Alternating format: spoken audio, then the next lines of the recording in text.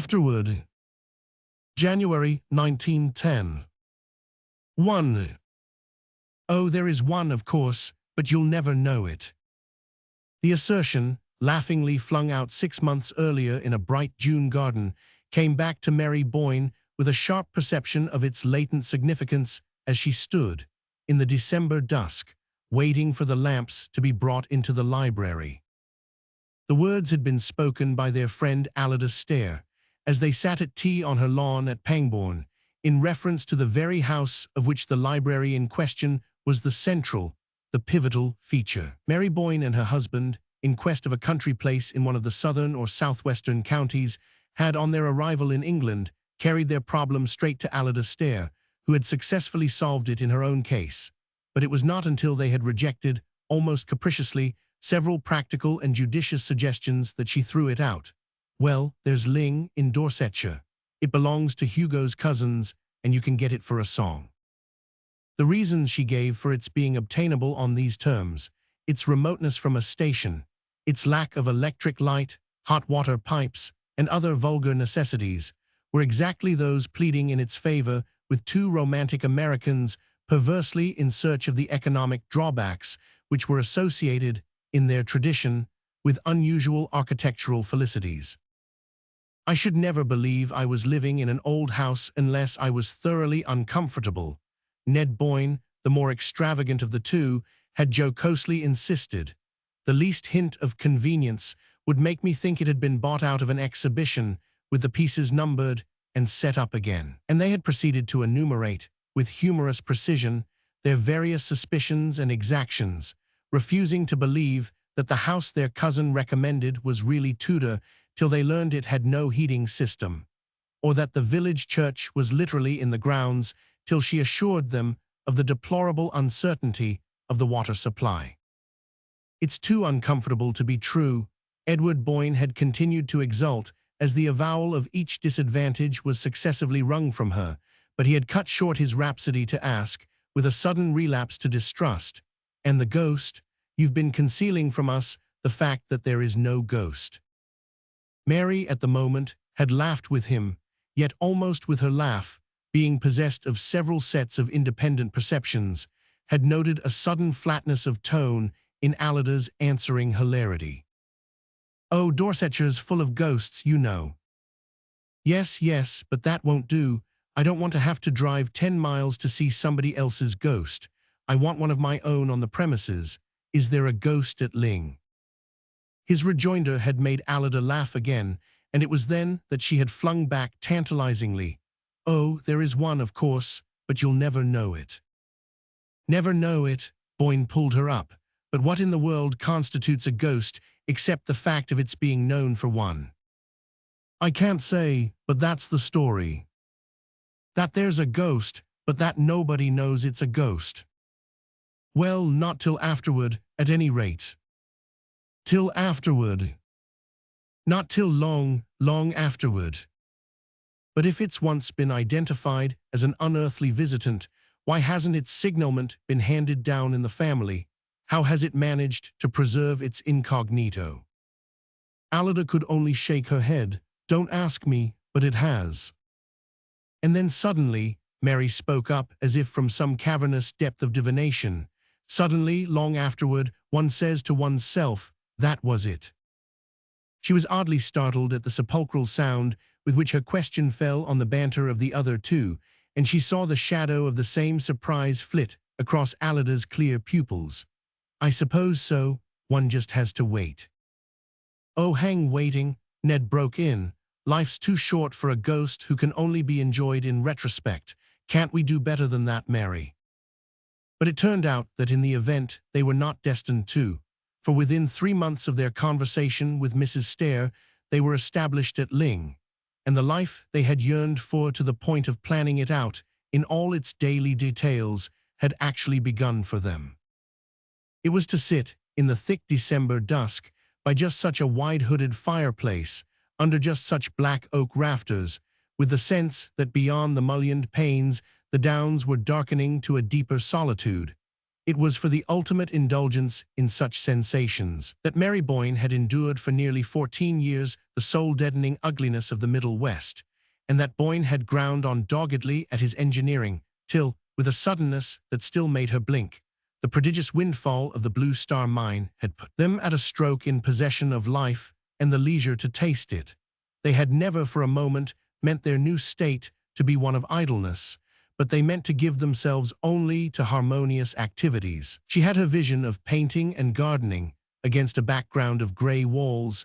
He dreamed of the production of his long-planned book on the economic basis of culture, and with such absorbing work ahead, no existence could be too sequestered. They could not get far enough from the world or plunge deep enough into the past. Dorsetshire had attracted them from the first by a semblance of remoteness out of all proportion to its geographical position. But to the Boynes, it was one of the ever-occurring wonders of the whole incredibly compressed island, a nest of counties, as they put it, that for the production of its effects so little of a given quality went so far, that so few miles made a distance, and so short a distance a difference. It's that, Ned had once enthusiastically explained, that gives such depth to their effects, such relief to their least contrasts. They've been able to lay the butter so thick on every exquisite mouthful. The butter had certainly been laid on thick at Ling. The old grey house, hidden under a shoulder of the downs, had almost all the finer marks of commerce with a protracted past. The mere fact that it was neither large nor exceptional made it, to the Boynes, abound the more richly in its special sense, the sense of having been for centuries a deep, dim reservoir of life. The life had probably not been of the most vivid order. For long periods, no doubt, it had fallen as noiselessly into the past as the quiet drizzle of autumn fell, hour after hour, into the green fish pond between the yews. But these backwaters of existence sometimes breed, in their sluggish depths, strange acuities of emotion, and Mary Boyne had felt from the first the occasional brush of an intenser memory. The feeling had never been stronger than on the December afternoon when, waiting in the library for the belated lamps, she rose from her seat and stood among the shadows of the hearth. Her husband had gone off, after luncheon, for one of his long tramps on the downs. She had noticed of late that he preferred to be unaccompanied on these occasions, and, in the tried security of their personal relations, had been driven to conclude that his book was bothering him, and that he needed the afternoons to turn over in solitude the problems left from the morning's work. Certainly the book was not going as smoothly as she had imagined it would, and the lines of perplexity between his eyes had never been there in his engineering days. Then he had often looked fagged to the verge of illness, but the native demon of worry had never branded his brow. Yet the few pages he had so far read to her, the introduction and a synopsis of the opening chapter, gave evidences of a firm possession of his subject and a deepening confidence in his powers. The fact threw her into deeper perplexity, since, now that he had done with business and its disturbing contingencies, the one other possible element of anxiety was eliminated. Unless it were his health then, but physically he had gained since they had come to Dorsetshire, grown robuster, ruddier, and fresher-eyed. It was only within a week that she had felt in him the undefinable change that made her restless in his absence, and as tongue-tied in his presence as though it were she who had a secret to keep from him. The thought that there was a secret somewhere between them struck her with a sudden smart rap of wonder, and she looked about her down the dim, long room. "Can it be the house?" she mused. The room itself might have been full of secrets. They seemed to be piling themselves up, as evening fell, like the layers and layers of velvet shadow dropping from the low ceiling, the dusky walls of books, the smoke-blurred sculpture of the hooded hearth. Why, of course, the house is haunted, she reflected. The ghost, Alida's imperceptible ghost, after figuring largely in the banter of their first month or two at Ling, had been gradually discarded as too ineffectual for imaginative use. Mary had, indeed, as became the tenant of a haunted house, made the customary inquiries among her few rural neighbors, but beyond a vague, "They do say so, ma'am," the villagers had nothing to impart. The elusive spectre had apparently never had sufficient identity for a legend to crystallize about it, and after a time, the Boynes had laughingly set the matter down to their profit and loss account, agreeing that Ling was one of the few houses good enough in itself to dispense with supernatural enhancements. And I suppose, poor, ineffectual demon, that's why it beats its beautiful wings in vain in the void, Mary had laughingly concluded. Or rather, Ned answered, in the same strain, why amid so much that's ghostly, it can never affirm its separate existence as the ghost. And thereupon, their invisible housemate had finally dropped out of their references, which were numerous enough to make them promptly unaware of the loss. Now, as she stood on the hearth, the subject of their earlier curiosity revived in her with a new sense of its meaning, a sense gradually acquired through close daily contact with the scene of the lurking mystery. It was the house itself, of course, that possessed the ghost-seeing faculty, that communed visually but secretly with its own past. And if one could only get into close enough communion with the house, one might surprise its secret and acquire the ghost sight on one's own account. Perhaps in his long solitary hours in this very room, where she never trespassed till the afternoon, her husband had acquired it already, and was silently carrying the dread weight of whatever it had revealed to him. Mary was too well versed in the code of the spectral world not to know that one could not talk about the ghosts one saw. To do so was almost as great a breach of good breeding as to name a lady in a club. But this explanation did not really satisfy her. What, after all, except for the fun of the frisson, she reflected, would he really care for any of their old ghosts? And then she was thrown back once more on the fundamental dilemma, the fact that one's greater or less susceptibility to spectral influences had no particular bearing on the case, since, when one did see a ghost at Ling, one did not know it. Not till long afterward, Alida Stair had said, well, supposing Ned had seen one when they first came, and had known only within the last week what had happened to him. More and more under the spell of the hour, she threw back her searching thoughts to the early days of their tenancy, but at first only to recall a gay confusion of unpacking, settling, arranging of books, and calling to each other from remote corners of the house as treasure after treasure of their habitation revealed itself to them. It was in this particular connection that she presently recalled a certain soft afternoon of the previous October, when passing from the first rapturous flurry of exploration to a detailed inspection of the old house, she had pressed, like a novel heroine, a panel that opened at her touch, on a narrow flight of stairs leading to an unsuspected flat ledge of the roof which from below seemed to slope away on all sides too abruptly for any but practiced feet to scale. The view from this hidden coign was enchanting, and she had flown down to snatch Ned from his papers and give him the freedom of her discovery. She remembered still how, standing on the narrow ledge, he had passed his arm about her while their gaze flew to the long, tossed horizon line of the downs, and then dropped contentedly back to trace the arabesque of yew hedges about the fish pond and the shadow of the cedar on the lawn. And now the other way, he had said, gently turning her about within his arm, and closely pressed to him, she had absorbed, like some long, satisfying draught, the picture of the grey-walled court, the squat lions on the gates, and the lime avenue reaching up to the highroad under the downs. It was just then, while they gazed and held each other, that she had felt his arm relax and heard a sharp hullo that made her turn to glance at him. Distinctly, yes, she now recalled she had seen, as she glanced, a shadow of anxiety, of perplexity rather, fall across his face, and following his eyes had beheld the figure of a man in loose, grayish clothes, as it appeared to her, who was sauntering down the lime avenue to the court with the tentative gait of a stranger seeking his way. Her short-sighted eyes had given her but a blurred impression of slightness and grayness, with something foreign, or at least unlocal, in the cut of the figure or its garb. But her husband had apparently seen more, seen enough to make him push past her with a sharp "wait," and dash down the twisting stairs without pausing to give her a hand for the descent.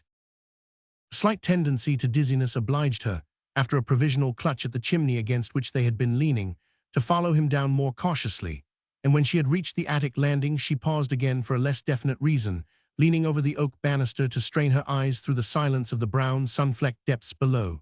She lingered there till somewhere in those depths she heard the closing of a door, then, mechanically impelled, she went down the shallow flights of steps till she reached the lower hall.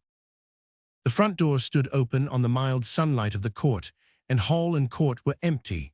The library door was open, too, and after listening in vain for any sound of voices within, she quickly crossed the threshold and found her husband alone, vaguely fingering the papers on his desk. He looked up as if surprised at her precipitate entrance, but the shadow of anxiety had passed from his face, leaving it even, as she fancied, a little brighter and clearer than usual. "What was it? Who was it?" she asked. "Who?" he repeated, with the surprise still all on his side. "The man we saw coming toward the house." He seemed honestly to reflect. "The man? Why, I thought I saw Peters. I dashed after him to say a word about the stable drains, but he had disappeared before I could get down." "Disappeared? Why, he seemed to be walking so slowly when we saw him." Boyne shrugged his shoulders. "So I thought, but he must have got up steam in the interval. What do you say to our trying a scramble up Meldon Steep before sunset?" That was all. At the time the occurrence had been less than nothing, had indeed been immediately obliterated by the magic of their first vision from Meldon Steep, a height which they had dreamed of climbing ever since they had first seen its bare spine heaving itself above the low roof of Ling. Doubtless it was the mere fact of the other incidents having occurred on the very day of their ascent to Meldon that had kept it stored away in the unconscious fold of association from which it now emerged. For in itself, it had no mark of the portentous. At the moment there could have been nothing more natural than that Ned should dash himself from the roof in the pursuit of dilatory tradesmen.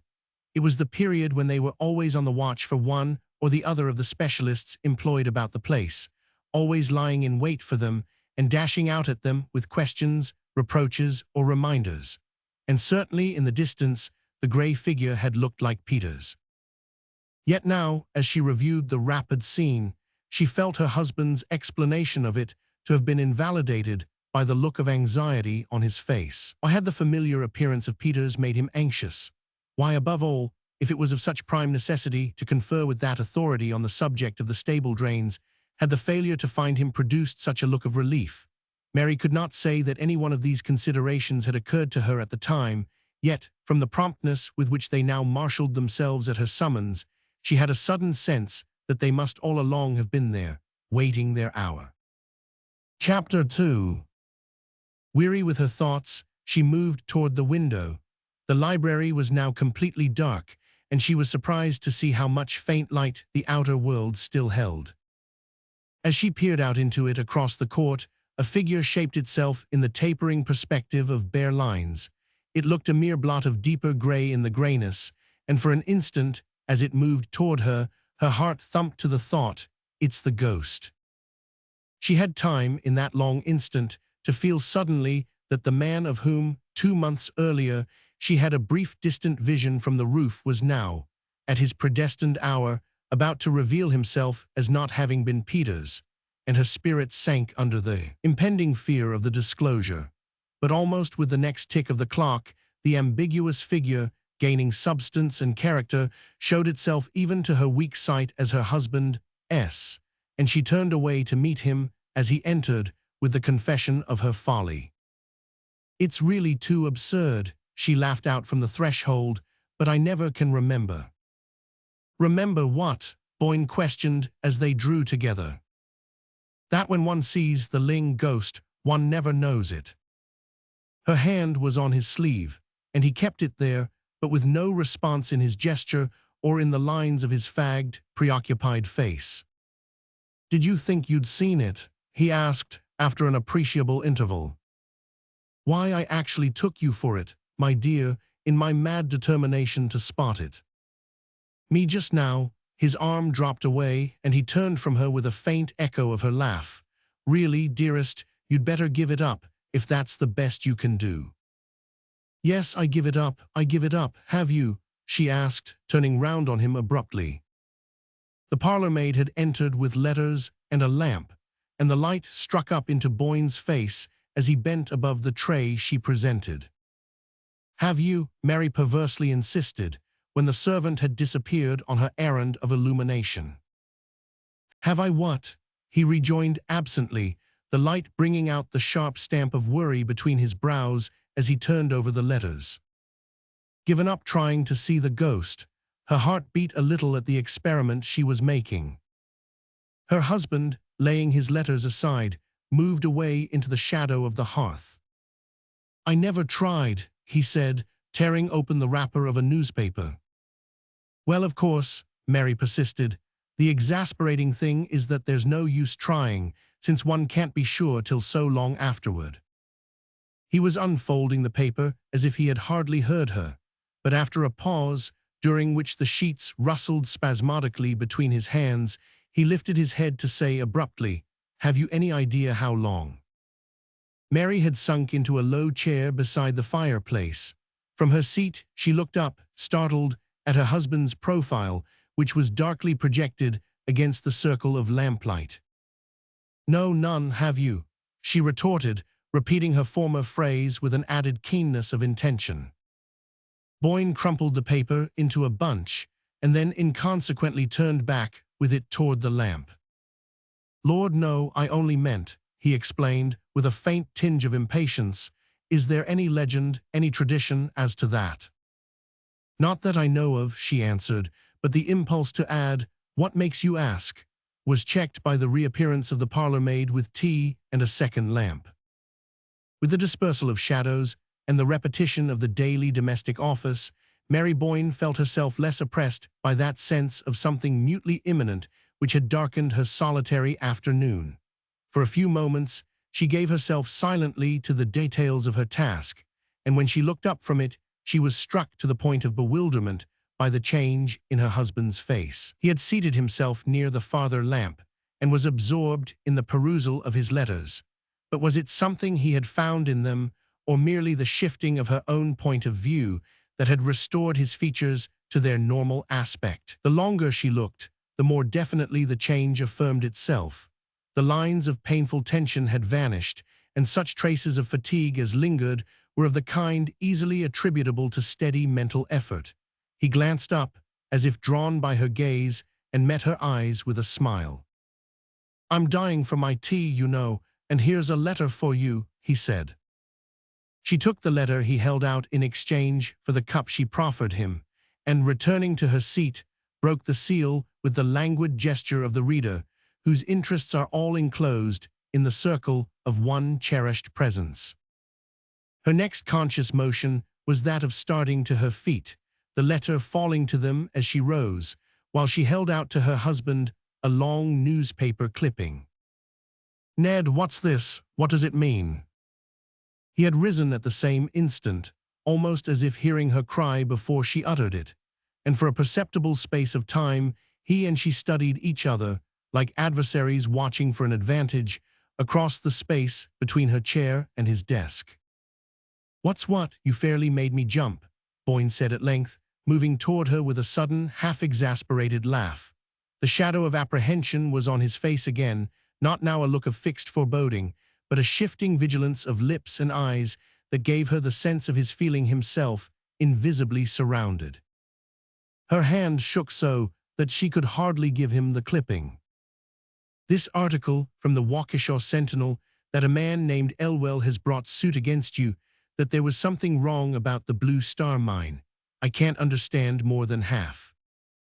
They continued to face each other as she spoke, and to her astonishment, she saw that her words had the almost immediate effect of dissipating the strained watchfulness of his look.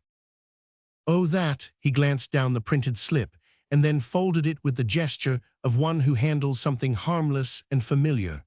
"What's the matter with you this afternoon, Mary? I thought you'd got bad news." She stood before him with her undefinable terror subsiding slowly under the reassuring touch of his composure. "You knew about this, then? It's all right." "Certainly I knew about it, and it's all right." "But what is it? I don't understand. What does this man accuse you of?" "Oh, pretty nearly every crime in the calendar." Boyne had tossed the clipping down and thrown himself comfortably into an armchair near the fire. "Do you want to hear the story? It's not particularly interesting, just a squabble over interests in the Blue Star." "But who is this Elwell? I don't know the name." Oh, he's a fellow I put into it, gave him a hand up. I told you all about him at the time. I dare say I must have forgotten. Vainly she strained back among her memories. But if you helped him, why does he make this return?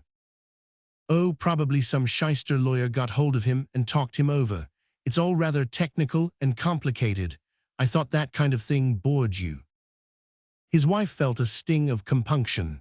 Theoretically, she deprecated the American wife's detachment from her husband's professional interests, but in practice, she had always found it difficult to fix her attention on Boyne's report of the transactions in which his varied interests involved him. Besides, she had felt from the first that, in a community where the amenities of living could be obtained only at the cost of efforts as arduous as her husband's professional labors, such brief leisure as they could command should be used as an escape from immediate preoccupations, a flight to the life they always dreamed of living. Once or twice, now that this new life had actually drawn its magic circle about them, she had asked herself if she had done right, but hitherto such conjectures had been no more than the retrospective excursions of an active fancy.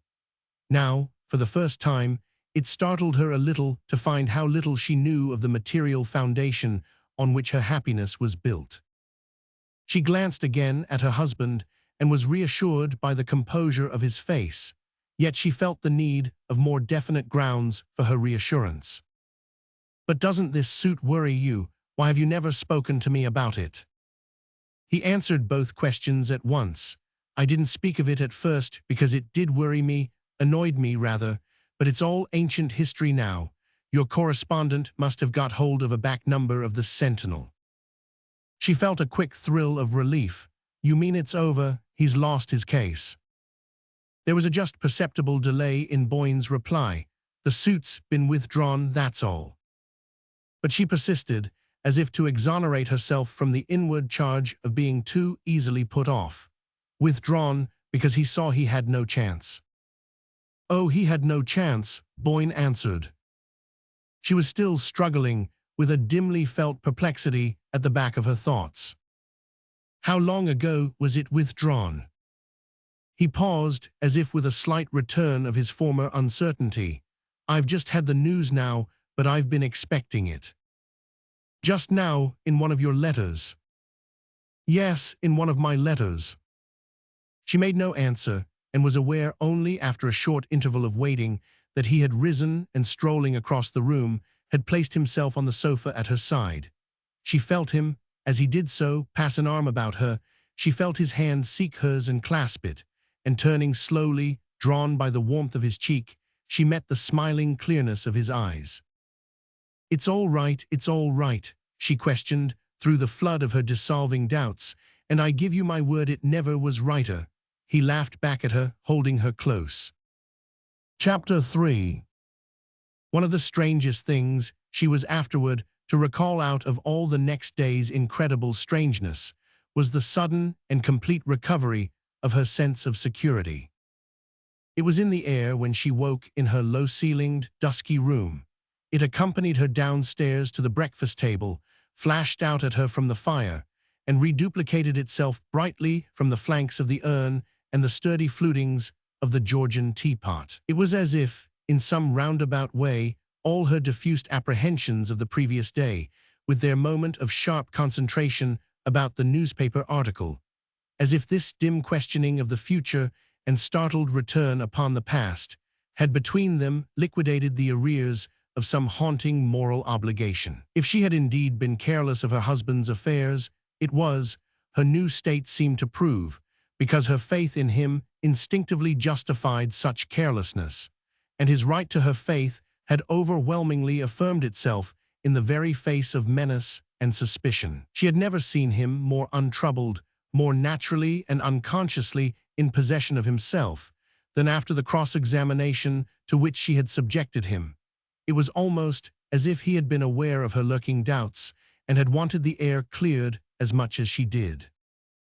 It was as clear, thank heaven, as the bright outer light that surprised her almost with a touch of summer when she issued from the house for her daily round of the gardens. She had left Boyne at his desk, indulging herself, as she passed the library door, by a last peep at his quiet face, where he bent, pipe in his mouth, above his papers, and now she had her own morning's task to perform. The task involved, on such charmed winter days, almost as much delighted loitering about the different quarters of her domain, as if spring were already at work on shrubs and borders. There were such inexhaustible possibilities still before her, such opportunities to bring out the latent graces of the old place, without a single irreverent touch of alteration, that the winter months were all too short to plan what spring and autumn executed. And her recovered sense of safety gave, on this particular morning, a peculiar zest to her progress through the sweet, still place. She went first to the kitchen garden, where the espaliered pear trees drew complicated patterns on the walls, and pigeons were fluttering and preening about the silvery-slated roof of their cot. There was something wrong about the piping of the hothouse, and she was expecting an authority from Dorchester, who was to drive out between trains and make a diagnosis of the boiler. But when she dipped into the damp heat of the greenhouses, among the spiced scents and waxy pinks and reds of old-fashioned exotics, even the flora of Ling was in the note. She learned that the great man had not arrived, and the day being too rare to waste in an artificial atmosphere, she came out again and paced slowly along the springy turf of the bowling green to the gardens behind the house. At their farther end rose a grass terrace, commanding, over the fish pond and the yew hedges, a view of the long house front, with its twisted chimney stacks and the blue shadows of its roof angles, all drenched in the pale gold moisture of the air. Seen thus across the level tracery of the yews, under the suffused, mild light, it sent her, from its open windows and hospitably smoking chimneys, the look of some warm human presence, of a mind slowly ripened on a sunny wall of experience. She had never before had so deep a sense of her intimacy with it, such a conviction that its secrets were all beneficent, kept, as they said to children, for one's good, so complete a trust in its power to gather up her life and Ned's into the harmonious pattern of the long, long story it sat there weaving in the sun. She heard steps behind her and turned, expecting to see the gardener, accompanied by the engineer from Dorchester. But only one figure was in sight, that of a youngish, slightly built man, who, for reasons she could not on the spot have specified, did not remotely resemble her preconceived notion of an authority on hothouse boilers. The newcomer, on seeing her, lifted his hat and paused with the air of a gentleman, perhaps a traveler, desirous of having it immediately known that his intrusion is involuntary. The local fame of Ling occasionally attracted the more intelligent sightseer, and Mary half expected to see the stranger dissemble a camera or justify his presence by producing it. But he made no gesture of any sort, and after a moment she asked, in a tone responding to the courteous deprecation of his attitude, "Is there anyone you wish to see?" "I came to see Mr. Boyne," he replied. His intonation, rather than his accent, was faintly American, and Mary, at the familiar note, looked at him more closely. The brim of his soft felt hat cast a shade on his face, which, thus obscured, wore to her short-sighted gaze a look of seriousness, as of a person arriving on business, and civilly but firmly aware of his rights. Past experience had made Mary equally sensible to such claims, but she was jealous of her husband's morning hours, and doubtful of his having given anyone the right to intrude on them. "Have you an appointment with Mr. Boyne?" she asked. He hesitated, as if unprepared for the question. "Not exactly an appointment," he replied. "Then I'm afraid, this being his working time, that he can't receive you now. Will you give me a message or come back later?" The visitor, again lifting his hat, briefly replied that he would come back later and walked away, as if to regain the front of the house. As his figure receded down the walk between the yew hedges, Mary saw him pause and look up an instant at the peaceful house front bathed in faint winter sunshine, and it struck her, with a tardy touch of compunction, that it would have been more humane to ask if he had come from a distance, and to offer, in that case, to inquire if her husband could receive him. But as the thought occurred to her, he passed out of sight behind a pyramidal yew, and at the same moment her attention was distracted by the approach of the gardener, attended by the bearded pepper-and-salt figure of the boiler-maker from Dorchester. The encounter with this authority led to such far-reaching issues that they resulted in his finding it expedient to ignore his train, and beguiled Mary into spending the remainder of the morning in absorbed confabulation among the greenhouses. She was startled to find, when the colloquy ended, that it was nearly luncheon time, and she half expected, as she hurried back to the house, to see her husband coming out to meet her. But she found no one in the court but an under-gardener raking the gravel, and the hall, when she entered it, was so silent that she guessed Boyne to be still at work behind the closed door of the library. Not wishing to disturb him, she turned into the drawing-room, and there, at her writing table, lost herself in renewed calculations of the outlay to which the morning's conference had committed her. The knowledge that she could permit herself such follies had not yet lost its novelty, and somehow, in contrast to the vague apprehensions of the previous days, it now seemed an element of her recovered security, of the sense that, as Ned had said, things in general had never been righter.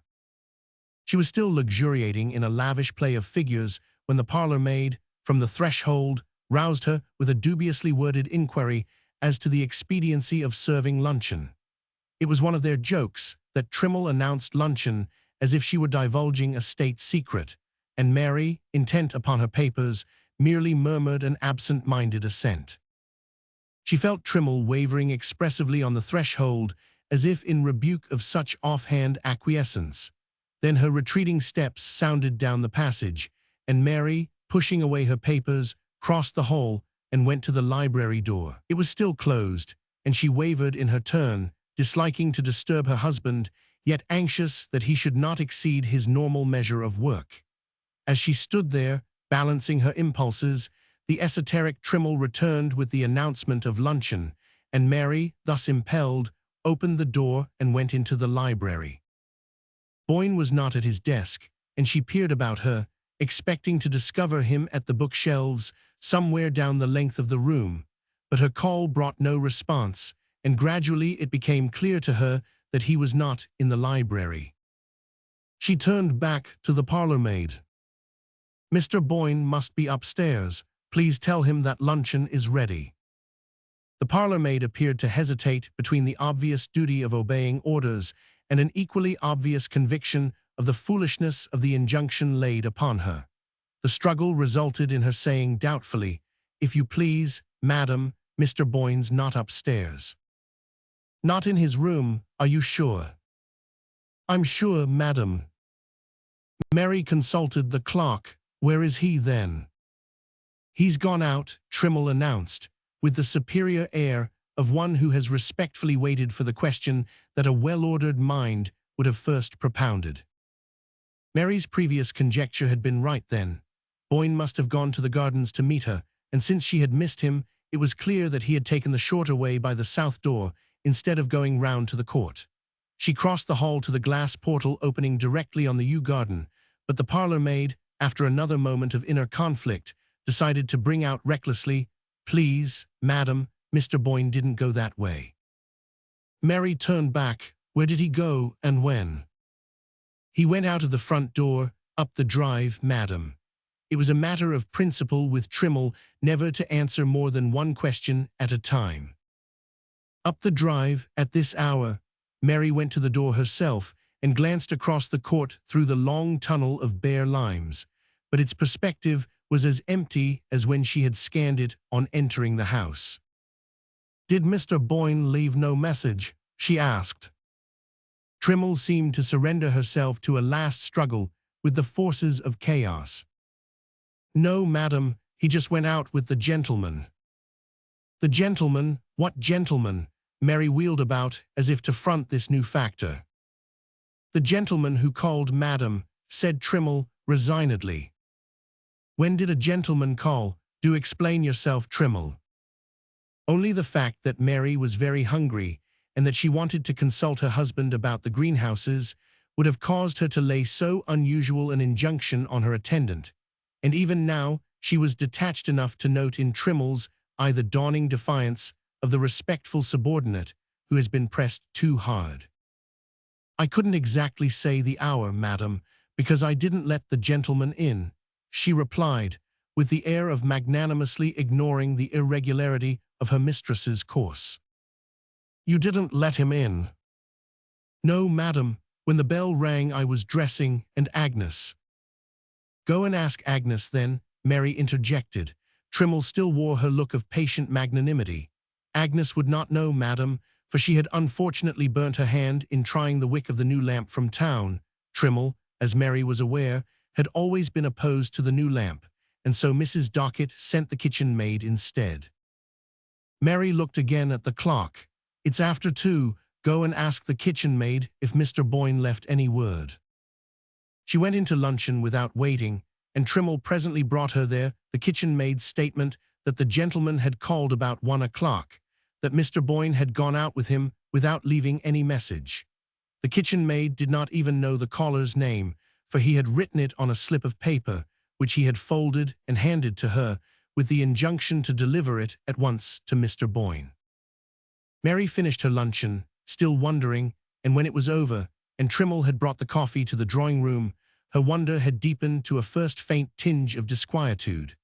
It was unlike Boyne to absent himself without explanation at so unwonted an hour, and the difficulty of identifying the visitor whose summons he had apparently obeyed made his disappearance the more unaccountable. Mary Boyne's experience as the wife of a busy engineer, subject to sudden calls and compelled to keep irregular hours, had trained her to the philosophically acceptance of surprises, but since Boyne's withdrawal from business, he had adopted a Benedictine regularity of life. As if to make up for the dispersed and agitated years, with their stand-up lunches and dinners rattled down to the joltings of the dining car, he cultivated the last refinements of punctuality and monotony, discouraging his wife's fancy for the unexpected, and declaring that to a delicate taste there were infinite gradations of pleasure in the fixed recurrences of habit.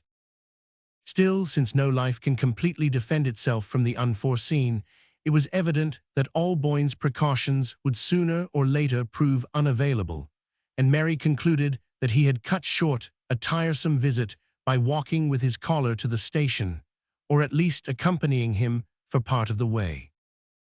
This conclusion relieved her from farther preoccupation, and she went out herself to take up her conference with the gardener. Thence she walked to the village post office, a mile or so away, and when she turned toward home, the early twilight was setting in. She had taken a footpath across the downs, and as Boyne, meanwhile, had probably returned from the station by the highroad, there was little likelihood of their meeting on the way. She felt sure, however, of his having reached the house before her, so sure that, when she entered it herself, without even pausing to inquire of Trimmle, she made directly for the library. But the library was still empty, and with an unwonted precision of visual memory, she immediately observed that the papers on her husband's desk lay precisely as they had lain when she had gone in to call him to luncheon. Then of a sudden she was seized by a vague dread of the unknown. She had closed the door behind her on entering, and as she stood alone in the long, silent, shadowy room, her dread seemed to take shape and sound, to be there audibly breathing and lurking among the shadows. Her short-sighted eyes strained through them, half discerning an actual presence, something aloof, that watched and knew, and in the recoil from that intangible propinquity she threw herself suddenly on the bell rope and gave it a desperate pull. The long, quavering summons brought Trimmle in precipitately with a lamp, and Mary breathed again at this sobering reappearance of the usual. "You may bring tea if Mr. Boyne is in," she said, to justify her ring. "Very well, madam, but Mr. Boyne is not in," said Trimmle, putting down the lamp. "Not in? You mean he's come back and gone out again?" "No, madam, he's never been back." The dread stirred again, and Mary knew that now it had her fast.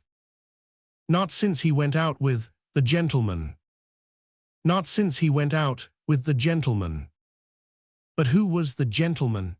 Mary gasped out, with the sharp note of someone trying to be heard through a confusion of meaningless noises. "That I couldn't say, madam."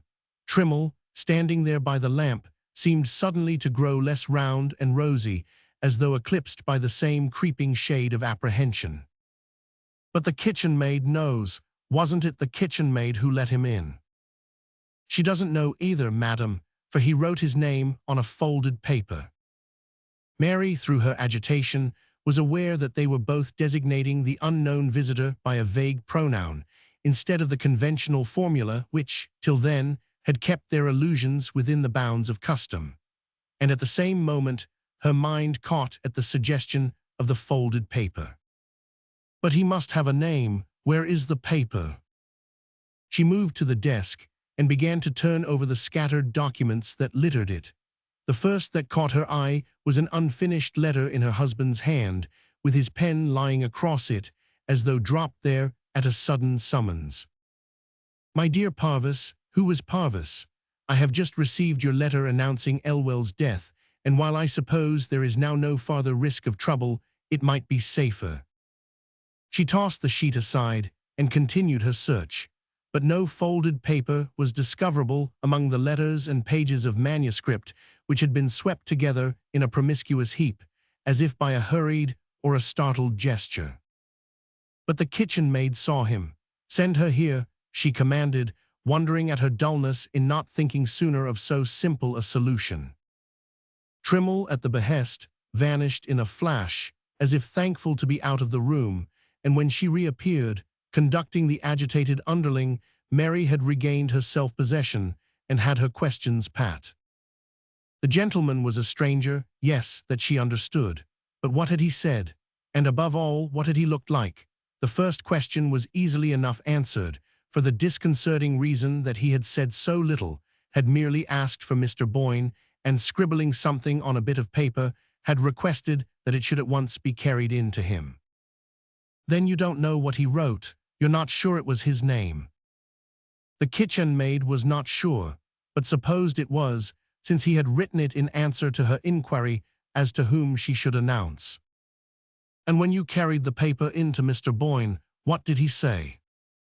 The kitchen maid did not think that Mr. Boyne had said anything, but she could not be sure, for just as she had handed him the paper and he was opening it, she had become aware that the visitor had followed her into the library, and she had slipped out, leaving the two gentlemen together.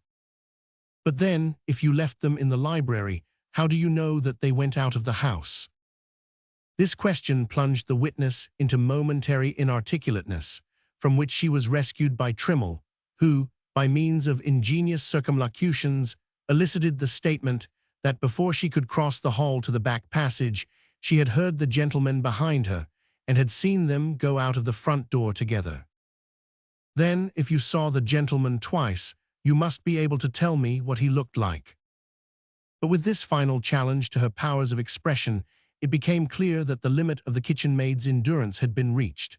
The obligation of going to the front door to show in a visitor was in itself so subversive of the fundamental order of things that it had thrown her faculties into hopeless disarray, and she could only stammer out, after various panting efforts at evocation, "His hat, mum, was different like, as you might say."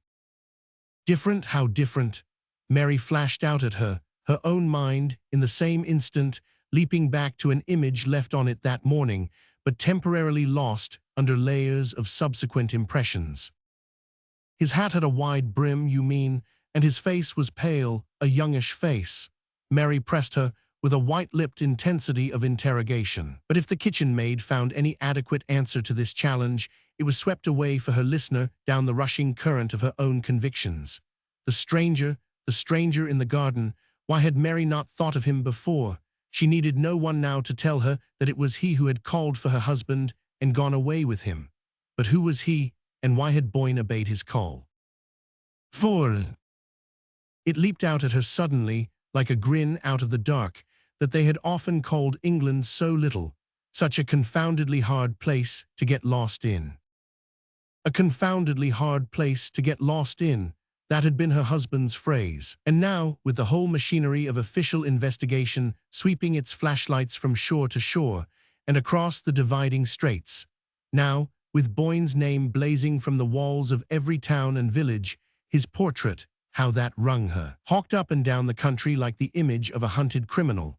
Now the little compact, populous island, so policed, surveyed, and administered, revealed itself as a sphinx-like guardian of abysmal mysteries, staring back into his wife's anguished eyes, as if with the malicious joy of knowing something they would never know.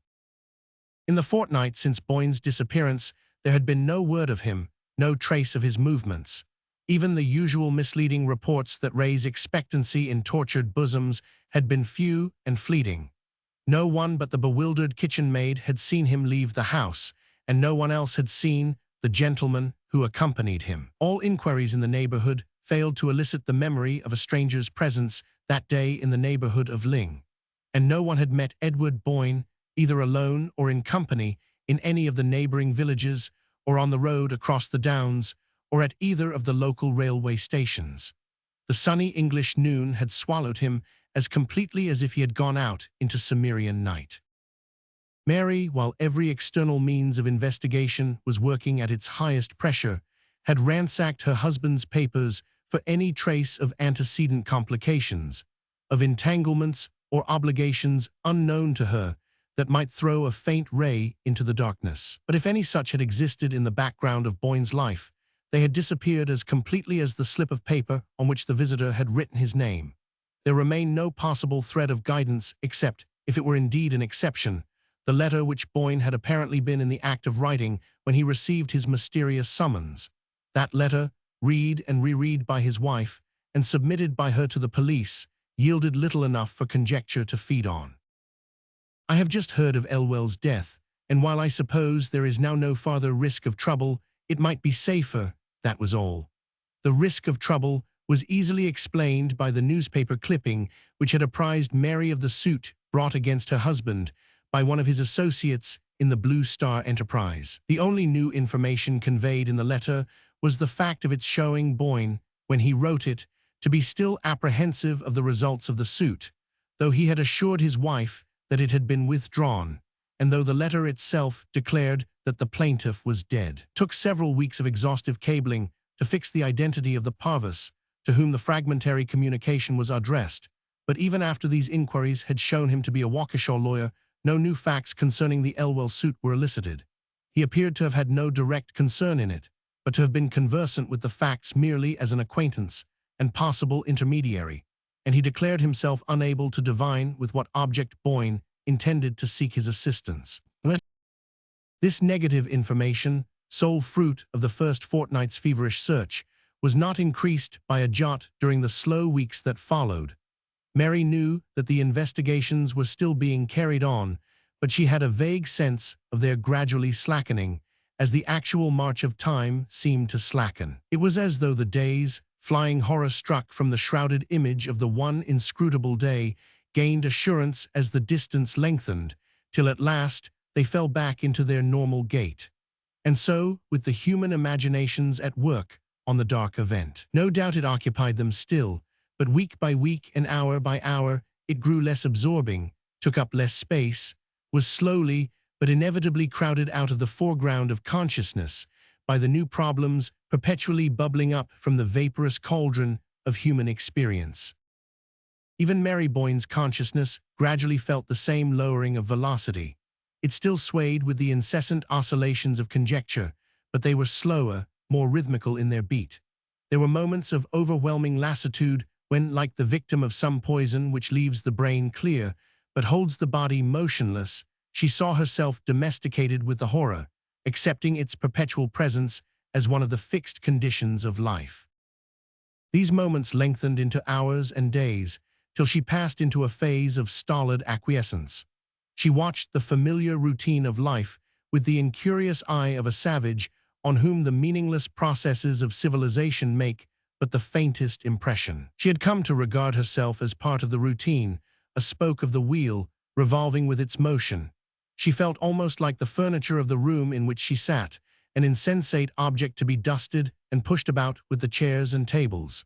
And this deepening apathy held her fast at Ling, in spite of the urgent entreaties of friends and the usual medical recommendation of change. Her friends supposed that her refusal to move was inspired by the belief that her husband would one day return to the spot from which he had vanished, and a beautiful legend grew up about this imaginary state of waiting. But in reality, she had no such belief. The depths of anguish enclosing her were no longer lighted by flashes of hope. She was sure that Boyne would never come back, that he had gone out of her sight as completely as if death itself had waited that day on the threshold. She had even renounced, one by one, the various theories as to his disappearance which had been advanced by the press, the police, and her own agonized imagination. In sheer lassitude her mind turned from these alternatives of horror and sank back into the blank fact that he was gone. No, she would never know what had become of him, no one would ever know. But the house knew, the library in which she spent her long, lonely evenings knew. For it was here that the last scene had been enacted, here that the stranger had come and spoken the word which had caused Boyne to rise and follow him. The floor she trod had felt his tread, the books on the shelves had seen his face, and there were moments when the intense consciousness of the old, dusky walls seemed about to break out into some audible revelation of their secret. But the revelation never came, and she knew it would never come. Ling was not one of the garrulous old houses that betray the secrets entrusted to them. Its very legend proved that it had always been the mute accomplice, the incorruptible custodian of the mysteries it had surprised. And Mary Boyne, sitting face to face with its portentous silence, felt the futility of seeking to break it by any human means. 5. I don't say it wasn't straight, yet don't say it was straight, it was business. Mary, at the words, lifted her head with a start and looked intently at the speaker. When half an hour before, a card with Mr. Parvis on it had been brought up to her, she had been immediately aware that the name had been a part of her consciousness ever since she had read it at the head of Boyne's unfinished letter. In the library, she had found awaiting her a small neutral-tinted man with a bald head and gold eyeglasses, and it sent a strange tremor through her to know that this was the person to whom her husband's last known thought had been directed. Parvis civilly, but without vain preamble, in the manner of a man who has his watch in his hand, had set forth the object of his visit. He had run over to England on business, and finding himself in the neighborhood of Dorchester, had not wished to leave it without paying his respects to Mrs. Boyne, without asking her, if the occasion offered, what she meant to do about Bob Elwell's family. The words touched the spring of some obscure dread in Mary's bosom. Did her visitor, after all, know what Boyne had meant by his unfinished phrase? She asked for an elucidation of his question and noticed at once that he seemed surprised at her continued ignorance of the subject. Was it possible that she really knew as little as she said? "I know nothing, you must tell me," she faltered out, and her visitor thereupon proceeded to unfold his story. It threw, even to her confused perceptions and imperfectly initiated vision, a lurid glare on the whole hazy episode of the Blue Star Mine. Her husband had made his money in that brilliant speculation at the cost of getting ahead of someone less alert to seize the chance. The victim of his ingenuity was young Robert Elwell, who had put him on to the Blue Star scheme. Parvis, at Mary's first startled cry, had thrown her a sobering glance through his impartial glasses. Bob Elwell wasn't smart enough, that's all. If he had been, he might have turned round and served Boyne the same way. It's the kind of thing that happens every day in business. I guess it's what the scientists call the survival of the fittest, said Mr. Parvis, evidently pleased with the aptness of his analogy. Mary felt a physical shrinking from the next question she tried to frame. It was as though the words on her lips had a taste that nauseated her. "But then, you accuse my husband of doing something dishonorable." Mr. Parvis surveyed the question dispassionately. "Oh no, I don't even say it wasn't straight." He glanced up and down the long lines of books, as if one of them might have supplied him with the definition he sought. "I don't say it wasn't straight, and yet I don't say it was straight. It was business." After all, no definition in his category could be more comprehensive than that. Mary sat staring at him with a look of terror. He seemed to her like the indifferent, implacable emissary of some dark, formless power. "But Mr. Elwell's lawyers apparently did not take your view, since I suppose the suit was withdrawn by their advice." "Oh yes, they knew he hadn't a leg to stand on, technically. It was when they advised him to withdraw the suit that he got desperate. You see, he'd borrowed most of the money he lost in the Blue Star, and he was up a tree. That's why he shot himself when they told him he had no show." The horror was sweeping over Mary in great, deafening waves. "He shot himself. He killed himself because of that." "Well, he didn't kill himself, exactly. He dragged on 2 months before he died. Parvis emitted the statement as unemotionally as a gramophone grinding out its record. You mean that he tried to kill himself and failed, and tried again? Oh, he didn't have to try again, said Parvis grimly. They sat opposite each other in silence, he swinging his eyeglass thoughtfully about his finger, she motionless, her arms stretched along her knees in an attitude of rigid tension. But if you knew all this, she began at length, hardly able to force her voice above a whisper, how is it that, when I wrote you at the time of my husband's disappearance, you said you didn't understand his letter? Parvis received this without perceptible discomfiture. Why, I didn't understand it, strictly speaking, and it wasn't the time to talk about it, if I had. The Elwell business was settled when the suit was withdrawn. Nothing I could have told you would have helped you to find your husband. Mary continued to scrutinize him. Then, why are you telling me now? Still Parvis did not hesitate. Well, to begin with, I supposed you knew more than you appear to, I mean about the circumstances of Elwell's death. And then people are talking of it now, the whole matter's been raked up again. And I thought, if you didn't know, you ought to. She remained silent, and he continued. You see, it's only come out lately what a bad state Elwell's affairs were in. His wife's a proud woman, and she fought on as long as she could, going out to work and taking sewing at home when she got too sick, something with the heart, I believe. But she had his bedridden mother to look after, and the children, and she broke down under it, and finally had to ask for help. That attracted attention to the case, and the papers took it up, and a subscription was started. Everybody out there liked Bob Elwell, and most of the prominent names in the place are down on the list, and people began to wonder why. Parvis broke off to fumble in an inner pocket. Here, he continued, here's an account of the whole thing from the Sentinel, a little sensational, of course, but I guess you'd better look it over. He held out a newspaper to Mary, who unfolded it slowly, remembering, as she did so, the evening when, in that same room, the perusal of a clipping from the Sentinel had first shaken the depths of her security. As she opened the paper, her eyes, shrinking from the glaring headlines, "Widow of Boyne's victim forced to appeal for aid," ran down the column of text to 2 portraits inserted in it. The first was her husband's, taken from a photograph made the year they had come to England. It was the picture of him that she liked best, the one that stood on the writing table upstairs in her bedroom. As the eyes in the photograph met hers, she felt it would be impossible to read what was said of him, and closed her lids with the sharpness of the pain. I thought if you felt disposed to put your name down, she heard Parvis continue. She opened her eyes with an effort, and they fell on the other portrait. It was that of a youngish man, slightly built, in rough clothes, with features somewhat blurred by the shadow of a projecting hat brim. Where had she seen that outline before? She stared at it confusedly, her heart hammering in her throat and ears. Then she gave a cry. This is the man who came for my husband.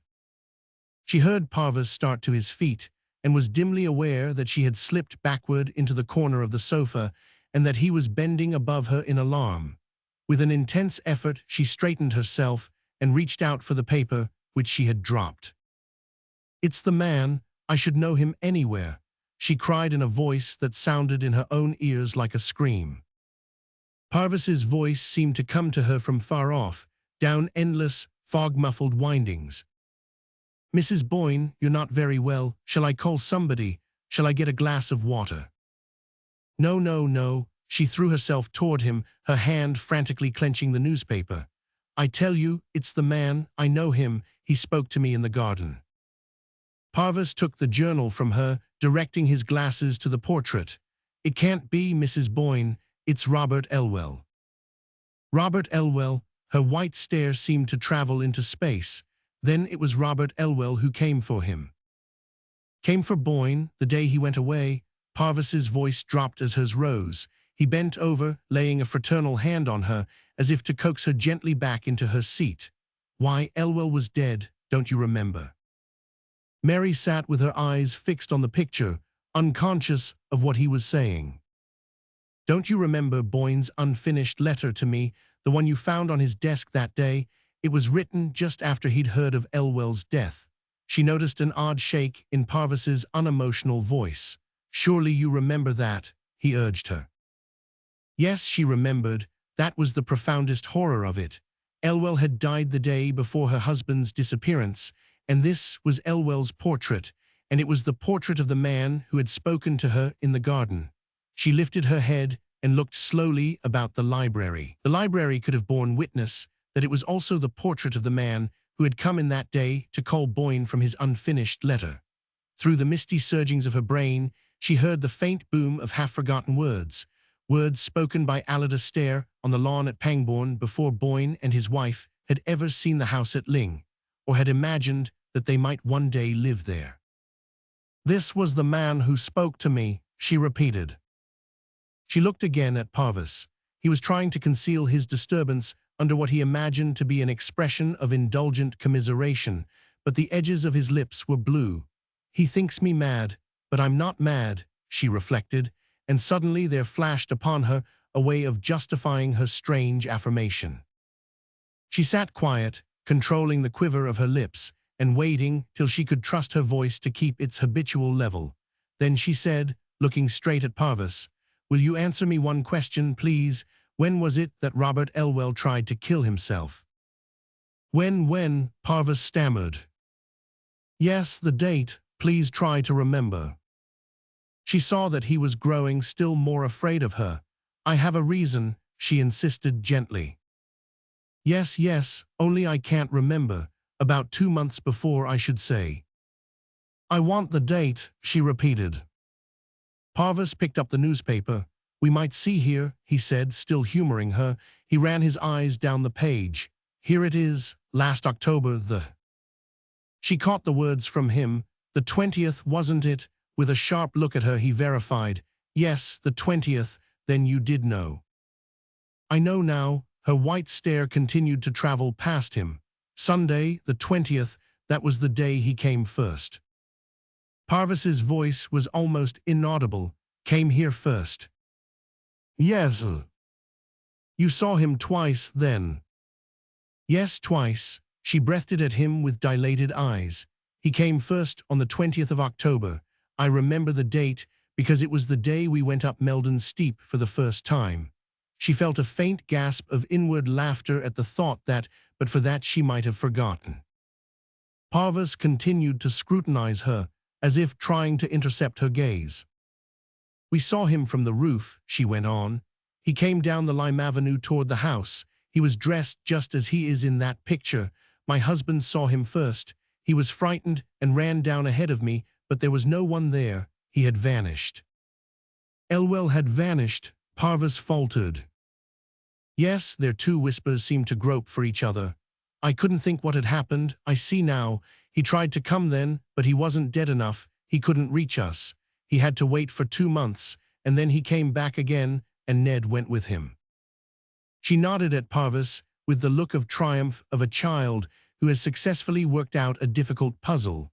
But suddenly she lifted her hands with a desperate gesture, pressing them to her bursting temples. "Oh my God, I sent him to Ned. I told him where to go. I sent him to this room," she screamed out. She felt the walls of the room rush toward her, like inward falling ruins, and she heard Parvis, a long way off, as if through the ruins, crying to her and struggling to get at her. But she was numb to his touch. She did not know what he was saying.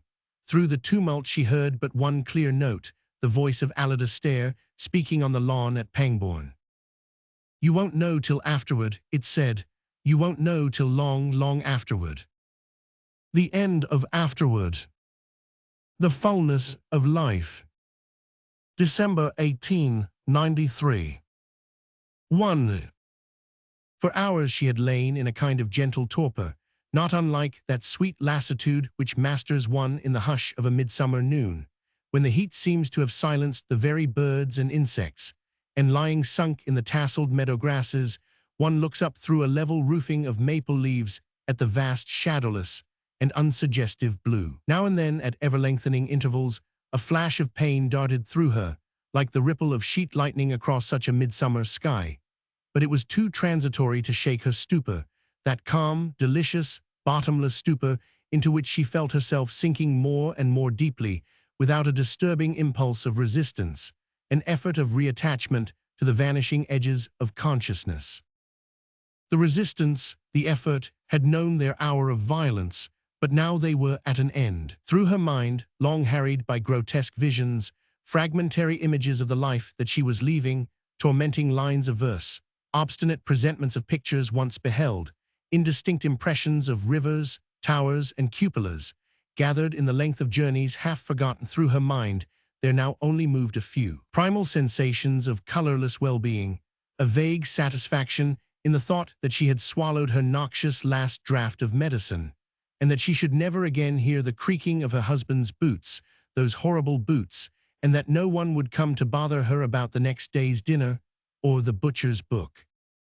At last even these dim sensations spent themselves in the thickening obscurity which enveloped her, a dusk now filled with pale geometric roses, circling softly, interminably before her, now darkened to a uniform blue-blackness, the hue of a summer night without stars. And into this darkness she felt herself sinking, with the gentle sense of security of one upheld from beneath. Like a tepid tide it rose around her, gliding ever higher and higher, folding in its velvety embrace her relaxed and tired body, now submerging her breast and shoulders, now creeping gradually, with soft inexorableness, over her throat to her chin, to her ears, to her mouth. Ah, now it was rising too high, the impulse to struggle was renewed. Her mouth was full, she was choking. Help. "It is all over," said the nurse, drawing down the eyelids with official composure. The clock struck 3. They remembered it afterward. Someone opened the window and let in a blast of that strange, neutral air which walks the earth between darkness and dawn. Someone else led the husband into another room. He walked vaguely, like a blind man, on his creaking boots. Chapter 2. She stood, as it seemed, on a threshold, yet no tangible gateway was in front of her. Only a wide vista of light, mild yet penetrating as the gathered glimmer of innumerable stars, expanded gradually before her eyes, in blissful contrast to the cavernous darkness from which she had of late emerged. She stepped forward, not frightened, but hesitating, and as her eyes began to grow more familiar with the melting depths of light about her, she distinguished the outlines of a landscape, at first swimming in the opaline uncertainty of Shelley's vaporous creations, then gradually resolved into distincter shape, the vast unrolling of a sunlit plain, aerial forms of mountains, and presently the silver crescent of a river in the valley, and a blue stenciling of trees along its curve, something suggestive in its ineffable hue of an azure background of Leonardo's, strange, enchanting, mysterious, leading on the eye and the imagination into regions of fabulous delight. As she gazed, her heart beat with a soft and rapturous surprise, so exquisite a promise she read in the summons of that Hyaline distance. And so death is not the end after all. In sheer gladness she heard herself exclaiming aloud, "I always knew that it couldn't be. I believed in Darwin, of course. I do still. But then Darwin himself said that he wasn't sure about the soul. At least, I think he did. And Wallace was a spiritualist. And then there was St. George Mivart." Her gaze lost itself in the ethereal remoteness of the mountains. "How beautiful, how satisfying," she murmured. "Perhaps now I shall really know what it is to live." As she spoke, she felt a sudden thickening of her heartbeats, and looking up, she was aware that before her stood the spirit of life. "Have you never really known what it is to live?" the spirit of life asked her. "I have never known," she replied, "that fullness of life which we all feel ourselves capable of knowing, though my life has not been without scattered hints of it, like the scent of earth which comes to one sometimes far out at sea." "And what do you call the fullness of life?" the spirit asked again. "Oh, I can't tell you, if you don't know," she said, almost reproachfully. "Many words are supposed to define it. Love and sympathy are those in commonest use, but I am not even sure that they are the right ones, and so few people really know what they mean." "You were married," said the spirit, "yet you did not find the fullness of life in your marriage." "Oh dear, no," she replied, with an indulgent scorn. "My marriage was a very incomplete affair." And yet you were fond of your husband. You have hit upon the exact word. I was fond of him, yes, just as I was fond of my grandmother and the house that I was born in and my old nurse. Oh, I was fond of him, and we were counted a very happy couple. But I have sometimes thought that a woman's nature is like a great house full of rooms. There is the hall, through which everyone passes in going in and out, the drawing room, where one receives formal visits, the sitting room, where the members of the family come and go as they list, but beyond that, far beyond, are other rooms, the handles of whose doors perhaps are never turned. No one knows the way to them, no one knows whither they lead. And in the innermost room, the Holy of Holies, the soul sits alone and waits for a footstep that never comes. And your husband, asked the spirit after a pause, never got beyond the family sitting room. Never, she returned, impatiently, and the worst of it was that he was quite content to remain there. He thought it perfectly beautiful, and sometimes, when he was admiring its commonplace furniture, insignificant as the chairs and tables of a hotel parlor, I felt like crying out to him, "Fool, will you never guess that close at hand are rooms full of treasures and wonders, such as the eye of man hath not seen, rooms that no step has crossed, but that might be yours to live in, could you but find the handle of the door." Then the spirit continued, "Those moments of which you lately spoke, which seemed to come to you like scattered hints of the fullness of life, were not shared with your husband." Oh no, never. He was different. His boots creaked, and he always slammed the door when he went out, and he never read anything but railway novels and the sporting advertisements in the papers, and in short, we never understood each other in the least. To what influence, then, did you owe those exquisite sensations? I can hardly tell, sometimes to the perfume of a flower, sometimes to a verse of Dante or of Shakespeare, sometimes to a picture or a sunset, or to one of those calm days at sea when one seems to be lying in the hollow of a blue pearl, sometimes, but rarely, to a word spoken by someone who chanced to give utterance, at the right moment, to what I felt but could not express. Someone whom you loved, asked the spirit. I never loved anyone in that way, she said rather sadly, nor was I thinking of any one person when I spoke, but of two or three who, by touching for an instant upon a certain chord of my being, had called forth a single note of that strange melody which seemed sleeping in my soul. It has seldom happened, however, that I have owed such feelings to people, and no one ever gave me a moment of such happiness as it was my lot to feel one evening in the church of San Michele in Florence. "Tell me about it," said the spirit. It was near sunset on a rainy spring afternoon in Easter week. The clouds had vanished, dispersed by a sudden wind, and as we entered the church the fiery panes of the high windows shone out like lamps through the dusk. A priest was at the high altar, his white cope a livid spot in the incense-laden obscurity, the light of the candles flickering up and down like fireflies about his head. A few people knelt nearby.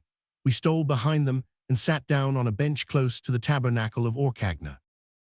Strange to say, though Florence was not new to me, I had never been in the church before, and in that magical light I saw for the first time the inlaid steps, the fluted columns, the sculptured bas-reliefs and canopy of the marvelous shrine. The marble, worn and mellowed by the subtle hand of time, took on an unspeakable rosy hue, suggestive in some remote way of the honey-colored columns of the Parthenon, but more mystic, more complex, a color not born of the sun's inveterate kiss, but made up of cryptal twilight and the flame of candles upon martyrs, tombs, and gleams of sunset through symbolic panes of chrysoprase and ruby, such a light as illumines the missals in the library of Siena, or burns like a hidden fire through the Madonna of Gian Bellini in the Church of the Redeemer at Venice. The light of the Middle Ages, richer, more solemn, more significant than the limpid sunshine of Greece. The church was silent, but for the wail of the priest and the occasional scraping of a chair against the floor, and as I sat there, bathed in that light, absorbed in rapt contemplation of the marble miracle which rose before me, cunningly wrought as a casket of ivory and enriched with jewel-like incrustations and tarnished gleams of gold, I felt myself borne onward along mighty current, whose source seemed to be in the very beginning of things, and whose tremendous waters gathered, as they went, all the mingled streams of human passion and endeavor. Life in all its varied manifestations of beauty and strangeness seemed weaving a rhythmical dance around me as I moved, and wherever the spirit of man had passed I knew that my foot had once been familiar. As I gazed, the medieval bosses of the tabernacle of Orcagna seemed to melt and flow into their primal forms, so that the folded lotus of the Nile and the Greek acanthus were braided with the runic knots and fish-tailed monsters of the north, and all the plastic terror and beauty born of man's hand from the Ganges to the Baltic quivered and mingled in Orcagna's apotheosis of Mary. And so the river bore me on, past the alien face of antique civilizations and the familiar wonders of Greece, till I swam upon the fiercely rushing tide of the Middle Ages, with its swirling eddies of passion, its heaven-reflecting pools of poetry and art. I heard the rhythmic blow of the craftsmen's hammers in the goldsmiths' workshops and on the walls of churches, the party cries of armed factions in the narrow streets, the organ roll of Dante's verse, the crackle of the faggots around Arnold of Brescia, the twitter of the swallows to which St. Francis preached, the laughter of the ladies listening on the hillside to the quips of the Decameron, while plague-struck Florence howled beneath them. All this and much more I heard, joined in strange unison with voices earlier and more remote, fierce, passionate, or tender, yet subdued to such awful harmony that I thought of the song that the morning stars sang together and felt as though it were sounding in my ears. My heart beat to suffocation, the tears burned my lids, the joy, the mystery of it seemed too intolerable to be borne. I could not understand even then the words of the song, but I knew that if there had been someone at my side who could have heard it with me, we might have found the key to it together. I turned to my husband, who was sitting beside me in an attitude of patient dejection, gazing into the bottom of his hat. But at that moment he rose, and stretching his stiffened legs, said mildly, "Hadn't we better be going? There doesn't seem to be much to see here, and you know the table d'hôte dinner is at 6:30. Her recital ended. There was an interval of silence. Then the spirit of life said, "There is a compensation in store for such needs as you have expressed." "Oh, then you do understand," she exclaimed. "Tell me what compensation, I entreat you." "It is ordained," the spirit answered, "that every soul which seeks in vain on earth for a kindred soul to whom it can lay bare its inmost being shall find that soul here and be united to it for eternity." A glad cry broke from her lips. "Ah, shall I find him at last?" she cried, exultant. "He is here," said the spirit of life. She looked up and saw that a man stood near whose soul, for in that unwonted light she seemed to see his soul more clearly than his face, drew her toward him with an invincible force. "Are you really he?" she murmured. "I am he," he answered. She laid her hand in his and drew him toward the parapet which overhung the valley. "Shall we go down together?" she asked him, "into that marvelous country? Shall we see it together, as if with the selfsame eyes, and tell each other in the same words all that we think and feel?" So he replied, "Have I hoped and dreamed?" "What?" she asked with rising joy. "Then you too have looked for me?" "All my life." "How wonderful! And did you never find anyone in the other world who understood you?" "Not wholly, not as you and I understand each other." "Then you feel it too. Oh, I am happy," she sighed.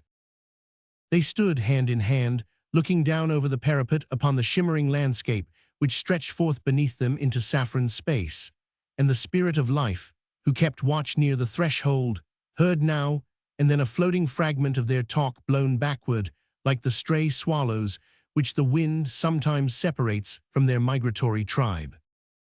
"Did you never feel at sunset?" "Ah, yes, but I never heard anyone else say so. Did you? Do you remember that line in the third canto of the Inferno?" "Ah, that line, my favorite always. Is it possible?" "You know the stooping Victory in the frieze of the Nike-Apteros?" "You mean the one who is tying her sandal.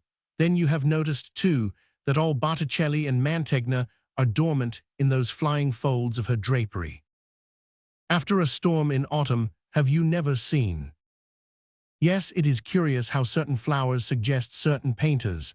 the perfume of the Incarnation, Leonardo, that of the rose, Titian, the tuberose, Crivelli. I never supposed that anyone else had noticed it. Have you never thought? Oh yes, often and often, but I never dreamed that anyone else had. But surely you must have felt. Oh yes, yes, and you too. How beautiful, how strange. Their voices rose and fell, like the murmur of two fountains answering each other across a garden full of flowers. At length, with a certain tender impatience, he turned to her and said, "Love, why should we linger here? All eternity lies before us. Let us go down into that beautiful country together and make a home for ourselves on some blue hill above the shining river." As he spoke, the hand she had forgotten in his was suddenly withdrawn, and he felt that a cloud was passing over the radiance of her soul. "A home," she repeated slowly, "a home for you and me to live in for all eternity." "Why not, love? Am I not the soul that yours has sought?"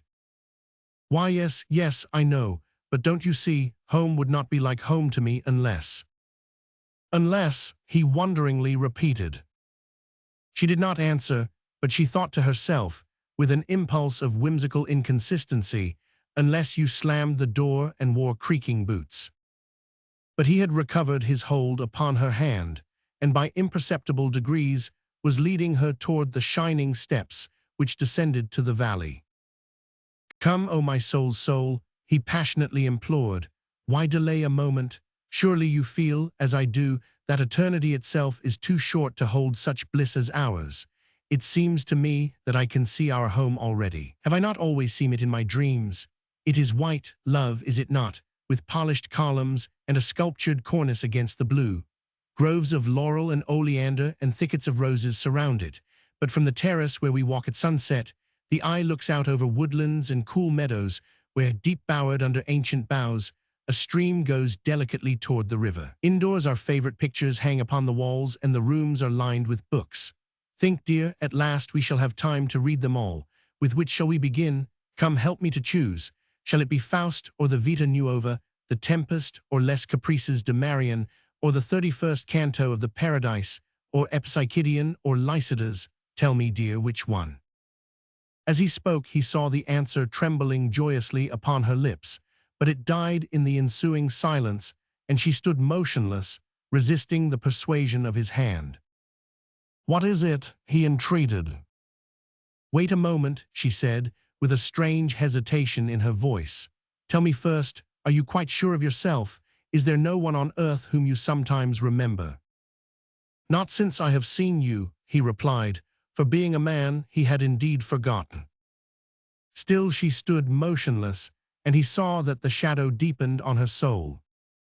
"Surely, love," he rebuked her, "it was not that which troubled you. For my part, I have walked through Lyce. The past has melted like a cloud before the moon. I never lived until I saw you." She made no answer to his pleadings, but at length, rousing herself with a visible effort, she turned away from him and moved toward the Spirit of Life, who still stood near the threshold. "I want to ask you a question," she said, in a troubled voice. "Ask," said the Spirit. "A little while ago," she began slowly, "you told me that every soul which has not found a kindred soul on earth is destined to find one here." "And have you not found one?" asked the Spirit. "Yes, but will it be so with my husband's soul also?" "No," answered the Spirit of Life, "for your husband imagined that he had found his soul's mate on earth in you, and for such delusions eternity itself contains no cure." She gave a little cry. Was it of disappointment or triumph? Then what will happen to him when he comes here?" "That I cannot tell you. Some field of activity and happiness he will doubtless find, in due measure to his capacity for being active and happy." She interrupted, almost angrily, "He will never be happy without me." "Do not be too sure of that," said the Spirit. She took no notice of this, and the Spirit continued, "He will not understand you here any better than he did on earth." "No matter," she said, "I shall be the only sufferer, for he always thought that he understood me." His boots will creak just as much as ever. No matter.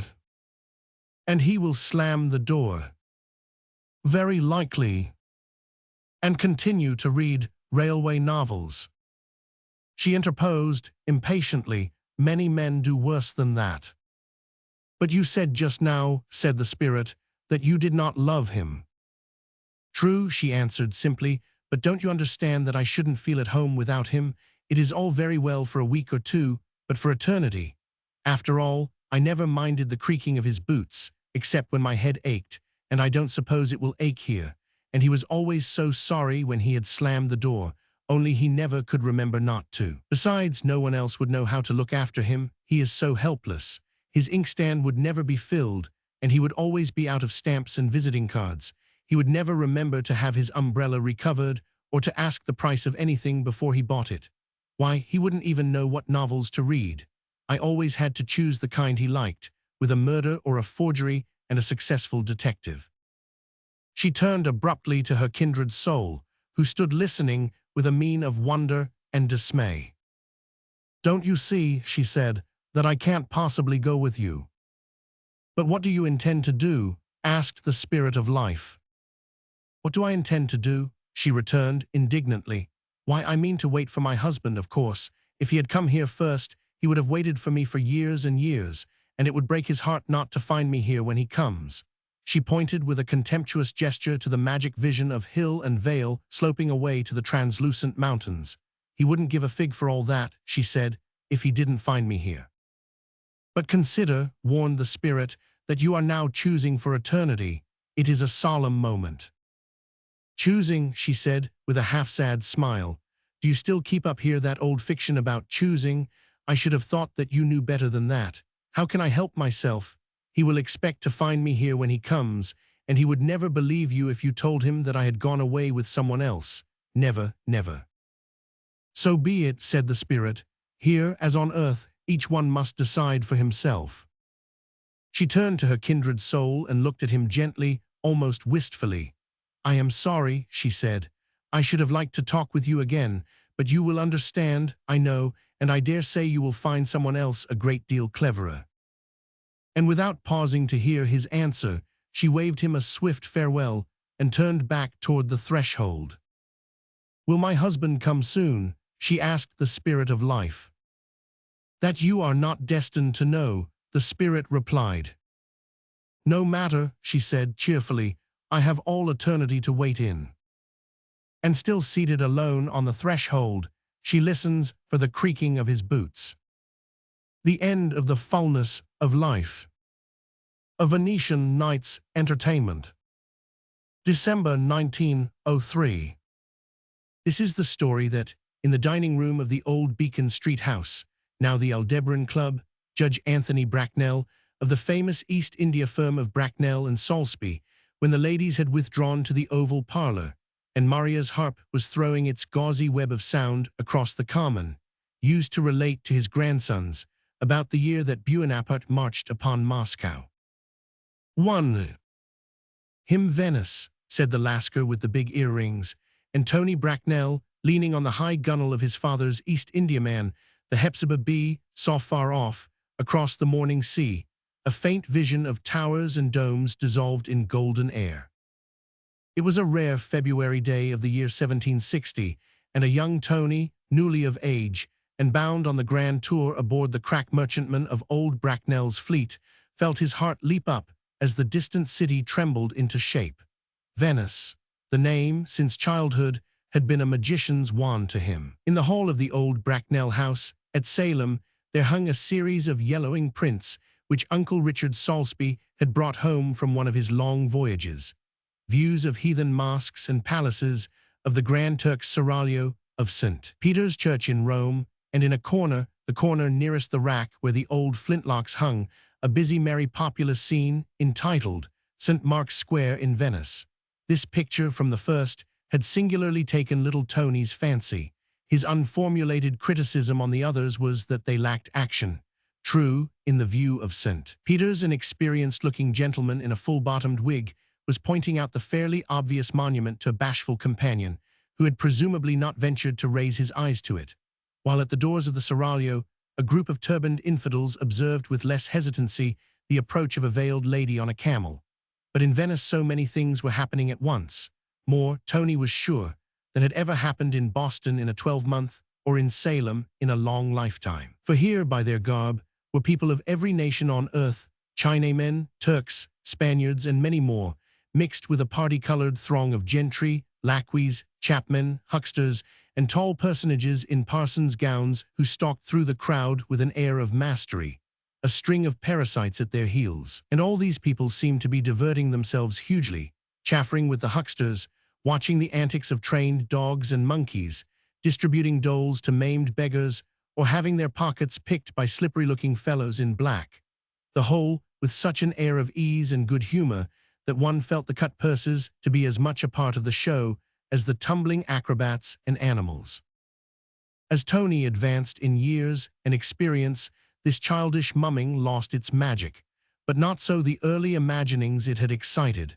For the old picture had been but the springboard of fancy, the first step of a cloud ladder leading to a land of dreams. With these dreams the name of Venice remained associated, and all that observation or report subsequently brought him concerning the place seemed, on a sober warranty of fact, to confirm its claim to stand midway between reality and illusion. There was, for instance, a slender Venice glass, gold-powdered as with lily pollen or the dust of sunbeams, that standing in the corner cabinet betwixt two lowest-oft caddies, seemed, among its lifeless neighbors, to palpitate like an impaled butterfly. There was, farther, a gold chain of his mother, S., spun of that same sun pollen, so thread-like, impalpable, that it slipped through the fingers like light, yet so strong that it carried a heavy pendant which seemed held in air as if by magic. Magic, that was the word which the thought of Venice evoked. It was the kind of place, Tony felt, in which things elsewhere impossible might naturally happen, in which 2 and 2 might make 5, a paradox elope with a syllogism, and a conclusion give the lie to its own premise. Was there ever a young heart that did not, once and again, long to get away into such a world as that?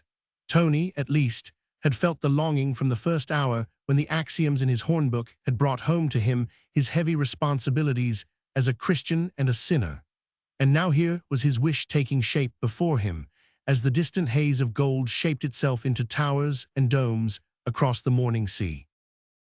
The Reverend Osias Mounts, Tony's governor and bear leader, was just putting a hand to the 3rd clause of the 4th part of a sermon on free will and predestination, as the Hepzibah Be's anchor rattled overboard. Tony, in his haste to be ashore, would have made one plunge with the anchor, but the Reverend Osias, on being roused from his lucubrations, earnestly protested against leaving his argument in suspense. What was the trifle of an arrival at some papistical foreign city, where the very churches wore turbans like so many Moslem idolaters, to the important fact of Mr. Mounce's summing up his conclusions before the muse of theology took flight?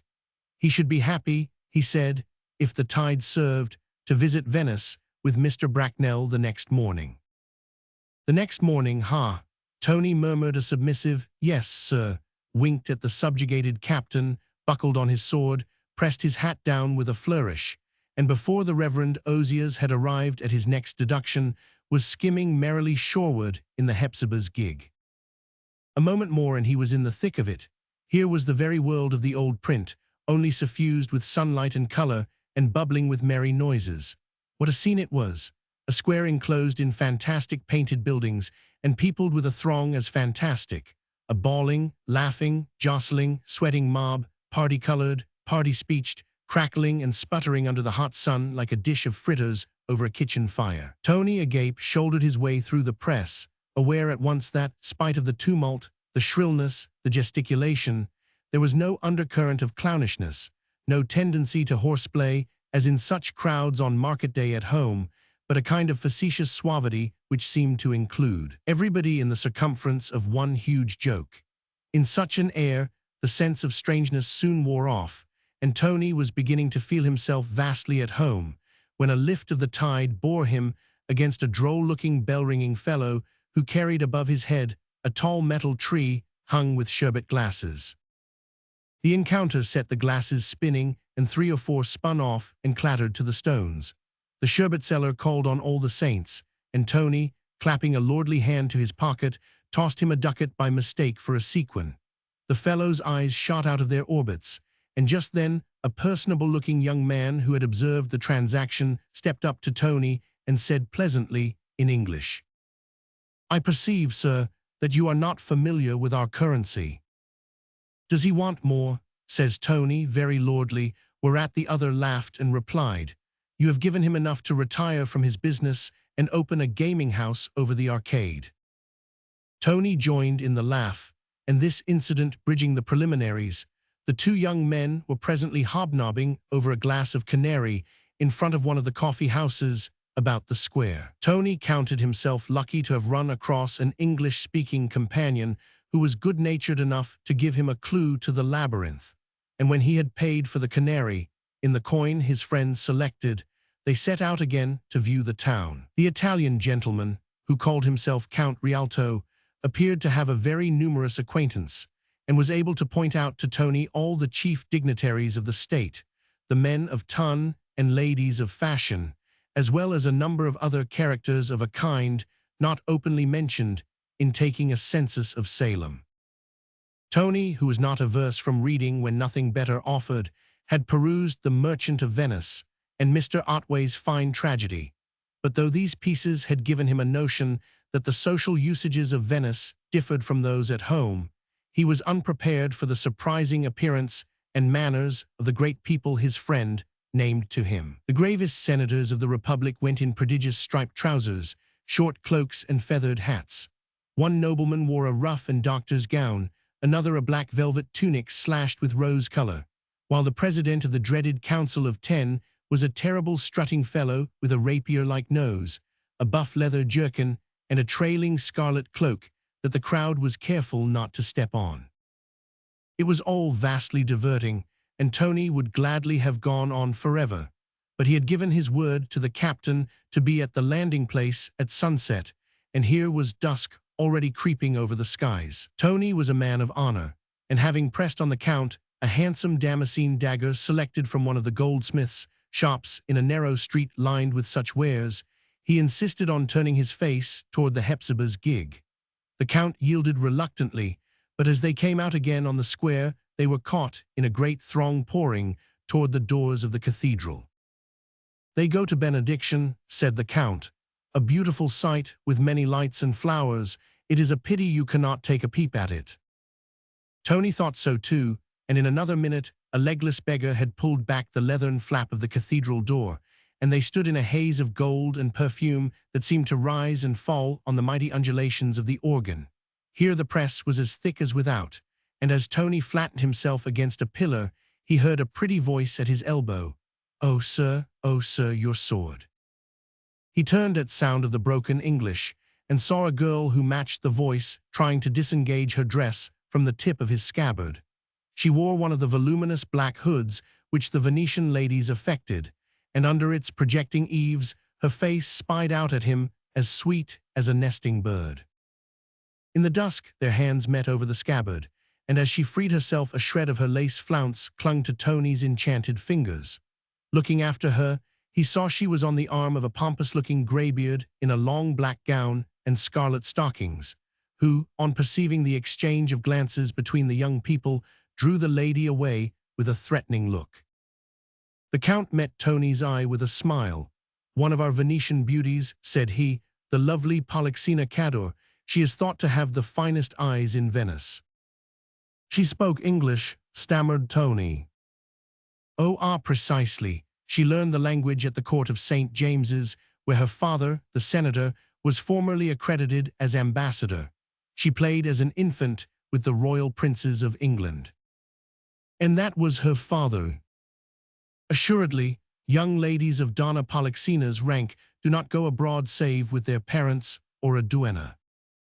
Just then a soft hand slid into Tony's. His heart gave a foolish bound, and he turned about half expecting to meet again the merry eyes under the hood, but saw instead a slender brown boy in some kind of fanciful page's dress, who thrust a folded paper between his fingers and vanished in the throng. Tony, in a tingle, glanced surreptitiously at the Count, who appeared absorbed in his prayers.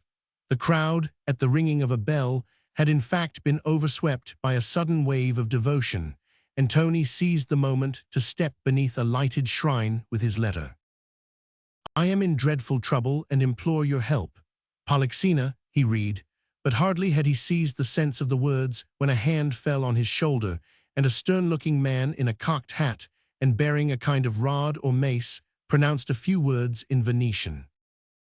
Tony, with a start, thrust the letter in his breast and tried to jerk himself free, but the harder he jerked the tighter grew the other's grip, and the Count, presently perceiving what had happened, pushed his way through the crowd and whispered hastily to his companion, "For God's sake, make no struggle.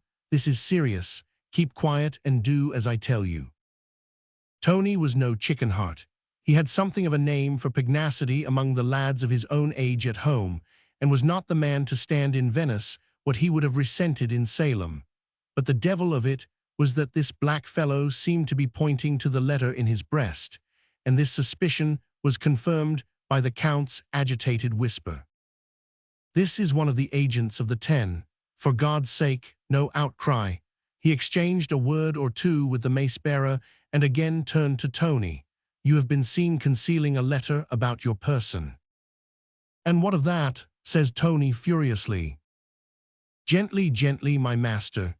A letter handed to you by the page of Donna Polyxena Cador. A black business, oh, a very black business. This Cador is one of the most powerful nobles in Venice. I beseech you, not a word, sir. Let me think, deliberate." His hand on Tony's shoulder, he carried on a rapid dialogue with the potentate in the cocked hat. "I am sorry, sir, but our young ladies of rank are as jealously guarded as the Grand Turk's wives, and you must be answerable for this scandal. The best I can do is to have you taken privately to the Palazzo Cador instead of being brought before the council. I have pleaded your youth and inexperience." Tony winced at this, "and I think the business may still be arranged." Meanwhile, the agent of the 10 had yielded his place to a sharp-featured, shabby-looking fellow in black, dressed somewhat like a lawyer's clerk, who laid a grimy hand on Tony's arm and with many apologetic gestures steered him through the crowd to the doors of the church. The Count held him by the other arm, and in this fashion they emerged on the square, which now lay in darkness save for the many lights twinkling under the arcade and in the windows of the gaming rooms above it. Tony, by this time, had regained voice enough to declare that he would go where they pleased, but that he must first say a word to the mate of the Hepzibah, who had now been awaiting him some 2 hours or more at the landing place. The Count repeated this to Tony's custodian, but the latter shook his head and rattled off a sharp denial. "Impossible, sir," said the Count. "I entreat you not to insist. Any resistance will tell against you in the end." Tony fell silent. With a rapid eye, he was measuring his chances of escape. In wind and limb, he was more than a mate for his captors, and boyhood's ruses were not so far behind him, but he felt himself equal to outwitting a dozen grown men. But he had the sense to see that at a cry, the crowd would close in on him. Space was what he wanted, a clear 10 yards, and he would have laughed at Doge and Council. But the throng was thick as glue, and he walked on submissively, keeping his eye alert for an opening. Suddenly, the mob swerved aside after some new show. Tony's fist shot out at the black fellow's chest, and before the latter could right himself, the young New Englander was showing a clean pair of heels to his escort. On he sped, cleaving the crowd like a flood tide in Gloucester Bay, diving under the first arch that caught his eye, dashing down a lane to an unlit waterway, and plunging across a narrow humpback bridge, which landed him in a black pocket between walls.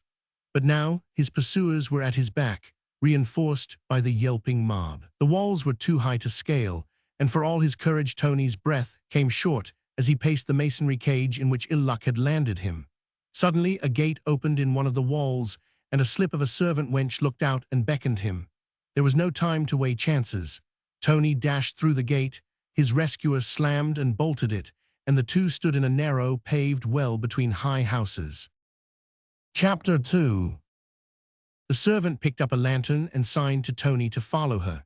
They climbed a squalid stairway of stone, felt their way along a corridor, and entered a tall vaulted room feebly lit by an oil lamp hung from the painted ceiling. Tony discerned traces of former splendor in his surroundings, but he had no time to examine them, for a figure started up at his approach, and in the dim light he recognized the girl who was the cause of all his troubles.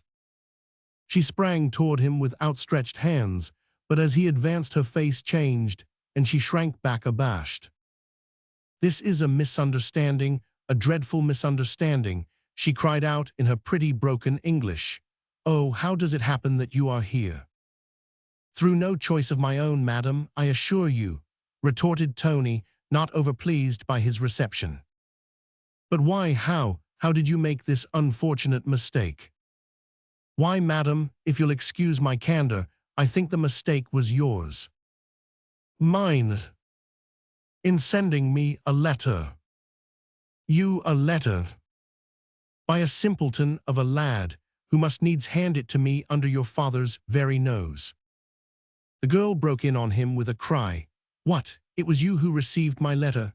She swept round on the little maidservant and submerged her under a flood of Venetian. The latter volleyed back in the same jargon, and as she did so, Tony's astonished eye detected in her the doubleted page who had handed him the letter in St. Mark's. "What?" he cried. "The lad was this girl in disguise." Polixena broke off with an irrepressible smile, but her face clouded instantly, and she returned to the charge. "This wicked, careless girl, she has ruined me, she will be my undoing. Oh, sir, how can I make you understand? The letter was not intended for you, it was meant for the English ambassador, an old friend of my mother, S., from whom I hope to obtain assistance. Oh, how can I ever excuse myself to you?" "No excuses are needed, madam," said Tony, bowing, "though I am surprised, I own, that anyone should mistake me for an ambassador." Here a wave of mirth again overran Polixena's face. "Oh, sir, you must pardon my poor girl's mistake. She heard you speaking English, and I had told her to hand the letter to the handsomest foreigner in the church." Tony bowed again, more profoundly. "The English ambassador," Polixena added simply, "is a very handsome man." "I wish, madam, I were a better proxy." She echoed his laugh, and then clapped her hands together with a look of anguish. "Fool that I am, how can I jest at such a moment? I am in dreadful trouble, and now perhaps I have brought trouble on you also. Oh, my father, I hear my father coming." She turned pale and leaned tremblingly upon the little servant. Footsteps and loud voices were in fact heard outside, and a moment later the red-stockinged senator stalked into the room, attended by half a dozen of the magnificos whom Tony had seen abroad in the square.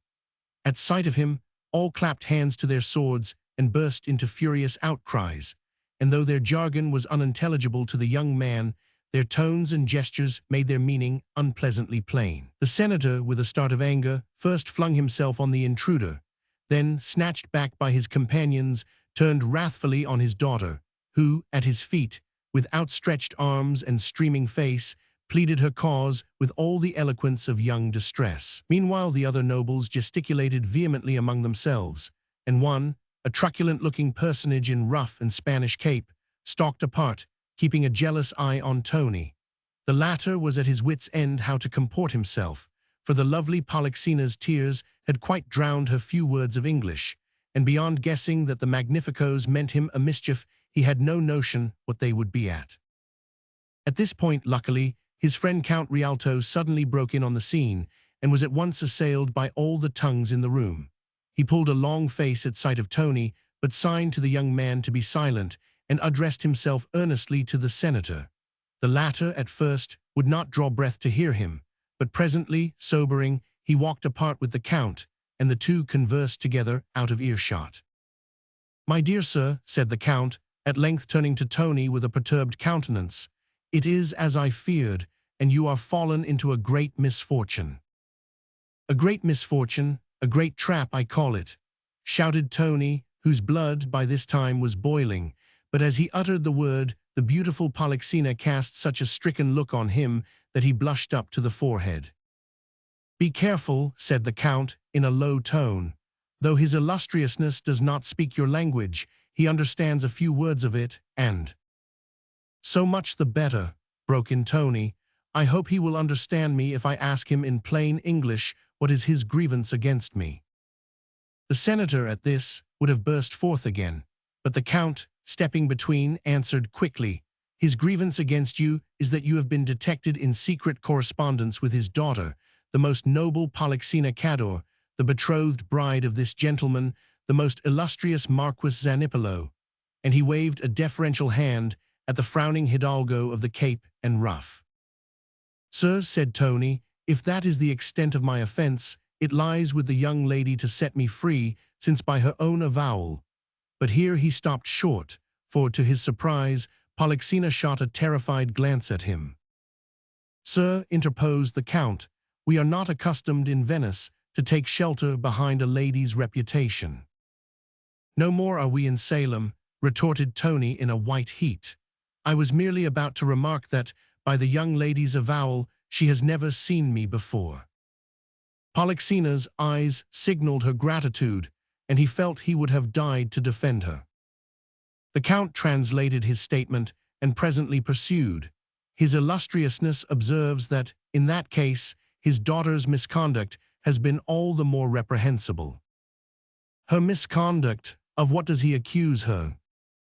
"Of sending you, just now, in the church of St. Mark's, a letter which you were seen to read openly and thrust in your bosom. The incident was witnessed by his illustriousness, the Marquis Zanipolo, who, in consequence, has already repudiated his unhappy bride." Tony stared contemptuously at the Black Marquis. If his illustriousness is so lacking in gallantry as to repudiate a lady on so trivial a pretext, it is he and not I who should be the object of her father's resentment. "That, my dear young gentleman, is hardly for you to decide. Your only excuse being your ignorance of our customs, it is scarcely for you to advise us how to behave in matters of punctilio." It seemed to Tony as though the Count were going over to his enemies, and the thought sharpened his retort.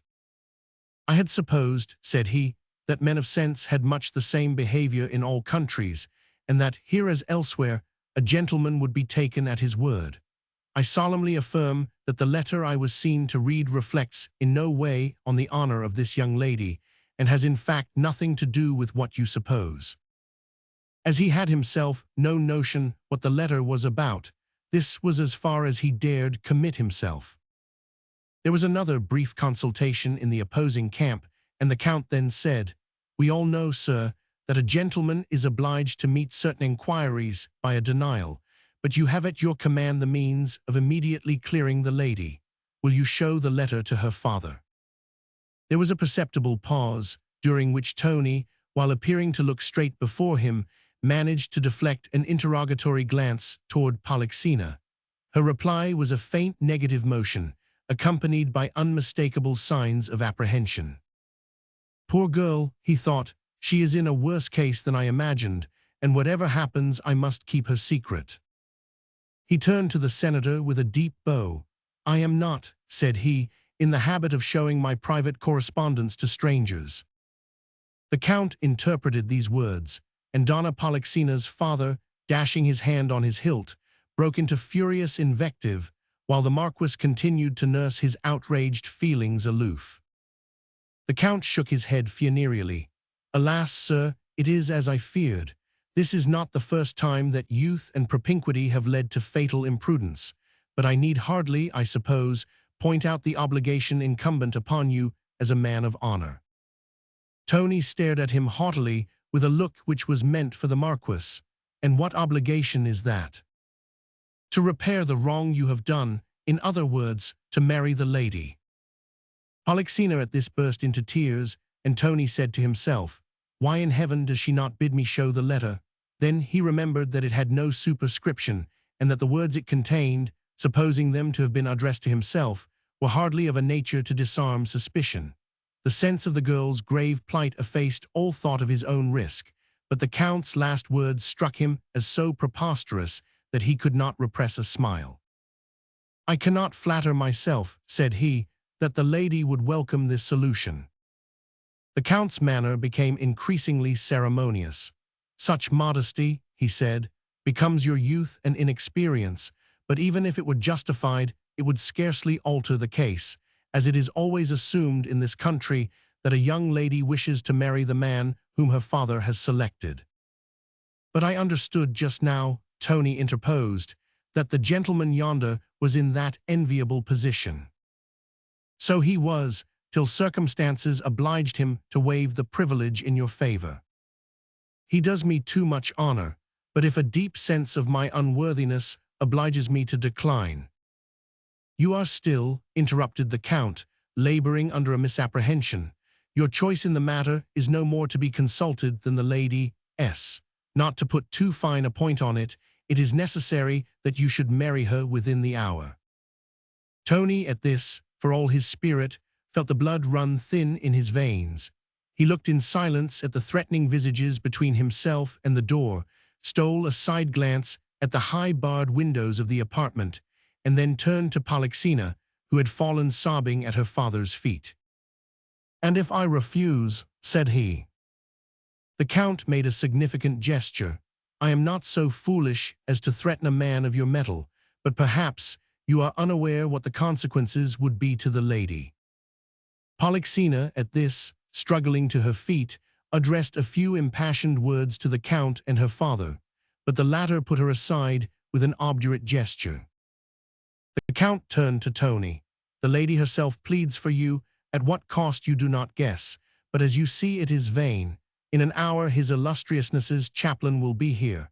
Meanwhile his illustriousness consents to leave you in the custody of your betrothed." He stepped back, and the other gentlemen, bowing with deep ceremony to Tony, stalked out one by one from the room. Tony heard the key turn in the lock and found himself alone with Polixena. Chapter 3. The girl had sunk into a chair, her face hidden, a picture of shame and agony. So moving was the sight that Tony once again forgot his own extremity in the view of her distress. He went and kneeled beside her, drawing her hands from her face. "Oh, don't make me look at you," she sobbed, but it was on his bosom that she hid from his gaze.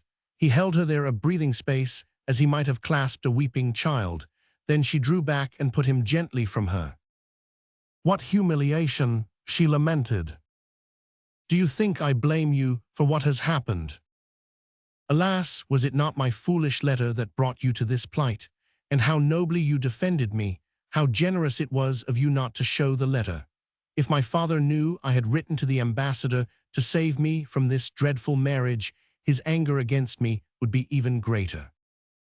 "Ah, it was that you wrote for," cried Tony with unaccountable relief. "Of course, what else did you think? But is it too late for the ambassador to save you?" From you, a smile flashed through her tears. "Alas, yes." She drew back and hid her face again, as though overcome by a fresh wave of shame. Tony glanced about him. "If I could wrench a bar out of that window," he muttered. "Impossible, the court is guarded. You are a prisoner, alas. Oh, I must speak." She sprang up and paced the room. "But indeed you can scarce think worse of me than you do already." "I think ill of you." "Alas, you must, to be unwilling to marry the man my father has chosen for me. Such a beetle-browed lout, it would be a burning shame if you married him. Ah, you come from a free country, here a girl is allowed no choice." "It is infamous, I say, infamous." "No, no, I ought to have resigned myself, like so many others." "Resigned yourself to that brute? Impossible. He has a dreadful name for violence. His gondolier has told my little maid such tales of him. But why do I talk of myself, when it is of you I should be thinking?" "Of me, poor child," cried Tony, losing his head. "Yes, and how to save you, for I can save you, but every moment counts, and yet what I have to say is so dreadful." "Nothing from your lips could seem dreadful." "Ah, if he had had your way of speaking." "Well, now at least you are free of him," said Tony, a little wildly, but at this she stood up and bent a grave look on him. "No, I am not free," she said, "but you are, if you will do as I tell you." Tony, at this, felt a sudden dizziness, as though, from a mad flight through clouds and darkness, he had dropped to safety again, and the fall had stunned him. "What am I to do?" he said. "Look away from me, or I can never tell you." He thought at first that this was a jest, but her eyes commanded him, and reluctantly he walked away and leaned in the embrasure of the window. She stood in the middle of the room, and as soon as his back was turned, she began to speak in a quick, monotonous voice, as though she were reciting a lesson. You must know that the Marquis Zanipolo, though a great noble, is not a rich man. True, he has large estates, but he is a desperate spendthrift and gambler, and would sell his soul for a round sum of ready money. If you turn round, I shall not go on. He wrangled horribly with my father over my dowry. He wanted me to have more than either of my sisters, though one married a procurator and the other a grandee of Spain. But my father is a gambler too. Oh, such fortunes as are squandered over the arcade yonder. And so, don't turn, I implore you. Oh, do you begin to see my meaning? She broke off, sobbing, and it took all his strength to keep his eyes from her. Go on, he said. Will you not understand? Oh, I would say anything to save you. You don't know us Venetians, we're all to be bought for a price. It is not only the brides who are marketable, sometimes the husbands sell themselves too. And they think you rich, my father does, and the others. I don't know why, unless you have shown your money too freely, and the English are all rich, are they not? And, oh, do you understand? Oh, I can't bear your eyes. She dropped into a chair, her head on her arms, and Tony in a flash was at her side. My poor child, my poor Polixena, he cried and wept and clasped her. You are rich, are you not? You would promise them a ransom, she persisted. To enable you to marry the Marquis. To enable you to escape from this place. Oh, I hope I may never see your face again. She fell to weeping once more, and he drew away and paced the floor in a fever. Presently she sprang up with a fresh air of resolution and pointed to a clock against the wall. The hour is nearly over. It is quite true that my father is gone to fetch his chaplain. Oh, I implore you, be warned by me. There is no other way of escape. And if I do as you say? You are safe, you are free, I stake my life on it. And you are married to that villain. But I shall have saved you. Tell me your name, that I may say it to myself when I am alone. My name is Anthony, but you must not marry that fellow. You forgive me, Anthony, you don't think too badly of me. I say you must not marry that fellow. She laid a trembling hand on his arm. Time presses, she adjured him, and I warn you there is no other way. For a moment he had a vision of his mother, sitting very upright, on a Sunday evening, reading Dr. Tillotson's sermons in the best parlor at Salem. Then he swung round on the girl and caught both her hands in his. Yes, there is, he cried, if you are willing. Polixena, let the priest come. She shrank back from him, white and radiant. Oh, hush, be silent, she said. I am no noble marquis, and have no great estates, he cried.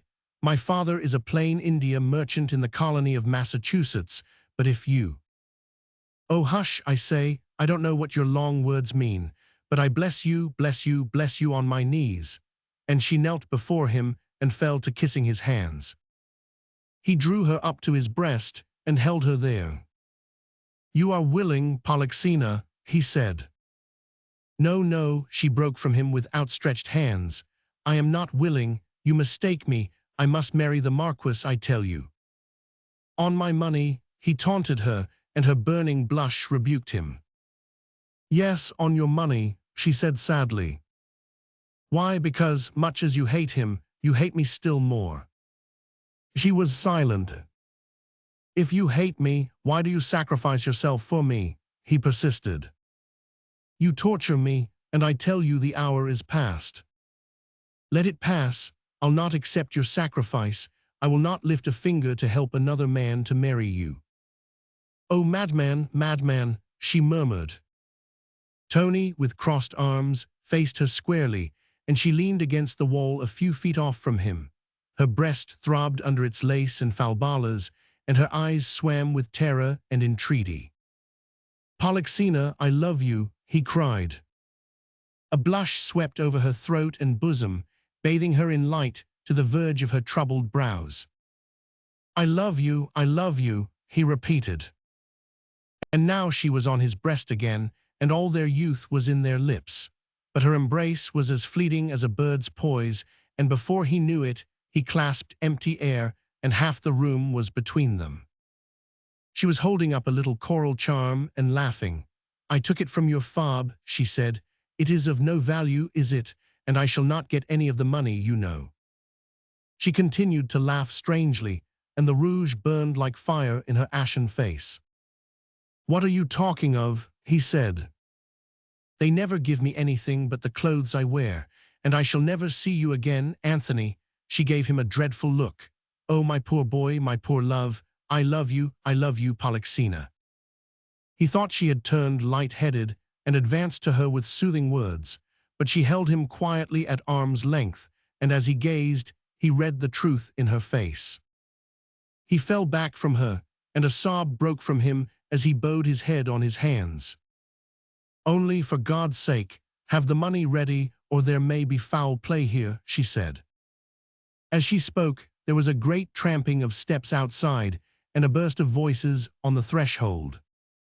"It is all a lie," she gasped out, "about my marriage and the Marquis and the ambassador and the senator, but not, oh, not about your danger in this place, or about my love," she breathed to him, and as the key rattled in the door, she laid her lips on his brow.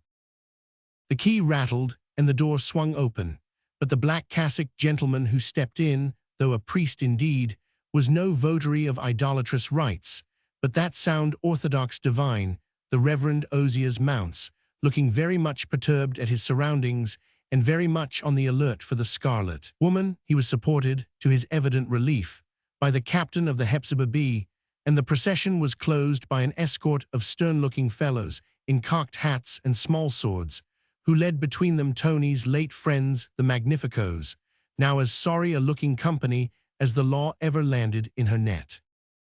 The captain strode briskly into the room, uttering a grunt of satisfaction as he clapped eyes on Tony. "So, Mr. Bracknell," said he, "you have been seeing the carnival with this pack of mummers, have you? And this is where your pleasuring has landed you? A pretty establishment, and a pretty lady at the head of it." He glanced about the apartment and doffed his hat with mock ceremony to Polyxena, who faced him like a princess.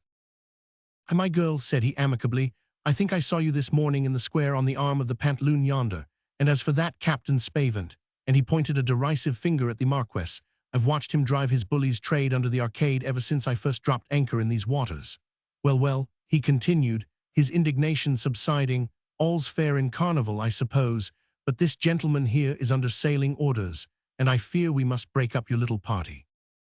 At this Tony saw Count Rialto step forward, looking very small and explanatory, and uncovering obsequiously to the captain.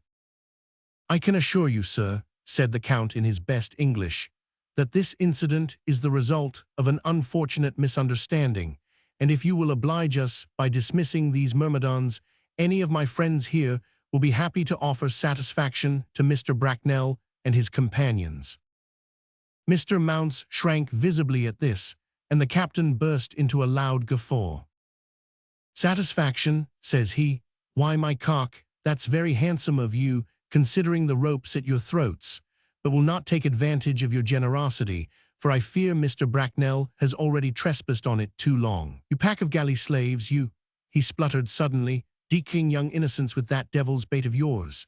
His eye fell on Polyxena, and his voice softened unaccountably. "Ah, well, we must all see the carnival once, I suppose," he said. "All's well that ends well, as the fellow says in the play. And now, if you please, Mr. Bracknell, if you'll take the reverend gentleman's arm there, we'll bid adieu to our hospitable entertainers and right about face for the Hepzibah." The end of a Venetian night's entertainment. Zingur. December 1911. Mrs. Ballinger is one of the ladies who pursue culture in bands, as though it were dangerous to meet alone. To this end, she had founded the Lunch Club, an association composed of herself and several other indomitable huntresses of erudition. The Lunch Club, after 3 or 4 winters of lunching and debate, had acquired such local distinction that the entertainment of distinguished strangers became one of its accepted functions, in recognition of which it duly extended to the celebrated Osric Dane, on the day of her arrival in Hillbridge, an invitation to be present at the next meeting. The club was to meet at Mrs. Ballinger's. The other members, behind her back, were of one voice in deploring her unwillingness to cede her rights in favor of Mrs. Plinth, whose house made a more impressive setting for the entertainment of celebrities, while, as Mrs. Leverett observed, there was always the picture gallery to fall back on. Mrs. Plinth made no secret of sharing this view. She had always regarded it as one of her obligations to entertain the lunch club's distinguished guests. Mrs. Plinth was almost as proud of her obligations as she was of her picture gallery. She was in fact fond of implying that the one possession implied the other, and that only a woman of her wealth could afford to live up to a standard as high as that which she had set herself. An all-round sense of duty, roughly adaptable to various ends, was, in her opinion, all that Providence exacted of the more humbly stationed. But the power which had predestined Mrs. Plinth to keep footmen clearly intended her to maintain an equally specialized staff of responsibilities. It was the more to be regretted that Mrs. Ballinger, whose obligations to society were bounded by the narrow scope of 2 parlour-maids, should have been so tenacious of the right to entertain Osric Dane. The question of that lady's reception had for a month past profoundly moved the members of the lunch club. It was not that they felt themselves unequal to the task, but that their sense of the opportunity plunged them into the agreeable uncertainty of the lady who weighs the alternatives of a well-stocked wardrobe. If such subsidiary members as Mrs. Leverett were fluttered by the thought of exchanging ideas with the author of The Wings of Death, no forebodings of the kind disturbed the conscious adequacy of Mrs. Plinth, Mrs. Ballinger, and Miss Van Velyck. The Wings of Death had, in fact, at Miss Van Velyck's suggestion, been chosen as the subject of discussion at the last club meeting, and each member had thus been enabled to express her own opinion or to appropriate whatever seemed most likely to be of use in the comments of the others. Mrs. Roby alone had abstained from profiting by the opportunity thus offered, but it was now openly recognized that, as a member of the lunch club, Mrs. Roby was a failure.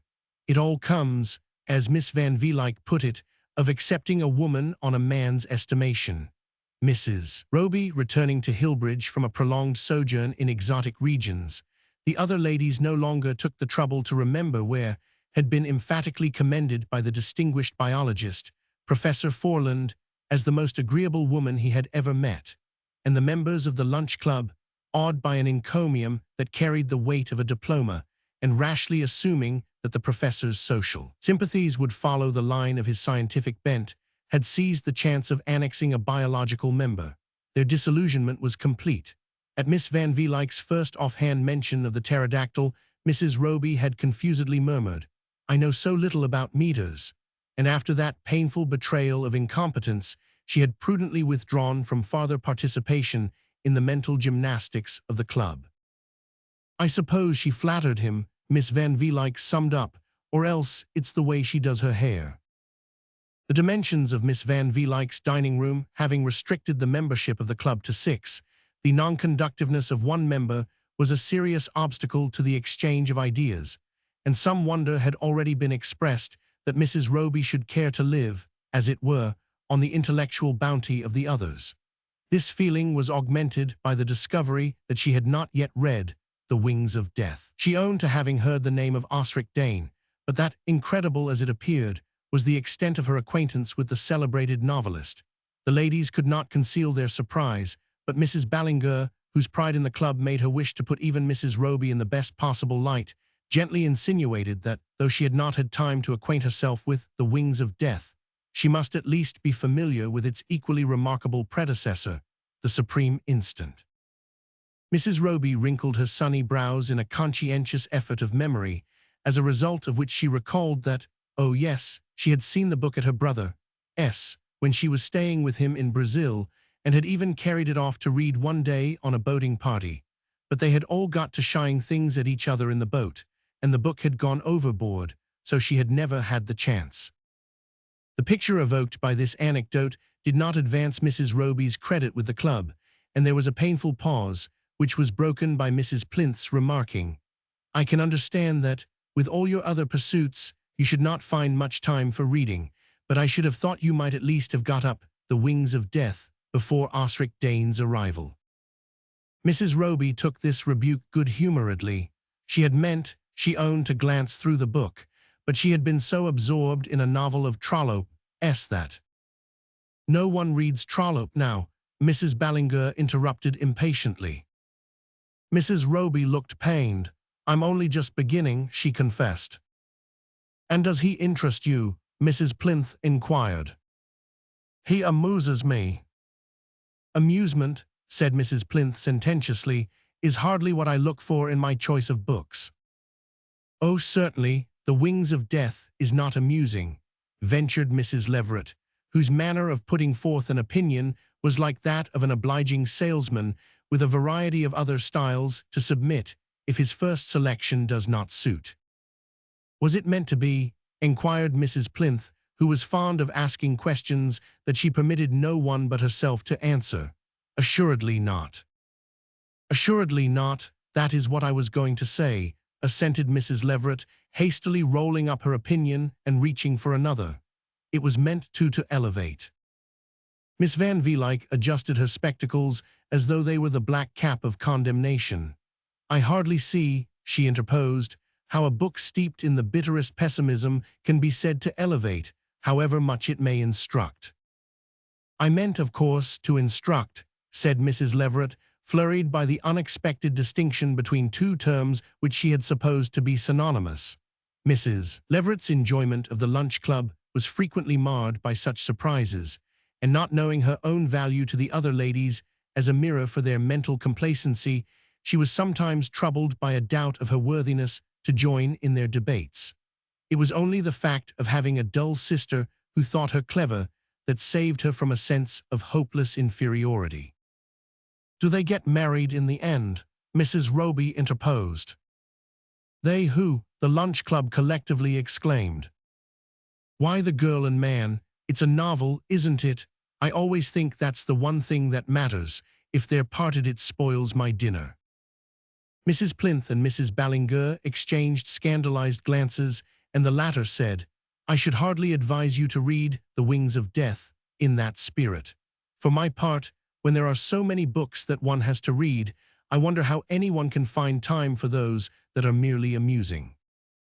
The beautiful part of it, Laura Glyde murmured, is surely just this, that no one can tell how The Wings of Death ends. Osric Dane, overcome by the dread significance of her own meaning, has mercifully veiled it, perhaps even from herself, as Apelles, in representing the sacrifice of Iphigenia, veiled the face of Agamemnon. What's that? Is it poetry? Whispered Mrs. Leverett nervously to Mrs. Plinth, who, disdaining a definite reply, said coldly, You should look it up. I always make it a point to look things up. Her tone added, though I might easily have it done for me by the footman. I was about to say, Miss Van Velyck resumed, that it must always be a question whether a book can instruct unless it elevates. Oh, murmured Mrs. Leverett, now feeling herself hopelessly astray. I don't know, said Mrs. Ballinger, scenting in Miss Van Velyck's tone a tendency to depreciate the coveted distinction of entertaining Osric Dane. I don't know that such a question can seriously be raised as to a book which has attracted more attention among thoughtful people than any novel since Robert Elsmere. Oh, but don't you see, exclaimed Laura Glyde, that it's just the dark hopelessness of it all, the wonderful tone scheme of black on black, that makes it such an artistic achievement. It reminded me so when I read it of Prince Rupert's Manière Noire.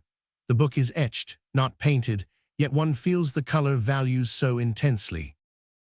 Who is he? Mrs. Leverett whispered to her neighbor, someone she's met abroad. The wonderful part of the book, Mrs. Ballinger conceded, is that it may be looked at from so many points of view. I hear that as a study of determinism, Professor Lupton ranks it with the data of ethics.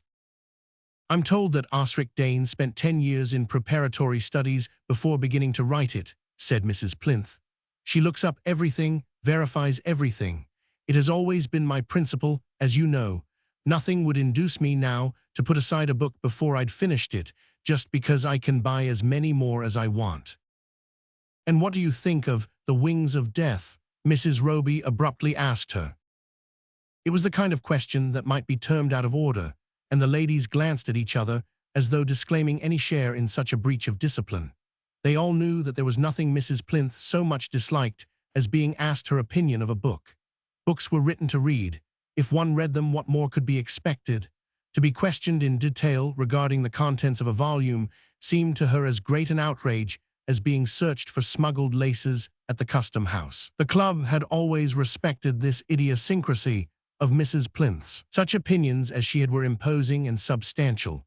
Her mind, like her house, was furnished with monumental pieces that were not meant to be suddenly disarranged, and it was one of the unwritten rules of the lunch club that within her own province, each member's habits of thought should be respected. The meeting therefore closed with an increased sense, on the part of the other ladies, of Mrs. Roby's hopeless unfitness to be one of them. Chapter 2. Mrs. Leverett, on the eventful day, had arrived early at Mrs. Ballinger's, her volume of appropriate allusions in her pocket. It always flustered Mrs. Leverett to be late at the lunch club. She liked to collect her thoughts and gather a hint, as the others assembled, of the turn the conversation was likely to take. Today, however, she felt herself completely at a loss, and even the familiar contact of appropriate allusions, which stuck into her as she sat down, failed to give her any reassurance. It was an admirable little volume, compiled to meet all the social emergencies, so that, whether on the occasion of anniversaries, joyful or melancholy, as the classification ran, of banquets, social or municipal, or of baptisms, Church of England or sectarian, its student need never be at a loss for a pertinent reference. Mrs. Leverett, though she had for years devoutly conned its pages, valued it, however, rather for its moral support than for its practical services. For though in the privacy of her own room she commanded an army of quotations, these invariably deserted her at the critical moment, and the only line she retained, "Canst thou draw out Leviathan with a hook?" was one she had never yet found the occasion to apply. Today she felt that even the complete mastery of the volume would hardly have ensured her self-possession, for she thought it probable, even if she did, in some miraculous way, remember an allusion, it would be only to find that Osric Dane used a different volume. Mrs. Leverett was convinced that literary people always carried them, and would consequently not recognize her quotations. Mrs. Leverett's sense of being adrift was intensified by the appearance of Mrs. Ballinger's drawing-room. To a careless eye, its aspect was unchanged, but those acquainted with Mrs. Ballinger's way of arranging her books would instantly have detected the marks of recent perturbation. Mrs. Ballinger's province, as a member of the lunch club, was the book of the day. On that, whatever it was, from a novel to treatise on experimental psychology, she was confidently, authoritatively up.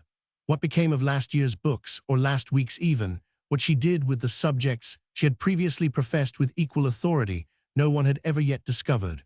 Her mind was an hotel where facts came and went like transient lodgers, without leaving their address behind, and frequently without paying for their board. It was Mrs. Ballinger's boast that she was abreast with the thought of the day, and her pride that this advanced position should be expressed by the books on her drawing-room table. These volumes, frequently renewed, and almost always damp from the press, bore names generally unfamiliar to Mrs. Leverett, and giving her, as she furtively scanned them, a disheartening glimpse of new fields of knowledge to be breathlessly traversed in Mrs. Ballinger's wake. But today a number of maturer-looking volumes were adroitly mingled with the primeurs of the press.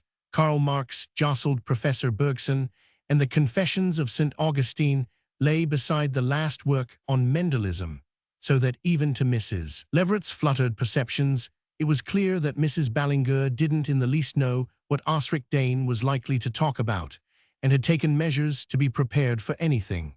Mrs. Leverett felt like a passenger on an ocean steamer who is told that there is no immediate danger, but that she had better put on her life belt. It was a relief to be roused from these forebodings by Miss Van Vluyck's arrival. "Well, my dear," the newcomer briskly asked her hostess, "what subjects are we to discuss today?"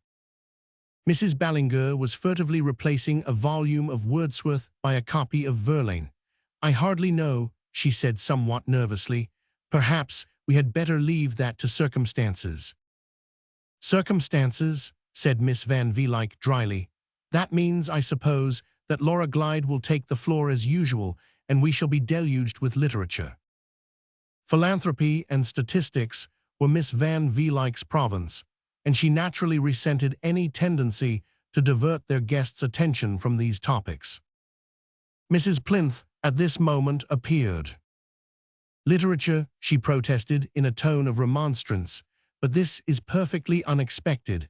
I understood we were to talk of Osric Dane's novel." Mrs. Ballinger winced at the discrimination, but let it pass.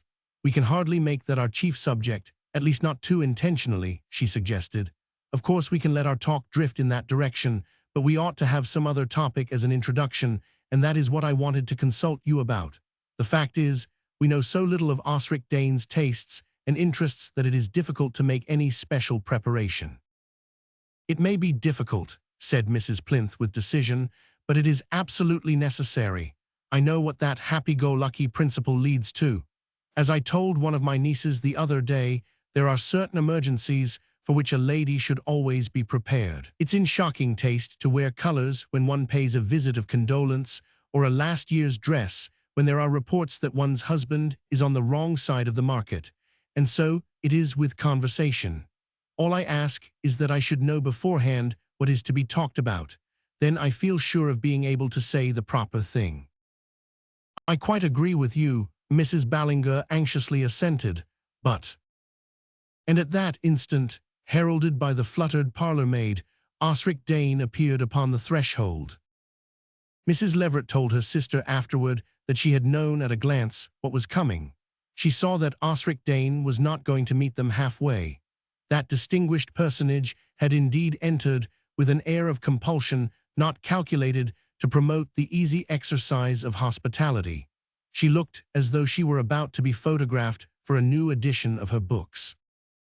The desire to propitiate a divinity is generally in inverse ratio to its responsiveness, and the sense of discouragement produced by Osric Dane's entrance visibly increased the lunch club's eagerness to please her. Any lingering idea that she might consider herself under an obligation to her entertainers was at once dispelled by her manner. As Mrs. Leverett said afterward to her sister, she had a way of looking at you that made you feel as if there was something wrong with your hat. This evidence of greatness produced such an immediate impression on the ladies that a shudder of awe ran through them when Mrs. Roby, as their hostess led the great personage into the dining room, turned back to whisper to the others, "What a brute she is." The hour about the table did not tend to correct this verdict.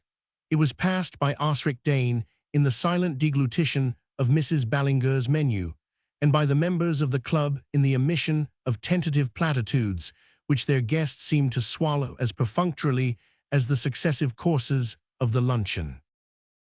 Mrs. Ballinger's deplorable delay in fixing a topic had thrown the club into a mental disarray which increased with the return to the drawing-room, where the actual business of discussion was to open.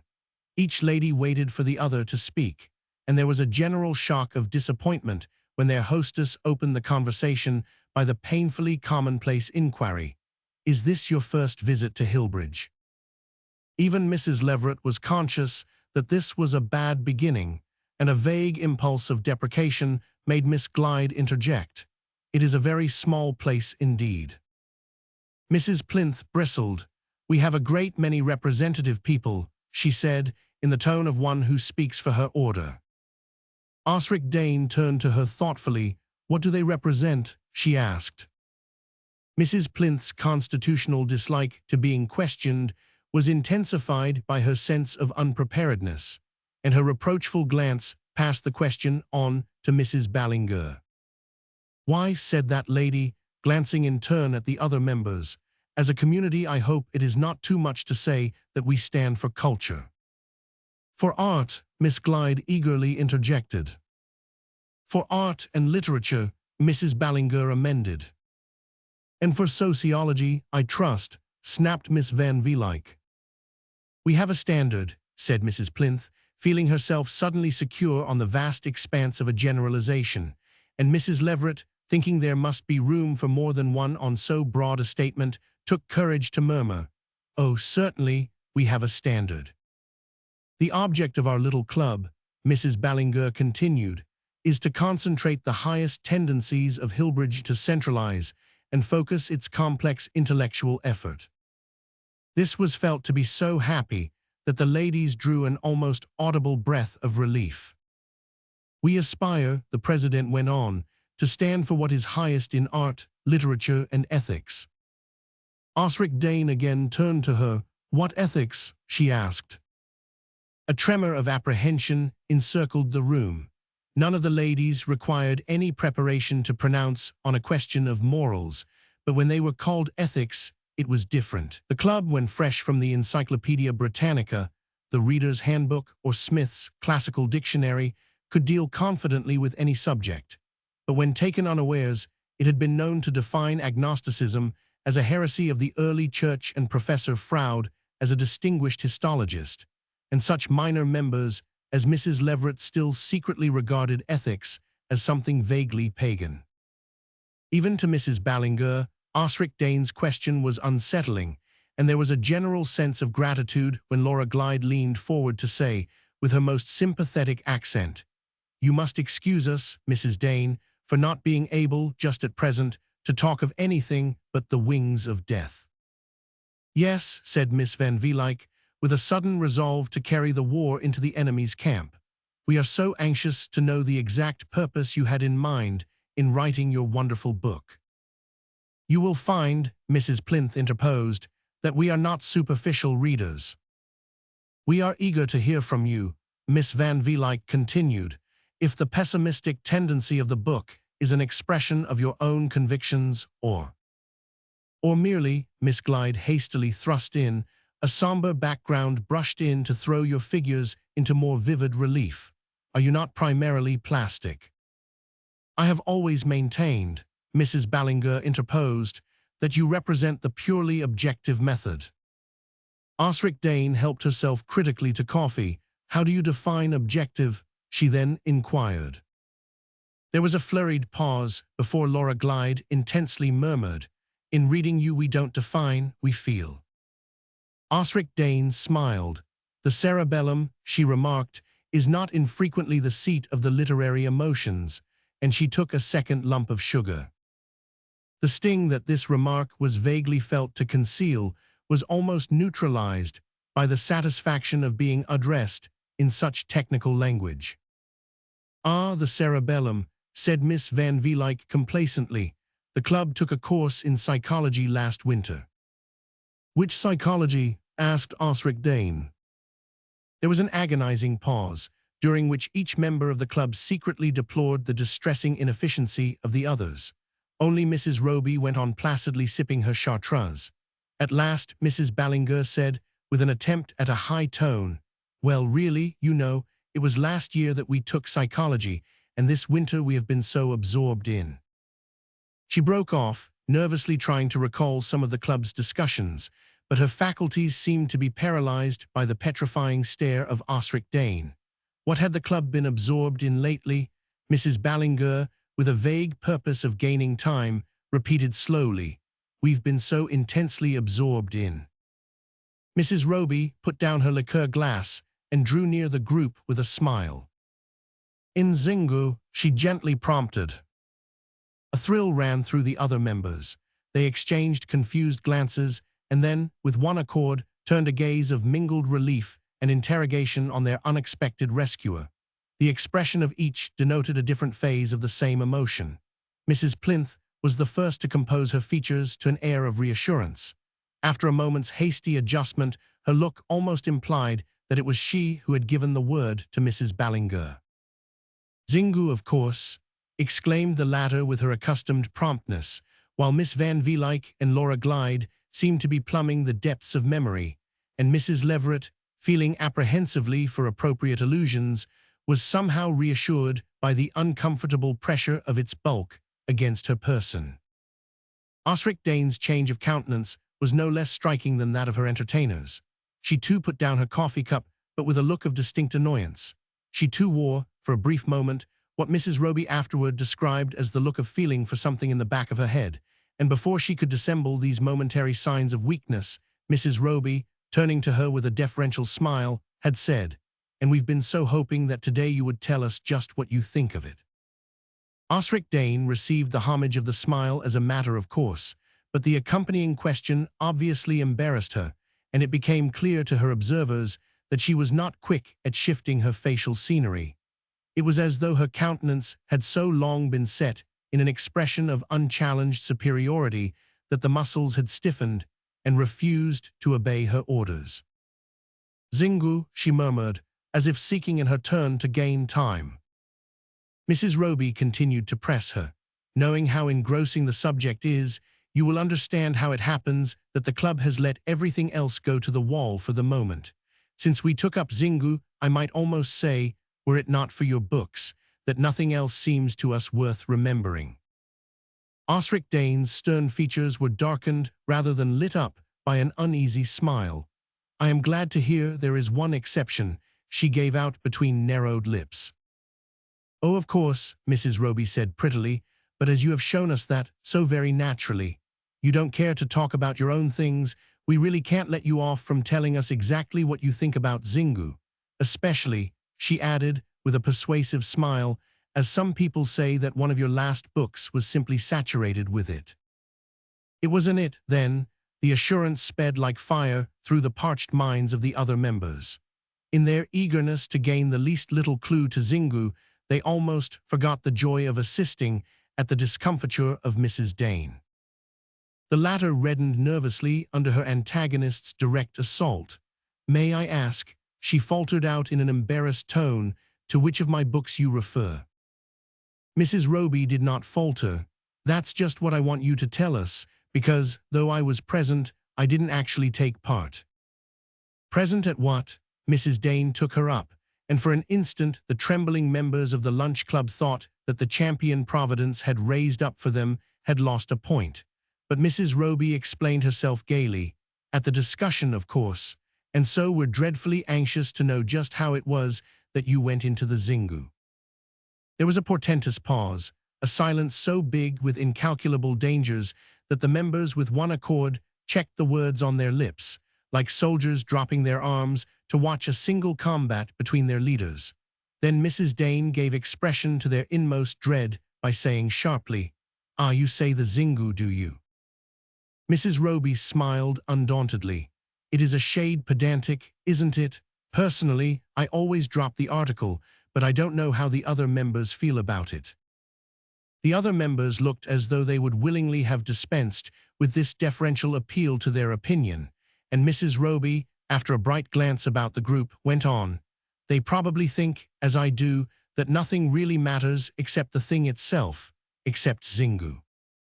No immediate reply seemed to occur to Mrs. Dane, and Mrs. Ballinger gathered courage to say, "Surely everyone must feel that about Zingu." Mrs. Plinth came to her support with a heavy murmur of assent, and Laura Glyde breathed emotionally, "I have known cases where it has changed a whole life." "It has done me worlds of good," Mrs. Leverett interjected, seeming to herself to remember that she had either taken it or read it in the winter before. "Of course," Mrs. Roby admitted, "the difficulty is that one must give up so much time to it. It's very long." "I can't imagine," said Miss Van Velyck tartly, grudging the time given to such a subject. "And deep in places," Mrs. Roby pursued, "so then it was a book, and it isn't easy to skip." "I never skip," said Mrs. Plinth dogmatically. "Ah, it's dangerous too in Zingu. Even at the start there are places where one can't. One must just wade through." "I should hardly call it wading," said Mrs. Ballinger sarcastically. Mrs. Roby sent her a look of interest. "Ah, you always found it went swimmingly." Mrs. Ballinger hesitated. "Of course there are difficult passages," she conceded modestly. "Yes, some are not at all clear, even," Mrs. Roby added, "if one is familiar with the original." "As I suppose you are," Osric Dane interposed, suddenly fixing her with a look of challenge. Mrs. Roby met it by a deprecating smile. "Oh, it's really not difficult up to a certain point, though some of the branches are very little known, and it's almost impossible to get at the source." "Have you ever tried?" Mrs. Plinth inquired, still distrustful of Mrs. Roby's thoroughness. Mrs. Roby was silent for a moment, then she replied with lowered lids, "No, but a friend of mine did, a very brilliant man, and he told me it was best for women not to." A shudder ran around the room. Mrs. Leverett coughed so that the parlor maid, who was handing the cigarettes, should not hear. Miss Van Vluyck's face took on a nauseated expression, and Mrs. Plinth looked as if she were passing someone she did not care to bow to. But the most remarkable result of Mrs. Roby's words was the effect they produced on the lunch club's distinguished guest. Osric Dane's impassive features suddenly melted to an expression of the warmest human sympathy, and edging her chair toward Mrs. Roby's, she asked, "Did he really? And did you find he was right?" Mrs. Ballinger, in whom annoyance at Mrs. Roby's unwanted assumption of prominence was beginning to displace gratitude for the aid she had rendered, could not consent to her being allowed, by such dubious means, to monopolize the attention of their guest. If Osric Dane had not enough self-respect to resent Mrs. Roby's flippancy, at least the lunch club would do so in the person of its president. Mrs. Ballinger laid her hand on Mrs. Roby's arm. "We must not forget," she said with a frigid amiability, "that absorbing as Xingu is to us, it may be less interesting too."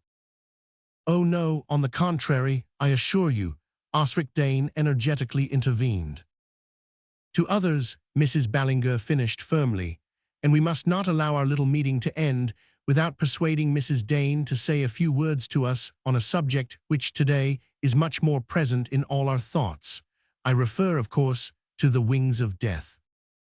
The other members, animated by various degrees of the same sentiment, and encouraged by the humanized mien of their redoubtable guest, repeated after Mrs. Ballinger, "Oh, yes, you really must talk to us a little about your book."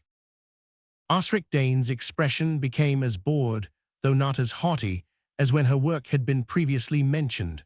But before she could respond to Mrs. Ballinger's request, Mrs. Roby had risen from her seat and was pulling her veil down over her frivolous nose. "I'm so sorry," she said, advancing toward her hostess with outstretched hand, "but before Mrs. Dane begins I think I'd better run away. Unluckily, as you know, I haven't read her books, so I should be at a terrible disadvantage among you all, and besides, I've an engagement to play bridge." If Mrs. Roby had simply pleaded her ignorance of Osric Dane's works as a reason for withdrawing, the lunch club, in view of her recent prowess, might have approved such evidence of discretion. But to couple this excuse with the brazen announcement that she was foregoing the privilege for the purpose of joining a bridge party was only one more instance of her deplorable lack of discrimination. The ladies were disposed, however, to feel that her departure, now that she had performed the sole service she was ever likely to render them, would probably make for greater order and dignity in the impending discussion, besides relieving them of the sense of self-distrust which her presence always mysteriously produced. Mrs. Ballinger therefore restricted herself to a formal murmur of regret, and the other members were just grouping themselves comfortably about Osric Dane when the latter, to their dismay, started up from the sofa on which she had been deferentially enthroned. "Oh, wait, do wait, and I'll go with you," she called out to Mrs. Roby, and seizing the hands of the disconcerted members, she administered a series of farewell pressures with the mechanical haste of a railway conductor punching tickets. "I'm so sorry, I'd quite forgotten," she flung back at them from the threshold, and as she joined Mrs. Roby, who had turned in surprise at her appeal, the other ladies had the mortification of hearing her say, in a voice which she did not take the pains to lower, "If you'll let me walk a little way with you, I should so like to ask you a few more questions about Xingu." Chapter 3. The incident had been so rapid that the door closed on the departing pair before the other members had had time to understand what was happening. Then a sense of the indignity put upon them by Osric Dane's unceremonious desertion began to contend with the confused feeling that they had been cheated out of their due without exactly knowing how or why. There was an awkward silence, during which Mrs. Ballinger, with a perfunctory hand, rearranged the skillfully grouped literature at which her distinguished guest had not so much as glanced. Then Miss Van Vluyck tartly pronounced, "Well, I can't say that I consider Osric Dane's departure a great loss." This confession crystallized the fluid resentment of the other members, and Mrs. Leverett exclaimed, "I do believe she came on purpose to be nasty." It was Mrs. Plinth's private opinion that Osric Dane's attitude toward the lunch club might have been very different had it welcomed her in the majestic setting of the Plinth drawing rooms. But not liking to reflect on the inadequacy of Mrs. Ballinger's establishment, she sought a roundabout satisfaction in depreciating her savoir-faire. I said from the first that we ought to have had a subject ready. It's what always happens when you're unprepared. Now if we'd only got up Xingu. The slowness of Mrs. Plinth's mental processes was always allowed for by the club, but this instance of it was too much for Mrs. Ballinger's equanimity. Xingu, she scoffed. Why, it was the fact of our knowing so much more about it than she did, unprepared though we were, that made Osric Dane so furious. I should have thought that was plain enough to everybody. This retort impressed even Mrs. Plinth, and Laura Glyde, moved by an impulse of generosity, said, "Yes, we really ought to be grateful to Mrs. Roby for introducing the topic. It may have made Osric Dane furious, but at least it made her civil." "I am glad we were able to show her," added Miss Van Velyck, "that a broad and up-to-date culture is not confined to the great intellectual centers." This increased the satisfaction of the other members, and they began to forget their wrath against Osric Dane in the pleasure of having contributed to her defeat. Miss Van Velyck thoughtfully rubbed her spectacles. "What surprised me most," she continued, "was that Fanny Roby should be so up on Xingu." This frank admission threw a slight chill on the company, but Mrs. Ballinger said, with an air of indulgent irony, "Mrs. Roby always has the knack of making a little go a long way. Still, we certainly owe her a debt for happening to remember that she'd heard of Xingu." And this was felt by the other members to be a graceful way of cancelling once for all the club's obligation to Mrs. Roby. Even Mrs. Leverett took courage to speed a timid shaft of irony. "I fancy Osric Dane hardly expected to take a lesson in Xingu at Hillbridge." Mrs. Ballinger smiled. "When she asked me what we represented, do you remember? I wish I'd simply said we represented Xingu." All the ladies laughed appreciatively at this sally, except Mrs. Plinth, who said, after a moment's deliberation, "I'm not sure it would have been wise to do so." Mrs. Ballinger, who was already beginning to feel as if she had launched at Osric Dane the retort which had just occurred to her, looked ironically at Mrs. Plinth. "May I ask why?" she inquired. Mrs. Plinth looked grave. "Surely," she said, "I understood from Mrs. Roby herself that the subject was one it was as well not to go into too deeply." Miss Van Velyck rejoined with precision, "I think that applied only to an investigation of the origin of the," and suddenly she found that her usually accurate memory had failed her. "It's a part of the subject I never studied myself," she concluded lamely. "Nor I," said Mrs. Ballinger. Laura Glyde bent toward them with widened eyes. "And yet it seems, doesn't it, the part that is fullest of an esoteric fascination." "I don't know on what you base that," said Miss Van Velyck argumentatively. "Well, didn't you notice how intensely interested Osric Dane became as soon as she heard what the brilliant foreigner, he was a foreigner, wasn't he, had told Mrs. Roby about the origin of the right, or whatever you call it?" Mrs. Plinth looked disapproving, and Mrs. Ballinger visibly wavered. Then she said in a decisive tone, "It may not be desirable to touch on that part of the subject in general conversation, but from the importance it evidently has to a woman of Osric Dane's distinction, I feel as if we ought not to be afraid to discuss it among ourselves, without gloves, though with closed doors, if necessary." "I'm quite of your opinion." Miss Van Velyck came briskly to her support. "On condition, that is, that all grossness of language is avoided." "Oh, I'm sure we shall understand without that," Mrs. Leverett tittered, and Laura Glyde added significantly, "I fancy we can read between the lines," while Mrs. Ballinger rose to assure herself that the doors were really closed. Mrs. Plinth had not yet given her adhesion. "I hardly see," she began, "what benefit is to be derived from investigating such peculiar customs." But Mrs. Ballinger's patience had reached the extreme limit of tension. "This at least," she returned, that we shall not be placed again in the humiliating position of finding ourselves less up on our own subjects than Fanny Roby. Even to Mrs. Plinth, this argument was conclusive. She peered furtively about the room and lowered her commanding tones to ask, "Have you got a copy?" A copy," stammered Mrs. Ballinger. She was aware that the other members were looking at her expectantly and that this answer was inadequate, so she supported it by asking another question. "A copy of what?" Her companions bent their expectant gaze on Mrs. Plinth, who, in turn, appeared less sure of herself than usual. "Why, of the book," she explained. "What book?" snapped Miss Van Velyck, almost as sharply as Osric Dane. Mrs. Ballinger looked at Laura Glyde, whose eyes were interrogatively fixed on Mrs. Leverett. The fact of being deferred to was so new to the latter that it filled her with an insane temerity.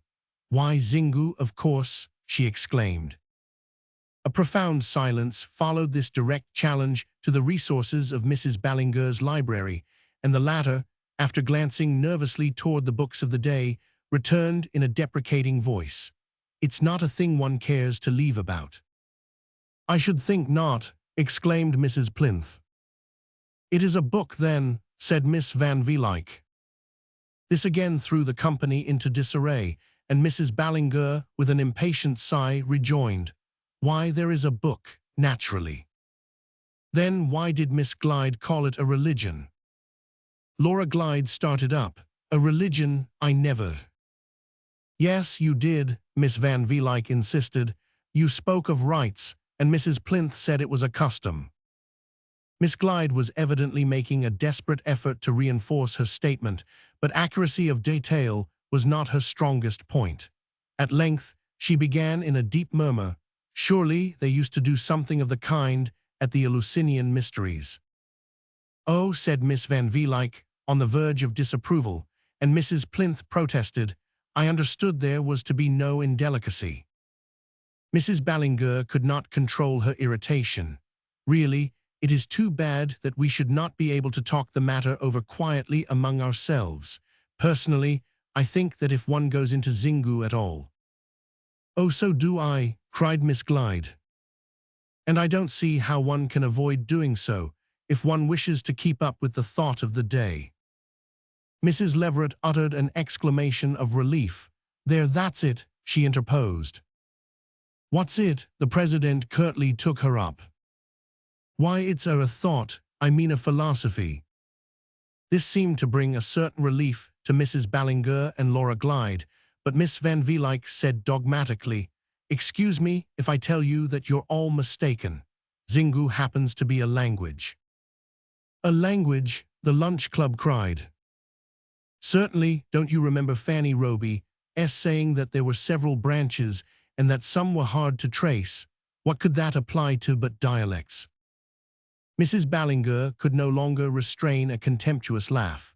"Really, if the lunch club has reached such a pass that it has to go to Fanny Roby for instruction on a subject like Xingu, it had almost better cease to exist." "It's really her fault for not being clearer," Laura Glyde put in. "Oh, clearness and Fanny Roby," Mrs. Ballinger shrugged. "I dare say we shall find she was mistaken on almost every point." "Why not look it up?" said Mrs. Plinth. As a rule, this recurrent suggestion of Mrs. Plinth's was ignored in the heat of discussion, and only resorted to afterward in the privacy of each member's home. But on the present occasion, the desire to ascribe their own confusion of thought to the vague and contradictory nature of Mrs. Roby's statements caused the members of the lunch club to utter a collective demand for a book of reference. At this point, the production of her treasured volume gave Mrs. Leverett, for a moment, the unusual experience of occupying the center front, but she was not able to hold it long, for appropriate allusions contained no mention of Xingu. "Oh, that's not the kind of thing we want," exclaimed Miss Van Velyck. She cast a disparaging glance over Mrs. Ballinger's assortment of literature and added impatiently, "Haven't you any useful books?" "Of course I have," replied Mrs. Ballinger indignantly, "but I keep them in my husband's dressing room." From this region, after some difficulty and delay, the parlour-maid produced the WZ volume of an encyclopedia, and in deference to the fact that the demand for it had come from Miss Van Vlyck, laid the ponderous tome before her. There was a moment of painful suspense while Miss Van Vlyck rubbed her spectacles, adjusted them, and turned to Z, and a murmur of surprise when she said, "It isn't here." "I suppose," said Mrs. Plinth, "it's not fit to be put in a book of reference." "Oh, nonsense," exclaimed Mrs. Ballinger, "try X." Miss Van Vlyck turned back through the volume, peering short-sightedly up and down the pages, till she came to a stop and remained motionless, like a dog on a point. "Well, have you found it?" Mrs. Ballinger inquired after a considerable delay. "Yes, I've found it," said Miss Van Vlyck in a queer voice. Mrs. Plinth hastily interposed, "I beg you won't read it aloud if there's anything offensive." Miss Van Vlyck, without answering, continued her silent scrutiny. "Well, what is it?" exclaimed Laura Glyde excitedly. "Do tell us," urged Mrs. Leverett, feeling that she would have something awful to tell her sister. Miss Van Vlyck pushed the volume aside and turned slowly toward the expectant group. "It's a river." "A river?" "Yes, in Brazil. Isn't that where she's been living?" "Who, Fanny Roby? Oh, but you must be mistaken. You've been reading the wrong thing," Mrs. Ballinger exclaimed, leaning over her to seize the volume. "It's the only Xingu in the encyclopedia, and she has been living in Brazil," Miss Van Vlyck persisted. "Yes, her brother has a consulship there," Mrs. Leverett eagerly interposed. "But it's too ridiculous. Why we all remember studying Xingu last year or the year before last," Mrs. Ballinger stammered. "I thought I did when you said so," Laura Glyde avowed. "I said so," cried Mrs. Ballinger. "Yes, you said it had crowded everything else out of your mind. Well, you said it had changed your whole life." For that matter, Miss Van Vlyck said she had never grudged the time she'd given it. Mrs. Plinth interposed, "I made it clear that I knew nothing whatever of the original." Mrs. Ballinger broke off the dispute with a groan. "Oh, what does it all matter if she's been making fools of us? I believe Miss Van Vlyck's right. She was talking of the river all the while." "How could she? It's too preposterous," Miss Glyde exclaimed. "Listen." Miss Van Vlyck had repossessed herself of the encyclopedia and restored her spectacles to a nose reddened by excitement. "The Xingu, one of the principal rivers of Brazil, rises on the plateau of Mato Grosso and flows in a northerly direction for a length of no less than 1,118 miles, entering the Amazon near the mouth of the latter river. The upper course of the Xingu is auriferous and fed by numerous branches. Its source was first discovered in 1884 by the German explorer von den Steinen after a difficult and dangerous expedition through a region inhabited by tribes still in the Stone Age of culture. The ladies received this communication in a state of stupefied silence from which Mrs. Leverett was the first to rally. She certainly did speak of its having branches. The word seemed to snap the last thread of their incredulity, and of its great length, gasped Mrs. Ballinger. "She said it was awfully deep, and you couldn't skip, you just had to wade through," Miss Glyde subjoined. The idea worked its way more slowly through Mrs. Plinth's compact resistances. "How could there be anything improper about a river?" she inquired. "Improper? Why, what she said about the source, that it was corrupt." "Not corrupt, but hard to get at," Laura Glyde corrected. "Someone who'd been there had told her so. I dare say it was the explorer himself. Doesn't it say the expedition was dangerous?" "Difficult and dangerous," read Miss Van Vlyck. Mrs. Ballinger pressed her hands to her throbbing temples. "There's nothing she said that wouldn't apply to a river, to this river." She swung about excitedly to the other members.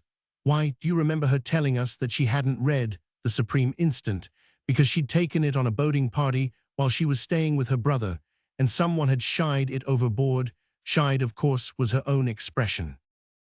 The ladies breathlessly signified that the expression had not escaped them. Well, and then didn't she tell Osric Dane that one of her books was simply saturated with Xingu? Of course it was, if some of Mrs. Roby's rowdy friends had thrown it into the river. This surprising reconstruction of the scene in which they had just participated left the members of the lunch club inarticulate. At length, Mrs. Plinth, after visibly laboring with the problem, said in a heavy tone, "Osric Dane was taken in too." Mrs. Leverett took courage at this. "Perhaps that's what Mrs. Roby did it for. She said Osric Dane was a brute, and she may have wanted to give her a lesson." Miss Van Velyck frowned. "It was hardly worth while to do it at our expense." "At least," said Miss Glyde with a touch of bitterness, "she succeeded in interesting her, which was more than we did." "What chance had we?" rejoined Mrs. Ballinger. "Mrs. Roby monopolized her from the first, and that, I've no doubt, was her purpose, to give Osric Dane a false impression of her own standing in the club. She would hesitate at nothing to attract attention.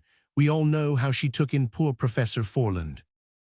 She actually makes him give bridge teas every Thursday," Mrs. Leverett piped up. Laura Glyde struck her hands together. "Why, this is Thursday, and it's there she's gone, of course, and taken Osric with her." "And they're shrieking over us at this moment," said Mrs. Ballinger between her teeth. This possibility seemed too preposterous to be admitted. "She would hardly dare," said Miss Van Velyck, "confess the imposture to Osric Dane." "I'm not so sure. I thought I saw her make a sign as she left. If she hadn't made a sign, why should Osric Dane have rushed out after her?" "Well, you know, we'd all been telling her how wonderful Xingu was, and she said she wanted to find out more about it," Mrs. Leverett said, with a tardy impulse of justice to the absent. This reminder, far from mitigating the wrath of the other members, gave it a stronger impetus. "Yes, and that's exactly what they're both laughing over now," said Laura Glyde, ironically. Mrs. Plinth stood up and gathered her expensive furs about her monumental form. "I have no wish to criticize," she said, "but unless the lunch club can protect its members against the recurrence of such unbecoming scenes, I for one." "Oh, so do I," agreed Miss Glyde, rising also. Miss Van Velyck closed the encyclopedia and proceeded to button herself into her jacket. "My time is really too valuable," she began. "I fancy we are all of one mind," said Mrs. Ballinger, looking searchingly at Mrs. Leverett, who looked at the others. "I always deprecate anything like a scandal," Mrs. Plinth continued. "She has been the cause of one today," exclaimed Miss Glyde. Mrs. Leverett moaned, "I don't see how she could," and Miss Van Velyck said, picking up her notebook, "Some women stop at nothing." "But if," Mrs. Plinth took up her argument impressively, "anything of the kind had happened in my house, it never would have," her tone implied. "I should have felt that I owed it to myself either to ask for Mrs. Roby's resignation or to offer mine." "Oh, Mrs. Plinth," gasped the lunch club. "Fortunately for me," Mrs. Plinth continued with an awful magnanimity, "the matter was taken out of my hands by our president's decision that the right to entertain distinguished guests was a privilege vested in her office, and I think the other members will agree that, as she was alone in this opinion, she ought to be alone in deciding on the best way of effacing its really deplorable consequences." A deep silence followed this unexpected outbreak of Mrs. Plinth's long-stored resentment.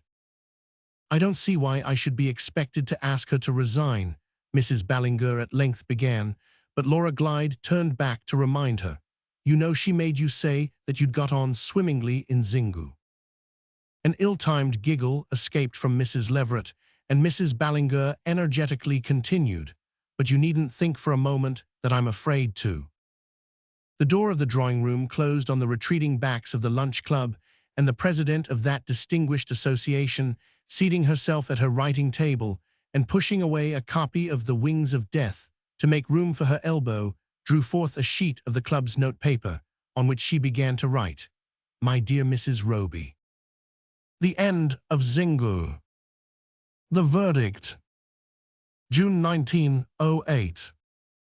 I had always thought Jack Gisburn rather a cheap genius, though a good fellow enough, so it was no great surprise to me to hear that, in the height of his glory, he had dropped his painting, married a rich widow, and established himself in a villa on the Riviera, though I rather thought it would have been Rome or Florence. The height of his glory, that was what the women called it. I can hear Mrs. Gideon Thwing, his last Chicago sitter, deploring his unaccountable abdication. Of course it's going to send the value of my picture way up, but I don't think of that, Mr. Rickham. The loss to art is all I think of. The word, on Mrs. Thwing's lips, multiplied its RS as though they were reflected in an endless vista of mirrors. And it was not only the Mrs. Thwings who mourned. Had not the exquisite Hermia Croft, at the last Grafton Gallery show, stopped me before Gisburn's Moon Dancers to say, with tears in her eyes, "We shall not look upon its like again." Well, even through the prism of Hermia's tears, I felt able to face the fact with equanimity. Poor Jack Gisburn, the women had made him, it was fitting that they should mourn him. Among his own sex fewer regrets were heard, and in his own trade hardly a murmur. Professional jealousy, perhaps. If it were, the honor of the craft was vindicated by little Claude Nutley, who, in all good faith, brought out in the Burlington a very handsome obituary on Jack, one of those showy articles stocked with random technicalities that I have heard, I won't say by whom, compared to Gisburn's painting. And so, his resolve being apparently irrevocable, the discussion gradually died out, and as Mrs. Thwing had predicted, the price of Gisburn's went up. It was not till 3 years later that, in the course of a few weeks, idling on the Riviera, it suddenly occurred to me to wonder why Gisburn had given up his painting. On reflection, it really was a tempting problem. To accuse his wife would have been too easy. His fair sitters had been denied the solace of saying that Mrs. Gisburn had dragged him down. For Mrs. Gisburn, as such, had not existed till nearly a year after Jack's resolve had been taken. It might be that he had married her, since he liked his ease, because he didn't want to go on painting, but it would have been hard to prove that he had given up his painting because he had married her. Of course, if she had not dragged him down, she had equally, as Miss Croft contended, failed to lift him up. She had not led him back to the easel. To put the brush into his hand again, what a vocation for a wife. But Mrs. Gisburn appeared to have disdained it, and I felt it might be interesting to find out why. The desultory life of the Riviera lends itself to such purely academic speculations, and having, on my way to Monte Carlo, caught a glimpse of Jack's balustraded terraces between the pines, I had myself borne thither the next day. I found the couple at tea beneath their palm trees, and Mrs. Gisburn's welcome was so genial that, in the ensuing weeks, I claimed it frequently. It was not that my hostess was interesting. On that point, I could have given Miss Croft the fullest reassurance. It was just because she was not interesting, if I may be pardoned the bull, that I found her so. For Jack, all his life, had been surrounded by interesting women. They had fostered his art, it had been reared in the hot house of their adulation. And it was therefore instructive to note what effect the deadening atmosphere of mediocrity, I quote Miss Croft, was having on him. I have mentioned that Mrs. Gisburn was rich, and it was immediately perceptible that her husband was extracting from this circumstance a delicate but substantial satisfaction. It is, as a rule, the people who scorn money who get most out of it, and Jack's elegant disdain of his wife's big balance enabled him, with an appearance of perfect good breeding, to transmute it into objects of art and luxury. To the latter, I must add, he remained relatively indifferent, but he was buying Renaissance bronzes and 18th-century pictures with a discrimination that bespoke the amplest resources.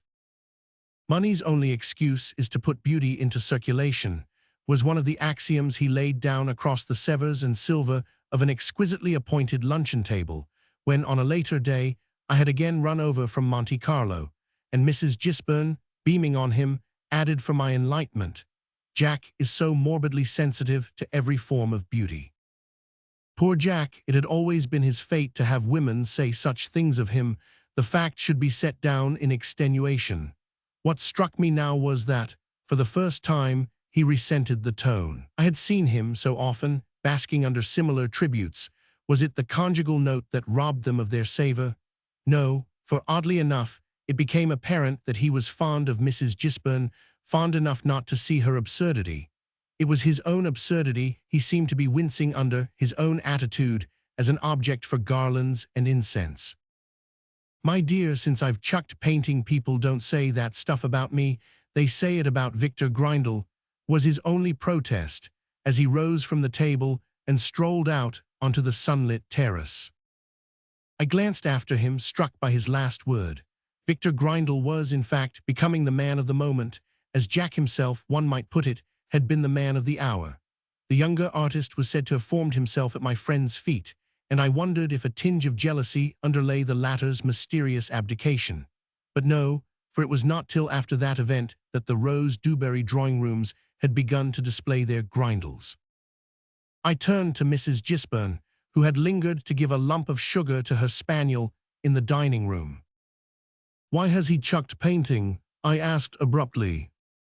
She raised her eyebrows with a hint of good-humored surprise.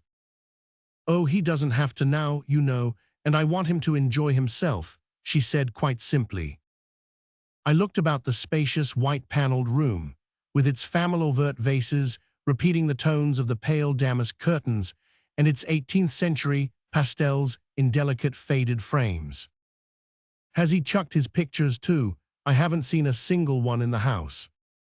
A slight shade of constraint crossed Mrs. Gisburn's open countenance. "It's his ridiculous modesty, you know. He says they're not fit to have about. He's sent them all away except one, my portrait, and that I have to keep upstairs." His ridiculous modesty, Jack's modesty about his pictures. My curiosity was growing like the beanstalk. I said persuasively to my hostess, "I must really see your portrait, you know." She glanced out almost timorously at the terrace, where her husband, lounging in a hooded chair, had lit a cigar and drawn the Russian deerhound's head between his knees. "Well, come while he's not looking," she said, with a laugh that tried to hide her nervousness, and I followed her between the marble emperors of the hall and up the wide stairs with terracotta nymphs poised among flowers at each landing. In the dimmest corner of her boudoir, amid a profusion of delicate and distinguished objects, hung one of the familiar oval canvases in the inevitable garlanded frame. The mere outline of the frame called up all Gisburn's past. Mrs. Gisburn drew back the window curtains, moved aside a jardiniere full of pink azaleas, pushed an armchair away, and said, "If you stand here you can just manage to see it. I had it over the mantelpiece, but he wouldn't let it stay." Yes, I could just manage to see it. The first portrait of Jack's I had ever had to strain my eyes over. Usually they had the place of honor, say the central panel in a pale yellow or rose Dewberry drawing room, or a monumental easel placed so that it took the light through curtains of old Venetian point. The more modest place became the picture better. Yet, as my eyes grew accustomed to the half-light, all the characteristic qualities came out, all the hesitations disguised as audacities, the tricks of prestidigitation by which, with such consummate skill, he managed to divert attention from the real business of the picture to some pretty irrelevance of detail. Mrs. Gisburn, presenting a neutral surface to work on, forming, as it were, so inevitably the background of her own picture, had lent herself in an unusual degree to the display of this false virtuosity. The picture was one of Jack's strongest. As his admirers would have put it, it represented on his part a swelling of muscles, a congesting of veins, a balancing, straddling, and straining that reminded one of the circus clown's ironic efforts to lift a feather. It met, in short, at every point the demand of lovely woman to be painted strongly, because she was tired of being painted sweetly, and yet not to lose an atom of the sweetness. "It's the last he painted, you know," Mrs. Gisburn said with pardonable pride. "The last but one," she corrected herself, "but the other doesn't count, because he destroyed it." Destroyed it. I was about to follow up this clue when I heard a footstep and saw Jack himself on the threshold. As he stood there, his hands in the pockets of his velveteen coat, the thin brown waves of hair pushed back from his white forehead, his lean sunburnt cheeks furrowed by a smile that lifted the tips of a self-confident mustache, I felt to what a degree he had the same quality as his pictures, the quality of looking cleverer than he was. His wife glanced at him deprecatingly, but his eyes traveled past her to the portrait. Mr. Rickham wanted to see it, she began, as if excusing herself. He shrugged his shoulders, still smiling. Oh, Rickham found me out long ago, he said lightly, then, passing his arm through mine, come and see the rest of the house. He showed it to me with a kind of naive suburban pride. The bathrooms, the speaking tubes, the dress closets, the trouser presses, all the complex simplifications of the millionaire's domestic economy. And whenever my wonder paid the expected tribute, he said, throwing out his chest a little, yes, I really don't see how people manage to live without that. Well, it was just the end one might have foreseen for him. Only he was, through it all and in spite of it all, as he had been through, and in spite of his pictures, so handsome, so charming, so disarming that one longed to cry out, be dissatisfied with your leisure, as once one had longed to say, be dissatisfied with your work. But with the cry on my lips, my diagnosis suffered an unexpected check. This is my own lair, he said, leading me into a dark plain room at the end of the florid vista.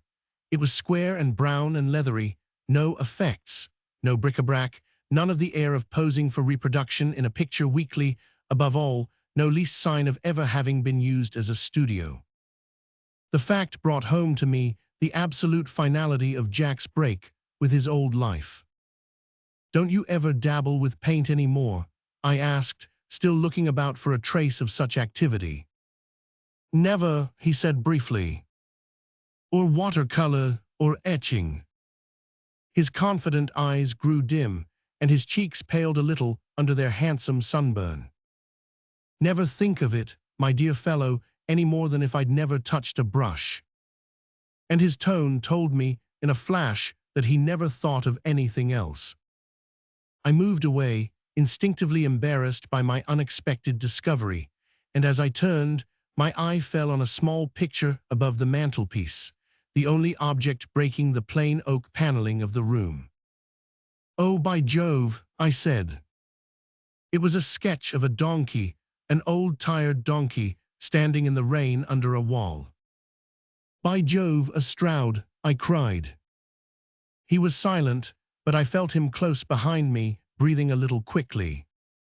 What a wonder, made with a dozen lines, but on everlasting foundations. You lucky chap, where did you get it? He answered slowly, Mrs. Stroud gave it to me. Ah, I didn't know you even knew the Strouds. He was such an inflexible hermit. I didn't till after. She sent for me to paint him when he was dead. When he was dead, you. I must have let a little too much amazement escape through my surprise, for he answered with a deprecating laugh. Yes, she's an awful simpleton, you know, Mrs. Stroud. Her only idea was to have him done by a fashionable painter. Ah, poor Stroud. She thought it the surest way of proclaiming his greatness, of forcing it on a purblind public. And at the moment, I was the fashionable painter. Ah, poor Stroud, as you say, was that his history? That was his history. She believed in him, gloried in him, or thought she did, but she couldn't bear not to have all the drawing rooms with her. She couldn't bear the fact that, on varnishing days, one could always get near enough to see his pictures. Poor woman, she's just a fragment groping for other fragments. Stroud is the only whole I ever knew. You ever knew, but you just said. Gisburn had a curious smile in his eyes. Oh, I knew him, and he knew me, only it happened after he was dead. I dropped my voice instinctively when she sent for you. Yes, quite insensible to the irony. She wanted him vindicated, and by me. He laughed again and threw back his head to look up at the sketch of the donkey. There were days when I couldn't look at that thing, couldn't face it, but I forced myself to put it here, and now it's cured me. That's the reason why I don't dabble any more, my dear Rickham, or rather Stroud himself is the reason.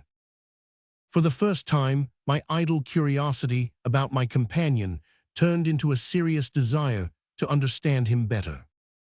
I wish you'd tell me how it happened, I said. He stood looking up at the sketch and twirling between his fingers a cigarette he had forgotten to light. Suddenly, he turned toward me. I'd rather like to tell you, because I've always suspected you of loathing my work. I made a deprecating gesture, which he negatived with a good-humored shrug. Oh, I didn't care a straw when I believed in myself, and now it's an added tie between us. He laughed slightly, without bitterness, and pushed one of the deep armchairs forward. There, make yourself comfortable, and here are the cigars you like. He placed them at my elbow and continued to wander up and down the room, stopping now and then beneath the picture. How it happened, I can tell you in 5 minutes, and it didn't take much longer to happen. I can remember now how surprised and pleased I was when I got Mrs. Stroud's note. Of course, deep down, I had always felt there was no one like him, only I had gone with the stream, echoed the usual platitudes about him, till I half got to think he was a failure, one of the kind that are left behind. By Jove, and he was left behind, because he had come to stay. The rest of us had to let ourselves be swept along or go under, but he was high above the current, on everlasting foundations, as you say. Well, I went off to the house in my most egregious mood, rather moved, Lord forgive me, at the pathos of poor Stroud's career of failure being crowned by the glory of my painting him. Of course, I meant to do the picture for nothing. I told Mrs. Stroud so when she began to stammer something about her poverty. I remember getting off a prodigious phrase about the honor being mine. Oh, I was princely, my dear Rickham. I was posing to myself like one of my own sitters. Then I was taken up and left alone with him. I had sent all my traps in advance, and I had only to set up the easel and get to work. He had been dead only 24 hours, and he died suddenly of heart disease, so that there had been no preliminary work of destruction. His face was clear and untouched. I had met him once or twice, years before, and thought him insignificant and dingy. Now I saw that he was superb. I was glad at first, with a merely aesthetic satisfaction, glad to have my hand on such a subject. Then his strange lifelikeness began to affect me queerly. As I blocked the head in, I felt as if he were watching me do it. The sensation was followed by the thought, if he were watching me, what would he say to my way of working? My strokes began to go a little wild. I felt nervous and uncertain. Once, when I looked up, I seemed to see a smile behind his close grayish beard, as if he had the secret, and were amusing himself by holding it back from me. That exasperated me still more. The secret, why I had a secret worth 20 of his. I dashed at the canvas furiously and tried some of my bravura tricks. But they failed me, they crumbled. I saw that he wasn't watching the showy bits. I couldn't distract his attention. He just kept his eyes on the hard passages between. Those were the ones I had always shirked or covered up with some lying paint. And how he saw through my lies. I looked up again and caught sight of that sketch of the donkey hanging on the wall near his bed. His wife told me afterward it was the last thing he had done, just a note taken with a shaking hand when he was down in Devonshire recovering from a previous heart attack. Just a note, but it tells his whole history. There are years of patient, scornful persistence in every line. A man who had swum with the current could never have learned that mighty upstream stroke. I turned back to my work and went on groping and muddling. Then I looked at the donkey again. I saw that, when Stroud laid in the first stroke, he knew just what the end would be. He had possessed his subject, absorbed it, recreated it. When had I done that with any of my things? They hadn't been born of me, I had just adopted them. Hang it, Rickham, with that face watching me, I couldn't do another stroke. The plain truth was, I didn't know where to put it, I had never known. Only, with my sitters and my public, a showy splash of color covered up the fact. I just threw paint into their faces. Well, paint was the one medium those dead eyes could see through, see straight to the tottering foundations underneath. Don't you know how, in talking a foreign language, even fluently, one says half the time not what one wants to but what one can? Well, that was the way I painted. And as he lay there and watched me, the thing they called my technique collapsed like a house of cards. He didn't sneer, you understand, poor Stroud. He just lay there quietly watching, and on his lips, through the gray beard, I seemed to hear the question, are you sure you know where you're coming out? If I could have painted that face, with that question on it, I should have done a great thing. The next greatest thing was to see that I couldn't, and that grace was given me. But oh, at that minute, Rickham, was there anything on earth I wouldn't have given to have Stroud alive before me, and to hear him say, it's not too late, I'll show you how. It was too late, it would have been, even if he'd been alive. I packed up my traps and went down and told Mrs. Stroud. Of course I didn't tell her that, it would have been Greek to her. I simply said I couldn't paint him, that I was too moved. She rather liked the idea, she's so romantic. It was that made her give me the donkey. But she was terribly upset at not getting the portrait. She did so want him done by someone showy. At first I was afraid she wouldn't let me off, and at my wits' end I suggested Grindle. Yes, it was I who started Grindle. I told Mrs. Stroud he was the coming man, and she told somebody else, and so it got to be true. And he painted Stroud without wincing, and she hung the picture among her husband's things. He flung himself down in the armchair near mine, laid back his head, and clasping his arms beneath it, looked up at the picture above the chimneypiece. I like to fancy that Stroud himself would have given it to me if he'd been able to say what he thought that day. And in answer to a question I put half mechanically, "Begin again," he flashed out, "When the one thing that brings me anywhere near him is that I knew enough to leave off." He stood up and laid his hand on my shoulder with a laugh. "Only the irony of it is that I am still painting, since Grindle's doing it for me. The Strouds stand alone and happen once, but there's no exterminating our kind of art." The end of the verdict. The Reckoning. August 1902. 1. The marriage law of the new dispensation will be, "Thou shalt not be unfaithful to thyself." A discreet murmur of approval filled the studio, and through the haze of cigarette smoke Mrs. Clement Westall, as her husband descended from his improvised platform, saw him merged in a congratulatory group of ladies. Westall's informal talks on the new ethics had drawn about him an eager following of the mentally unemployed, those who, as he had once phrased it, like to have their brain food cut up for them. The talks had begun by accident. Westall's ideas were known to be advanced, but hitherto their advance had not been in the direction of publicity. He had been, in his wife's opinion, almost pusillanimously careful not to let his personal views endanger his professional standing. Of late, however, he had shown a puzzling tendency to dogmatize, to throw down the gauntlet, to flaunt his private code in the face of society. And the relation of the sexes being a topic always sure of an audience, a few admiring friends had persuaded him to give his after-dinner opinions a larger circulation by summing them up in a series of talks at the Van Sideren studio. The Herbert Van Siderens were a couple who subsisted, socially, on the fact that they had a studio. Van Sideren's pictures were chiefly valuable as accessories to the mise-en-scene, which differentiated his wife's afternoons from the blighting functions held in long New York drawing rooms and permitted her to offer their friends whiskey and soda instead of tea. Mrs. Van Sideren, for her part, was skilled in making the most of the kind of atmosphere which a lay figure and an easel create.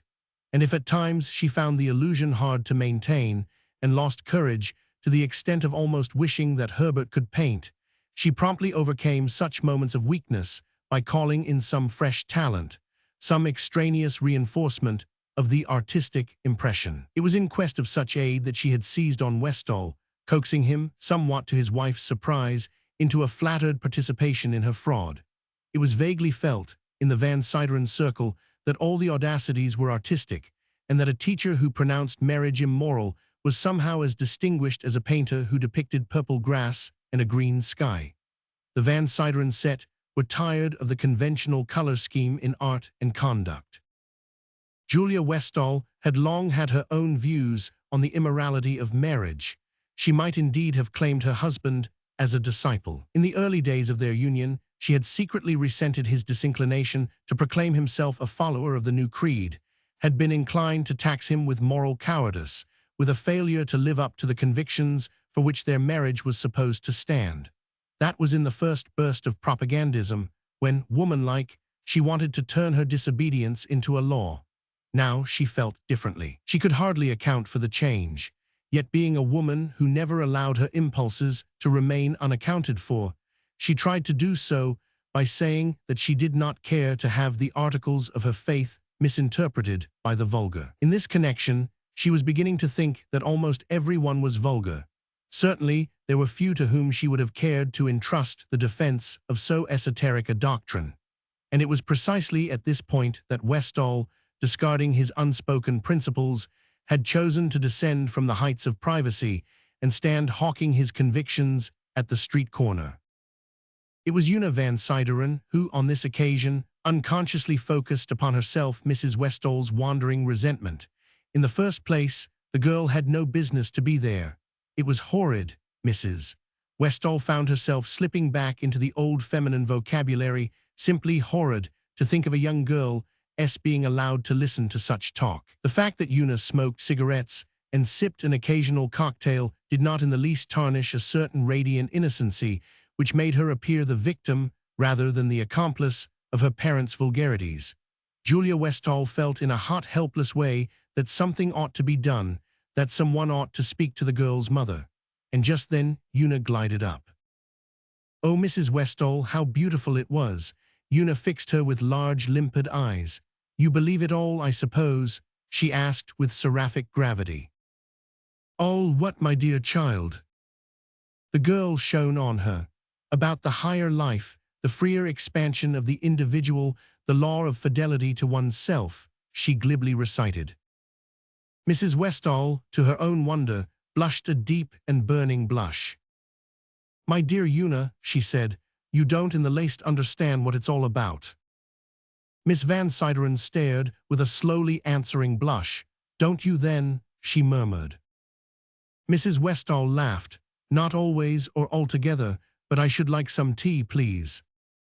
Una led her to the corner where innocent beverages were dispensed. As Julia received her cup, she scrutinized the girl more carefully.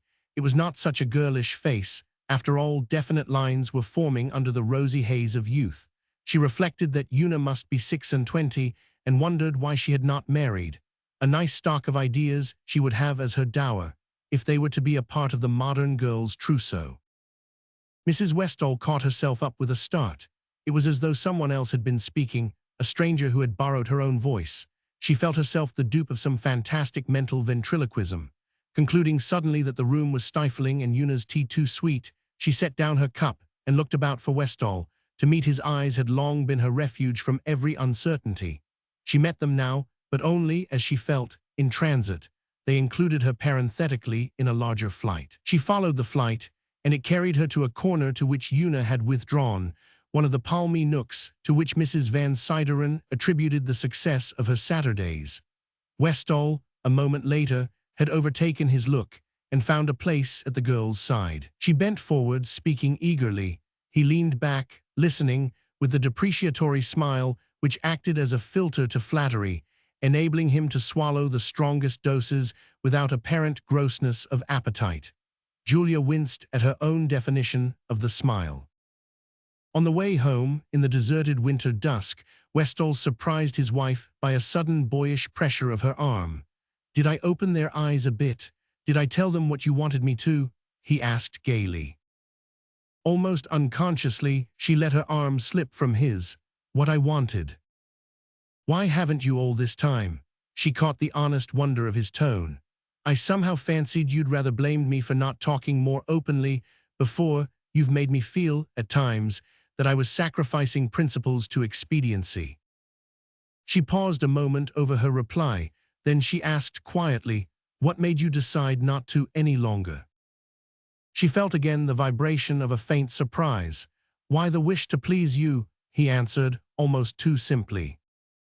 "I wish you would not go on then," she said abruptly.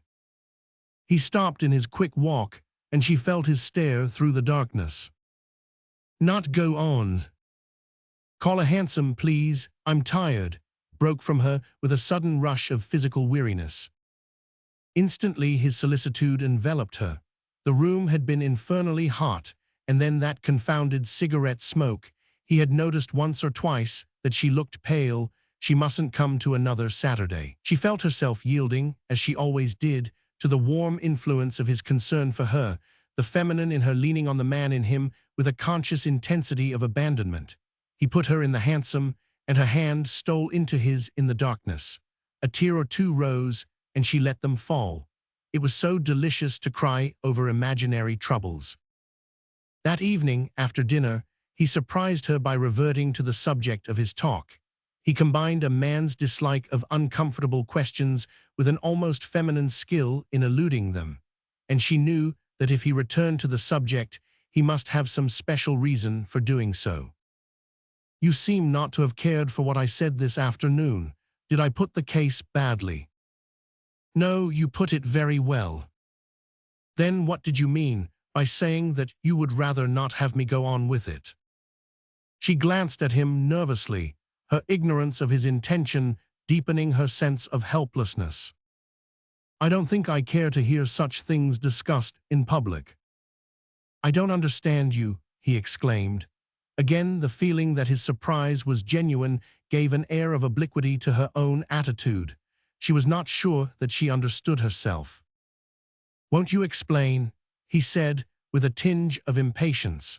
Her eyes wandered about the familiar drawing room, which had been the scene of so many of their evening confidences. The shaded lamps, the quiet-colored walls hung with mezzo tints, the pale spring flowers scattered here and there in Venice glasses and bowls of old Sevres, recalled, she hardly knew why, the apartment in which the evenings of her first marriage had been passed, a wilderness of rosewood and upholstery, with a picture of a Roman peasant above the mantelpiece and a Greek slave in statuary marble between the folding doors of the back drawing room. It was a room with which she had never been able to establish any closer relation than that between a traveler and a railway station. And now, as she looked about at the surroundings which stood for her deepest affinities, the room for which she had left that other room, she was startled by the same sense of strangeness and unfamiliarity. The prints, the flowers, the subdued tones of the old porcelains seemed to typify a superficial refinement that had no relation to the deeper significances of life. Suddenly, she heard her husband repeating his question. I don't know that I can explain, she faltered. He drew his armchair forward so that he faced her across the hearth. The light of a reading lamp fell on his finely drawn face, which had a kind of surface sensitiveness akin to the surface refinement of its setting. Is it that you no longer believe in our ideas? He asked. In our ideas? The ideas I am trying to teach, the ideas you and I are supposed to stand for. He paused a moment. The ideas on which our marriage was founded. The blood rushed to her face. He had his reasons then. She was sure now that he had his reasons. In the 10 years of their marriage, how often had either of them stopped to consider the ideas on which it was founded? How often does a man dig about the basement of his house to examine its foundation? The foundation is there, of course. The house rests on it, but one lives above stairs and not in the cellar. It was she, indeed, who in the beginning had insisted on reviewing the situation now and then, on recapitulating the reasons which justified her course, on proclaiming, from time to time, her adherence to the religion of personal independence. But she had long ceased to feel the need of any such ideal standards, and had accepted her marriage as frankly and naturally as though it had been based on the primitive needs of the heart, and needed no special sanction to explain or justify it. Of course I still believe in our ideas, she exclaimed. Then I repeat that I don't understand. It was a part of your theory that the greatest possible publicity should be given to our view of marriage. Have you changed your mind in that respect? She hesitated. It depends on circumstances, on the public one is addressing. The set of people that the Van Siderens get about them don't care for the truth or falseness of a doctrine. They are attracted simply by its novelty. And yet it was in just such a set of people that you and I met and learned the truth from each other. That was different. In what way? I was not a young girl to begin with. It is perfectly unfitting that young girls should be present at such times, should hear such things discussed. I thought you considered it one of the deepest social wrongs that such things never are discussed before young girls. But that is beside the point, for I don't remember seeing any young girl in my audience today. Except Una Van Sideren. He turned slightly and pushed back the lamp at his elbow. Oh, Miss Van Sideren, naturally. Why naturally?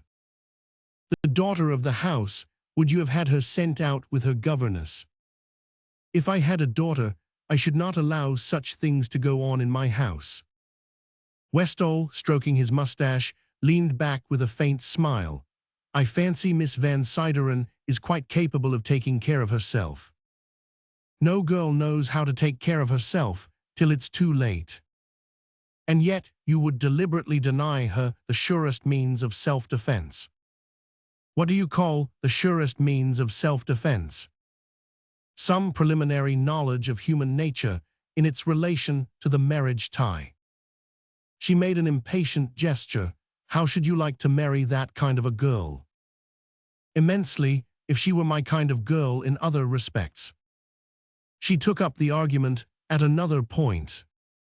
You are quite mistaken if you think such talk does not affect young girls.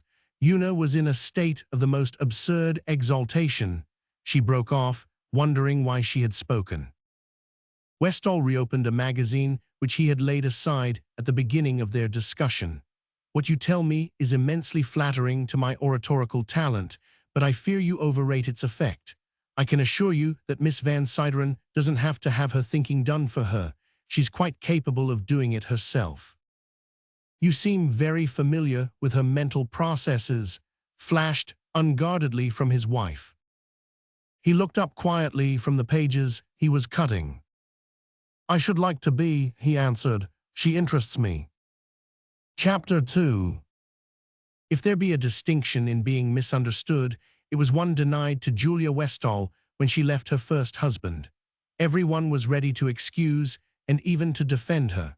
The world she adorned agreed that John Armant was impossible, and hostesses gave a sigh of relief at the thought that it would no longer be necessary to ask him to dine. There had been no scandal connected with the divorce. Neither side had accused the other of the offense, euphemistically described as statutory.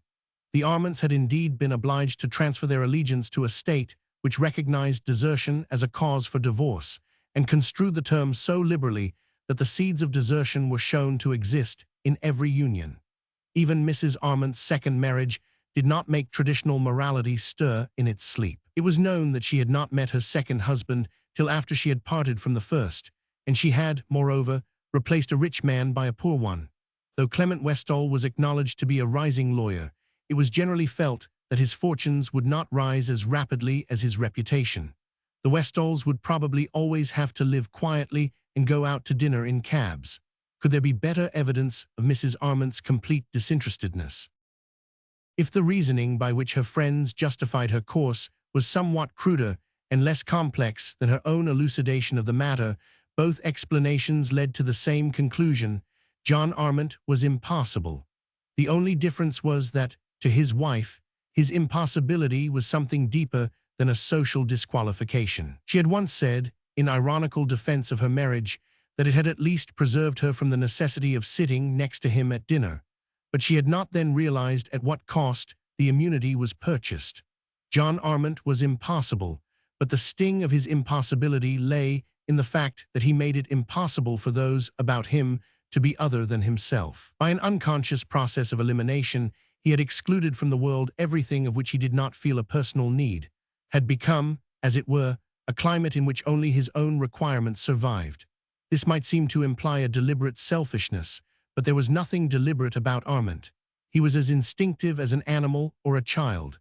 It was this childish element in his nature which sometimes for a moment unsettled his wife's estimate of him. Was it possible that he was simply undeveloped, that he had delayed, somewhat longer than is usual, the laborious process of growing up? He had the kind of sporadic shrewdness which causes it to be said of a dull man that he is no fool, and it was this quality that his wife found most trying.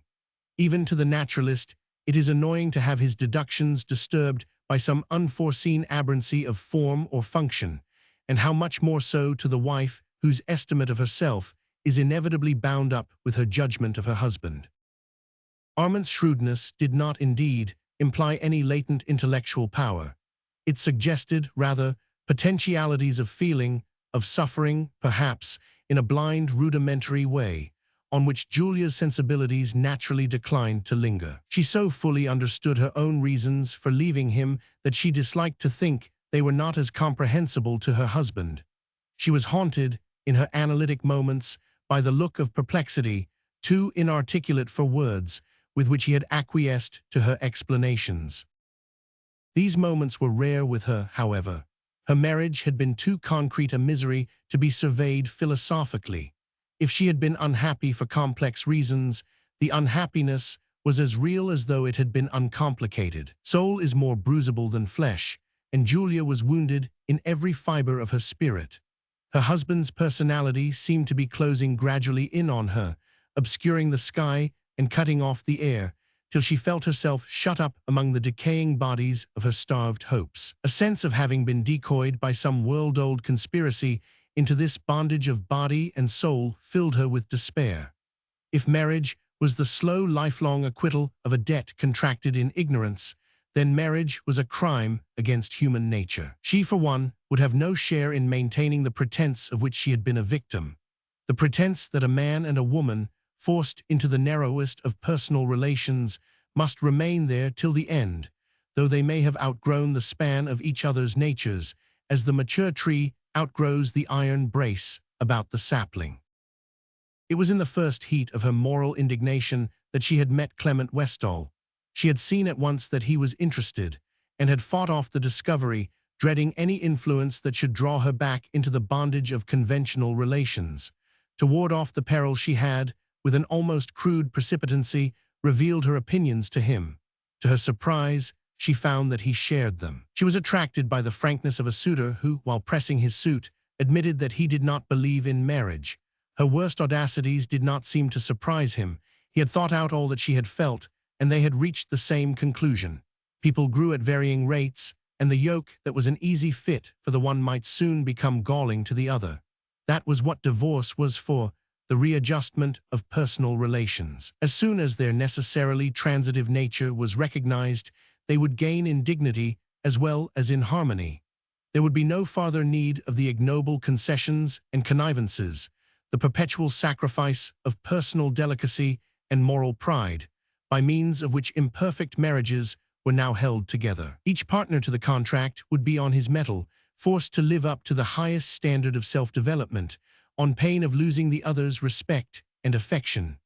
The low nature could no longer drag the higher down, but must struggle to rise or remain alone on its inferior level. The only necessary condition to a harmonious marriage was a frank recognition of this truth, and a solemn agreement between the contracting parties to keep faith with themselves, and not to live together for a moment after complete accord had ceased to exist between them.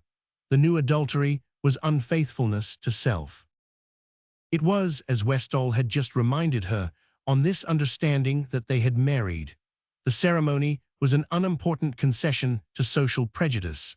Now that the door of divorce stood open, no marriage need be an imprisonment, and the contract, therefore, no longer involved any diminution of self-respect. The nature of their attachment placed them so far beyond the reach of such contingencies that it was easy to discuss them with an open mind, and Julia's sense of security made her dwell with a tender insistence on Westall's promise to claim his release when he should cease to love her.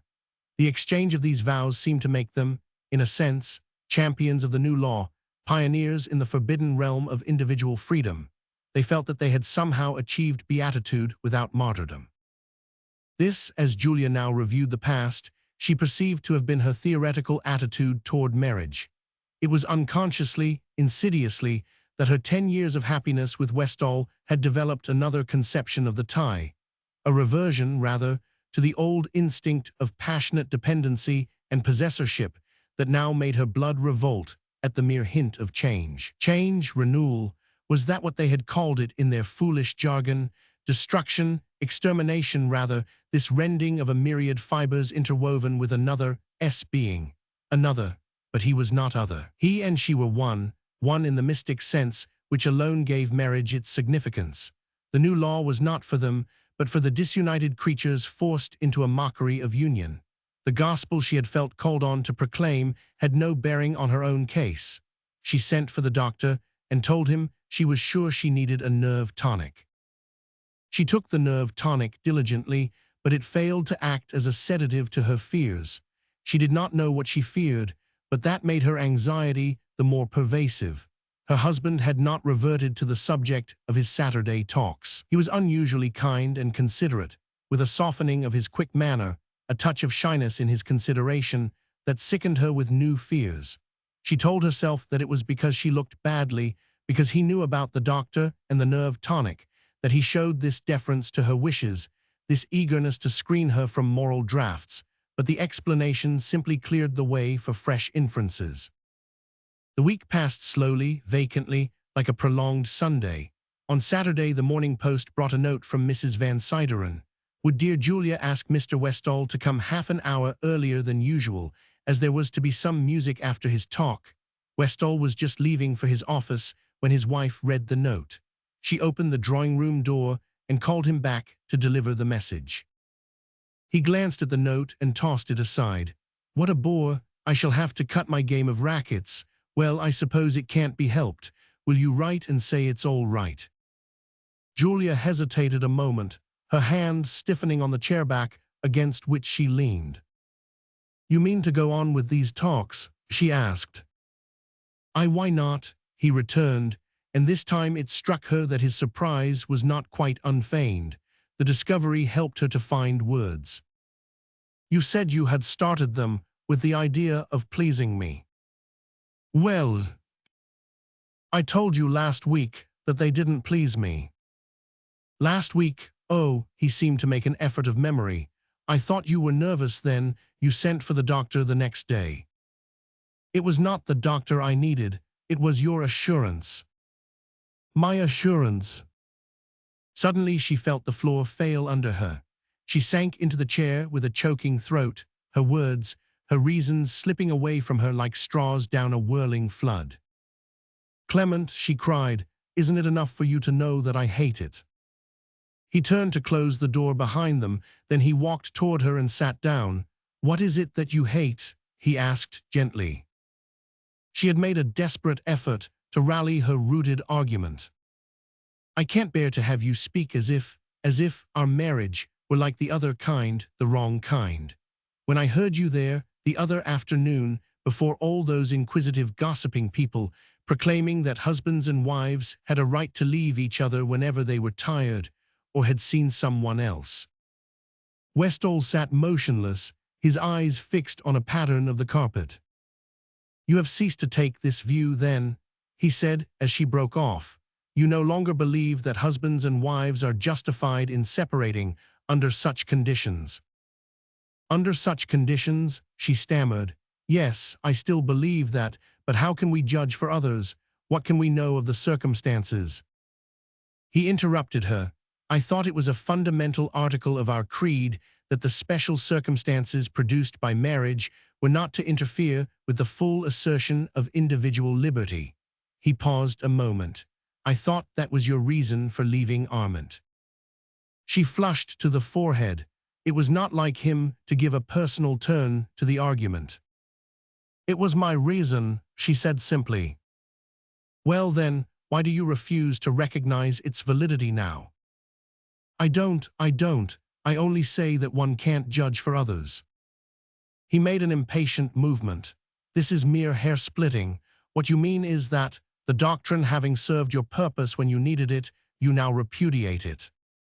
Well, she exclaimed, flushing again, what if I do? What does it matter to us? Westall rose from his chair. He was excessively pale and stood before his wife with something of the formality of a stranger. It matters to me, he said in a low voice, because I do not repudiate it. Well, and because I had intended to invoke it as. He paused and drew his breath deeply. She sat silent, almost deafened by her heartbeats. As a complete justification of the course I am about to take. Julia remained motionless. What course is that? She asked. He cleared his throat. I mean to claim the fulfillment of your promise. For an instant the room wavered and darkened. Then she recovered a torturing acuteness of vision. Every detail of her surroundings pressed upon her. The tick of the clock, the slant of sunlight on the wall, the hardness of the chair arms that she grasped were a separate wound to each sense. My promise, she faltered. You're part of our mutual agreement to set each other free if one or the other should wish to be released. She was silent again. He waited a moment, shifting his position nervously. Then he said, with a touch of irritability, you acknowledge the agreement.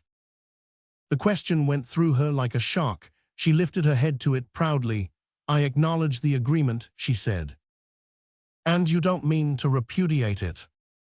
A log on the hearth fell forward, and mechanically he advanced and pushed it back. "No," she answered slowly, "I don't mean to repudiate it." There was a pause. He remained near the hearth, his elbow resting on the mantel shelf. Close to his hand stood a little cup of jade that he had given her on one of their wedding anniversaries. She wondered vaguely if he noticed it. "You intend to leave me then," she said at length. His gesture seemed to deprecate the crudeness of the allusion. "To marry someone else." Again his eye and hand protested. She rose and stood before him. "Why should you be afraid to tell me? Is it Una van Sideren?" He was silent. "I wish you good luck," she said. Chapter 3. She looked up, finding herself alone. She did not remember when or how he had left the room, or how long afterward she had sat there. The fire still smoldered on the hearth, but the slant of sunlight had left the wall. Her first conscious thought was that she had not broken her word, that she had fulfilled the very letter of their bargain. There had been no crying out, no vain appeal to the past, no attempt at temporizing or evasion. She had marched straight up to the guns. Now that it was over, she sickened to find herself alive. She looked about her, trying to recover her hold on reality. Her identity seemed to be slipping from her as it disappears in a physical swoon. "This is my room, this is my house," she heard herself saying. Her room, her house. She could almost hear the walls laugh back at her. She stood up, a dull ache in every bone. The silence of the room frightened her. She remembered now having heard the front door close a long time ago. The sound suddenly re-echoed through her brain. Her husband must have left the house, then her husband. She no longer knew in what terms to think. The simplest phrases had a poisoned edge. She sank back into her chair, overcome by a strange weakness. The clock struck 10. It was only 10 o'clock. Suddenly she remembered that she had not ordered dinner. Or were they dining out that evening? Dinner, dining out. The old meaningless phraseology pursued her. She must try to think of herself as she would think of someone else, a someone dissociated from all the familiar routine of the past, whose wants and habits must gradually be learned, as one might spy out the ways of a strange animal. The clock struck another hour, 11. She stood up again and walked to the door. She thought she would go upstairs to her room. Her room. Again the word derided her.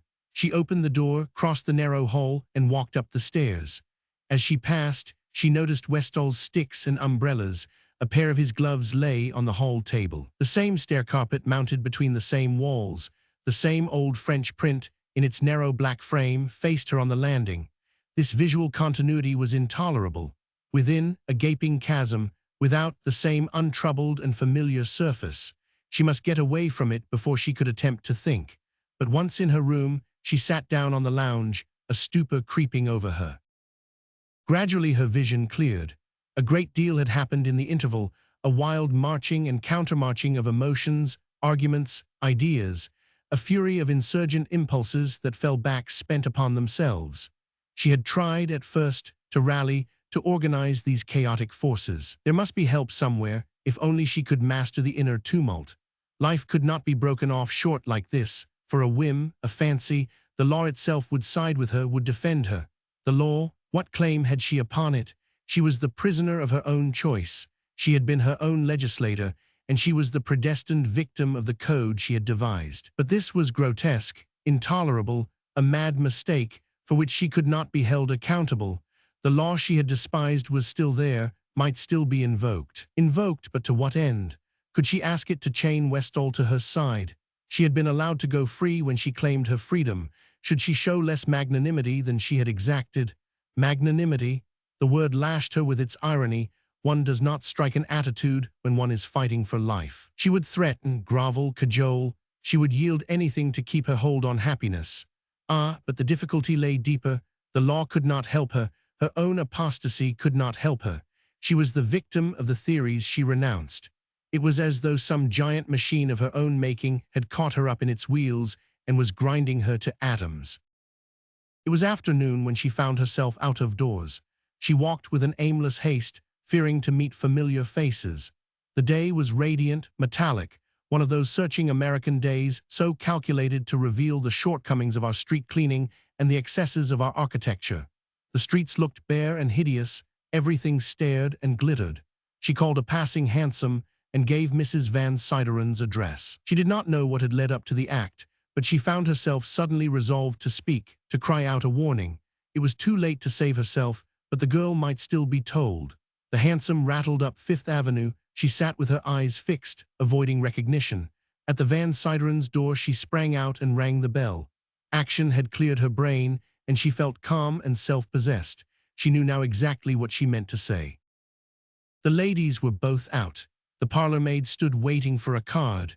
Julia, with a vague murmur, turned away from the door and lingered a moment on the sidewalk. Then she remembered that she had not paid the cab driver. She drew $1 from her purse and handed it to him. He touched his hat and drove off, leaving her alone in the long, empty street. She wandered away westward, toward strange thoroughfares where she was not likely to meet acquaintances. The feeling of aimlessness had returned.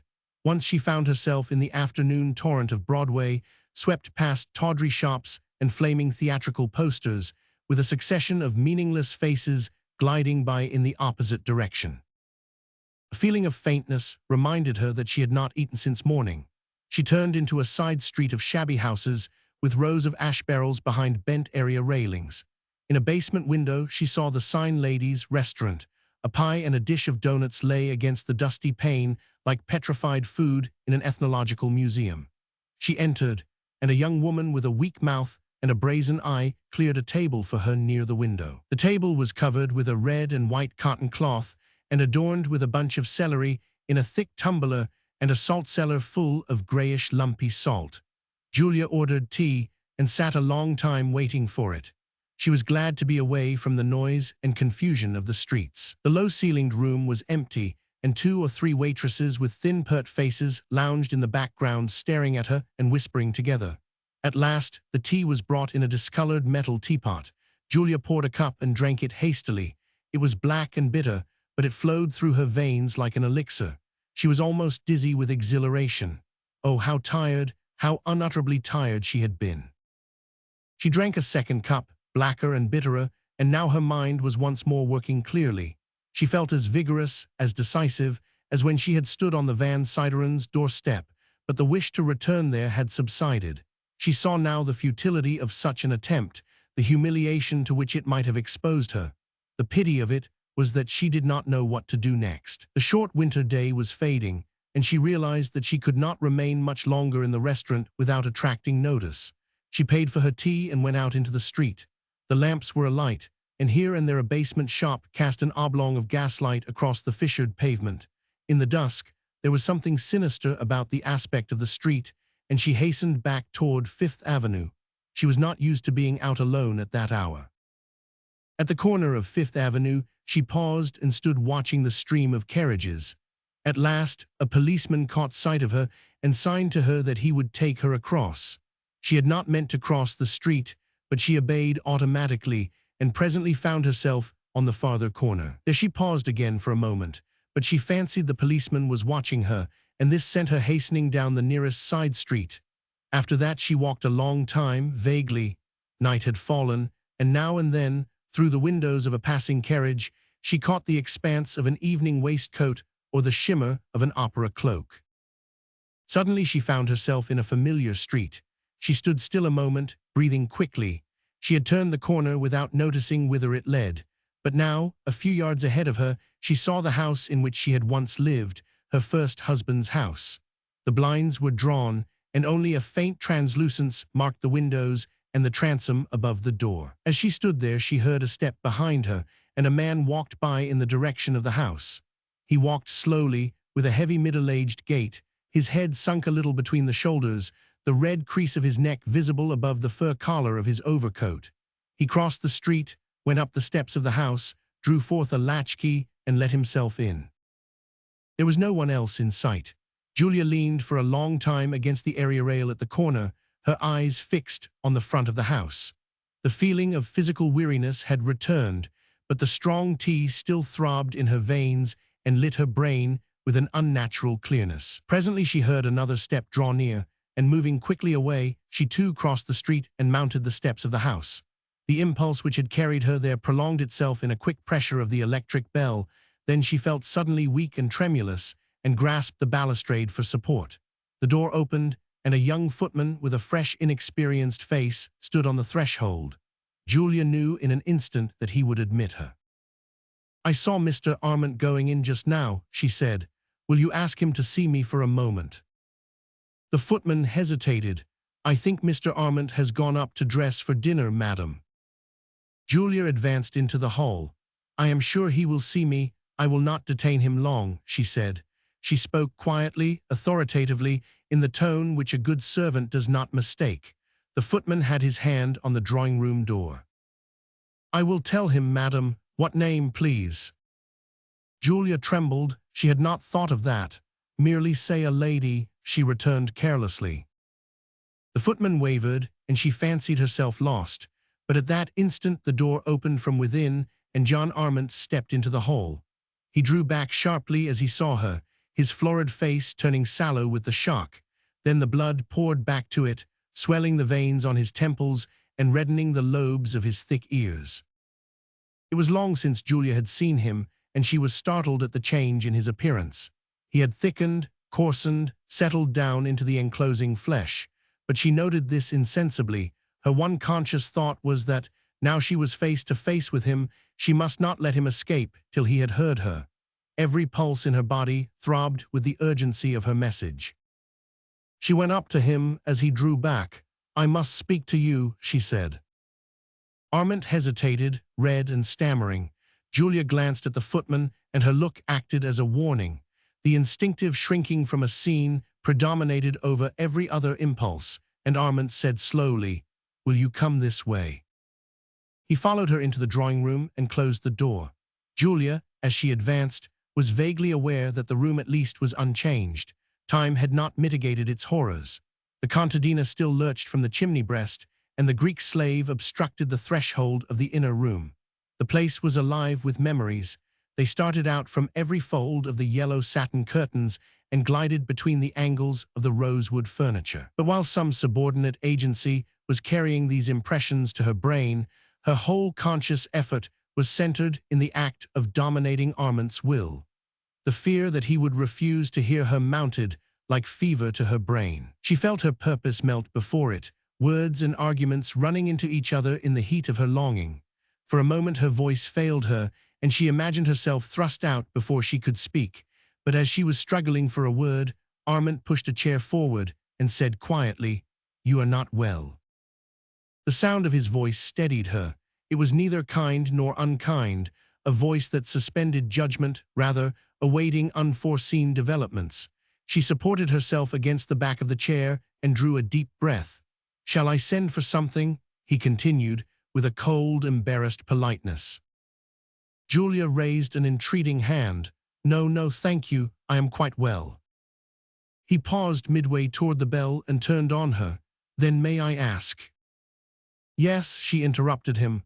"I came here because I wanted to see you. There is something I must tell you." Armand continued to scrutinize her. "I am surprised at that," he said. "I should have supposed that any communication you may wish to make could have been made through our lawyers." "Our lawyers?" She burst into a little laugh. "I don't think they could help me this time." Armand's face took on a barricaded look. "If there is any question of help, of course." It struck her whimsically that she had seen that look when some shabby devil called with a subscription book. Perhaps he thought she wanted him to put his name down for so much in sympathy or even in money. The thought made her laugh again. She saw his look change slowly to perplexity. All his facial changes were slow, and she remembered suddenly how it had once diverted her to shift that lumbering scenery with a word. For the first time it struck her that she had been cruel. "There is a question of help," she said in a softer key. "You can help me, but only by listening. I want to tell you something." Armand's resistance was not yielding. "Would it not be easier to write?" he suggested. She shook her head. "There is no time to write, and it won't take long." She raised her head and their eyes met. "My husband has left me," she said.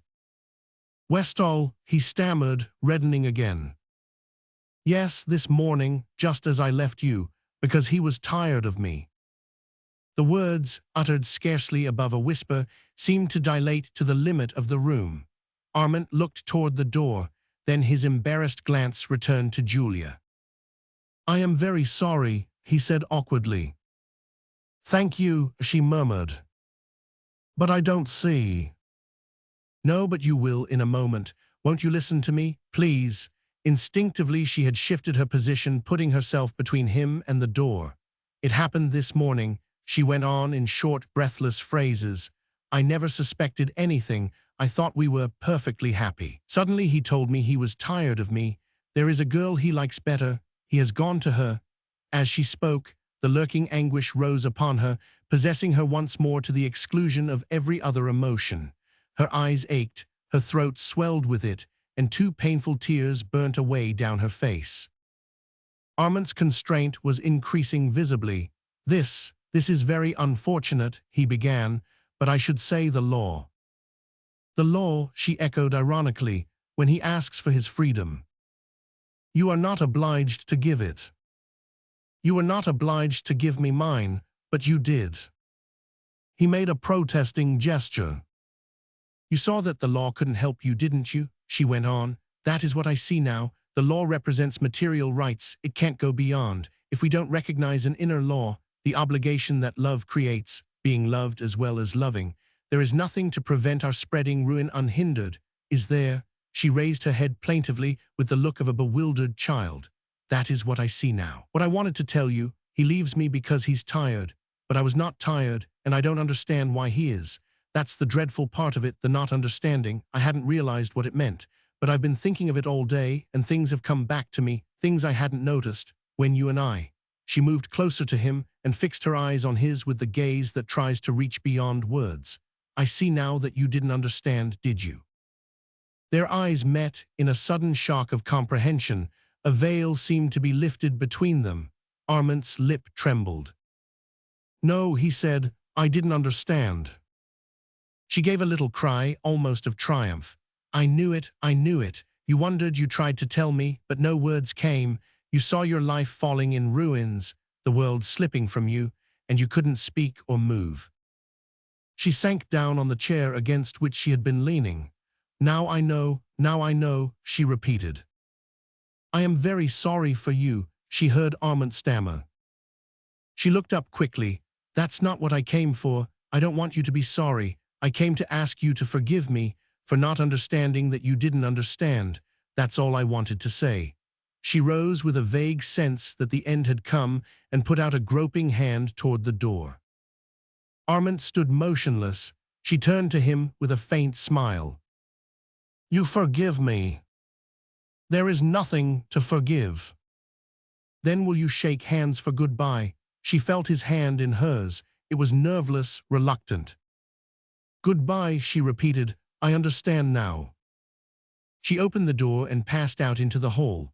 As she did so, Armand took an impulsive step forward, but just then the footman, who was evidently alive to his obligations, advanced from the background to let her out. She heard Armand fall back. The footman threw open the door, and she found herself outside in the darkness. The end of the reckoning. Verse. Botticelli's Madonna in the Louvre. What strange presentiment, O mother, lies on thy waste brow and sadly folded lips, forefeeling the light's terrible eclipse on Calvary, as if love made thee wise, and thou couldst read in those dear infant eyes the sorrow that beneath their smiling sleeps, and guess what bitter tears a mother weeps when the cross darkens her unclouded skies.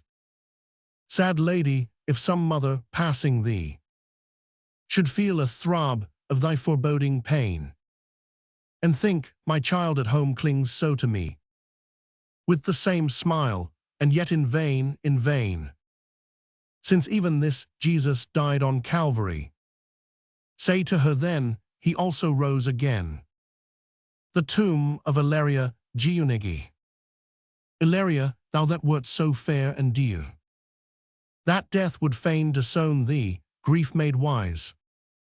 with prophecy thy husband's widowed eyes, and bade him call the master's art to rear thy perfect image on the sculptured bier, with dreaming lids, hands laid in peaceful guise, beneath the breast that seems to fall and rise, and lips that at love's call should answer, hear. Firstborn of the Renaissance, when thy soul cast the sweet robing of the flesh aside, into these lovelier marble limbs it stole, regenerate in art's sunrise clear and wide, as saints who, having kept faith's raiment whole, change it above for garments glorified. The sonnet, pure form that like some chalice of old time, contains thee, the liquid of the poet's thought, within thy curving hollow, gem enwrought, with interwoven traceries of rhyme, while o'er thy brim the bubbling fancies climb. What thing am I that undismayed have sought to pour my verse with trembling hand untaught into a shape so small yet so sublime? Because perfection haunts the hearts of men, because thy sacred chalice gathered up the wine of Petrarch, Shakespeare, Shelley, then receive these tears of failure as they drop, sole vintage of my life, since I am fain to pour them in a consecrated cup. Two backgrounds. I la Vierge, O donateur, here by the ample river's argent sweep, bosomed in tilth and vintage to her walls, a tower-crowned Cybele in armored sleep. The city lies, fat plenty in her halls, with calm parochial spires that hold in fee the friendly gables clustered at their base, and equipoised o'er tower and marketplace, the Gothic minster's winged immensity. And in that narrow burg, with equal mood, two placid hearts, to all life's good resigned, might from the altar to the lich gate find long years of peace and dreamless plenitude. Chapter 2, Mona Lisa. Yon strange blue city crowns a scarped steep no mortal foot hath bloodlessly essayed. Dreams and illusions beacon from its keep, but at the gate an angel bears his blade, and tales are told of those who thought to gain at dawn its ramparts, but when evening fell, far off they saw each fading pinnacle, lit with wild lightnings from the heaven of pain. Yet their two souls, whom life's perversities had marked with want in plenty, tears in mirth, might meet in dreams ungarmented of earth, and drain joy's awful chalice to the lees. Experience. 1. Like Crusoe with the bootless gold we stand upon the desert verge of death and say, what shall avail the woes of yesterday to buy tomorrow's wisdom in the land whose currency is strange unto our hand? In life's small market they have served to pay some late-found rapture, could we but delay, till time hath matched our means to our demand. But otherwise fate wills it, for behold, our gathered strength of individual pain, when time's long alchemy hath made it gold, dies with us, hoarded all these years in vain, since those that might be heir to it, the mold, renew and coin themselves new griefs again. Chapter 2. O death, we come full-handed to thy gate, rich with strange burden of the mingled years, gains and renunciations, mirth and tears, and love's oblivion and remembering hate. Nor know we what compulsion laid such freight upon our souls, and shall our hopes and fears buy nothing of thee, death, behold our wares, and sell us the one joy for which we wait.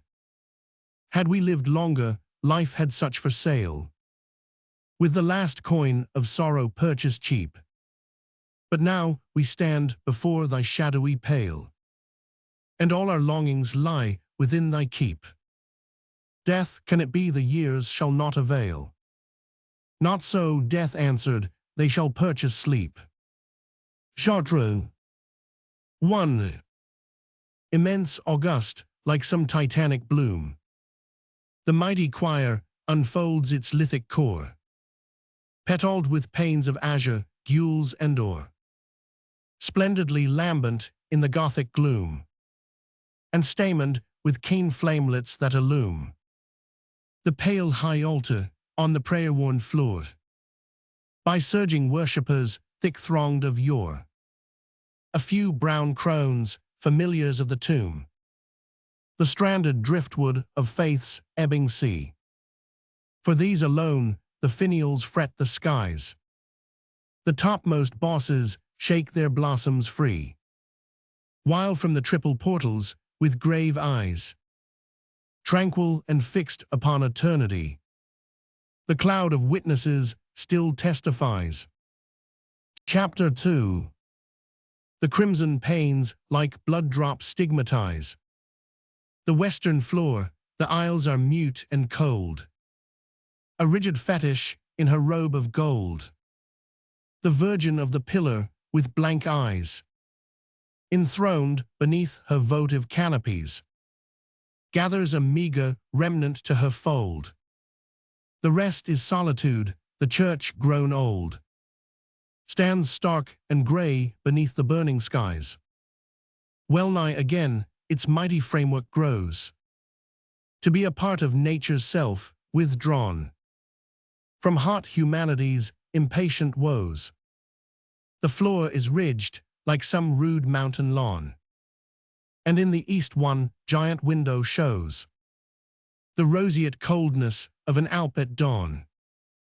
Life, like a marble block, is given to all, a blank inchoate mass of years and days, whence one with ardent chisel swift essays some shape of strength or symmetry to call. One shatters it in bits to mend a wall, one in a craftier hand the chisel lays, and one, to wake the mirth in Lesbia's gaze, carves it apace in toys fantastical. But least is he who, with enchanted eyes, filled with high visions of fair shapes to be, muses which God he shall immortalize in the proud Perion's perpetuity, till twilight warns him from the punctual skies, that the night cometh wherein none shall see an autumn sunset. 1. Leaguered in fire, the wild black promontories of the coast extend their savage silhouettes. The sun in universal carnage sets, and halting higher, the motionless storm clouds mass their sullen threats, like an advancing mob in sword points penned, that balked yet stands at bay. Mid-zenith hangs the fascinated day, in wind-lustrated hollows crystalline, a wan Valkyrie whose wide pinions shine across the ensanguined ruins of the fray, and in her lifted hand swings high o'erhead, above the waste of war, the silver torchlight of the evening star, wherewith to search the faces of the dead. Chapter 2. Lagooned in gold, seem not those jetty promontories, rather the outposts of some ancient land forlorn, uncomforted of morn, where old oblivions gather, the melancholy, unconsoling fold of all things that go utterly to death, and mix no more with life's perpetually awakening breath. Shall time not ferry me to such a shore, over such sailless seas, to walk with hope's slain importunities? In miserable marriage, nay, shall not all things be there forgot, save the sea's golden barrier and the black, close-crouching promontories, dead to all shames, forgotten of all glories. Shall I not wander there, a shadow's shade, a spectre self-destroyed, so purged of all remembrance and sucked back into the primal void, that should we on that shore phantasmal meet, I should not know the coming of your feet.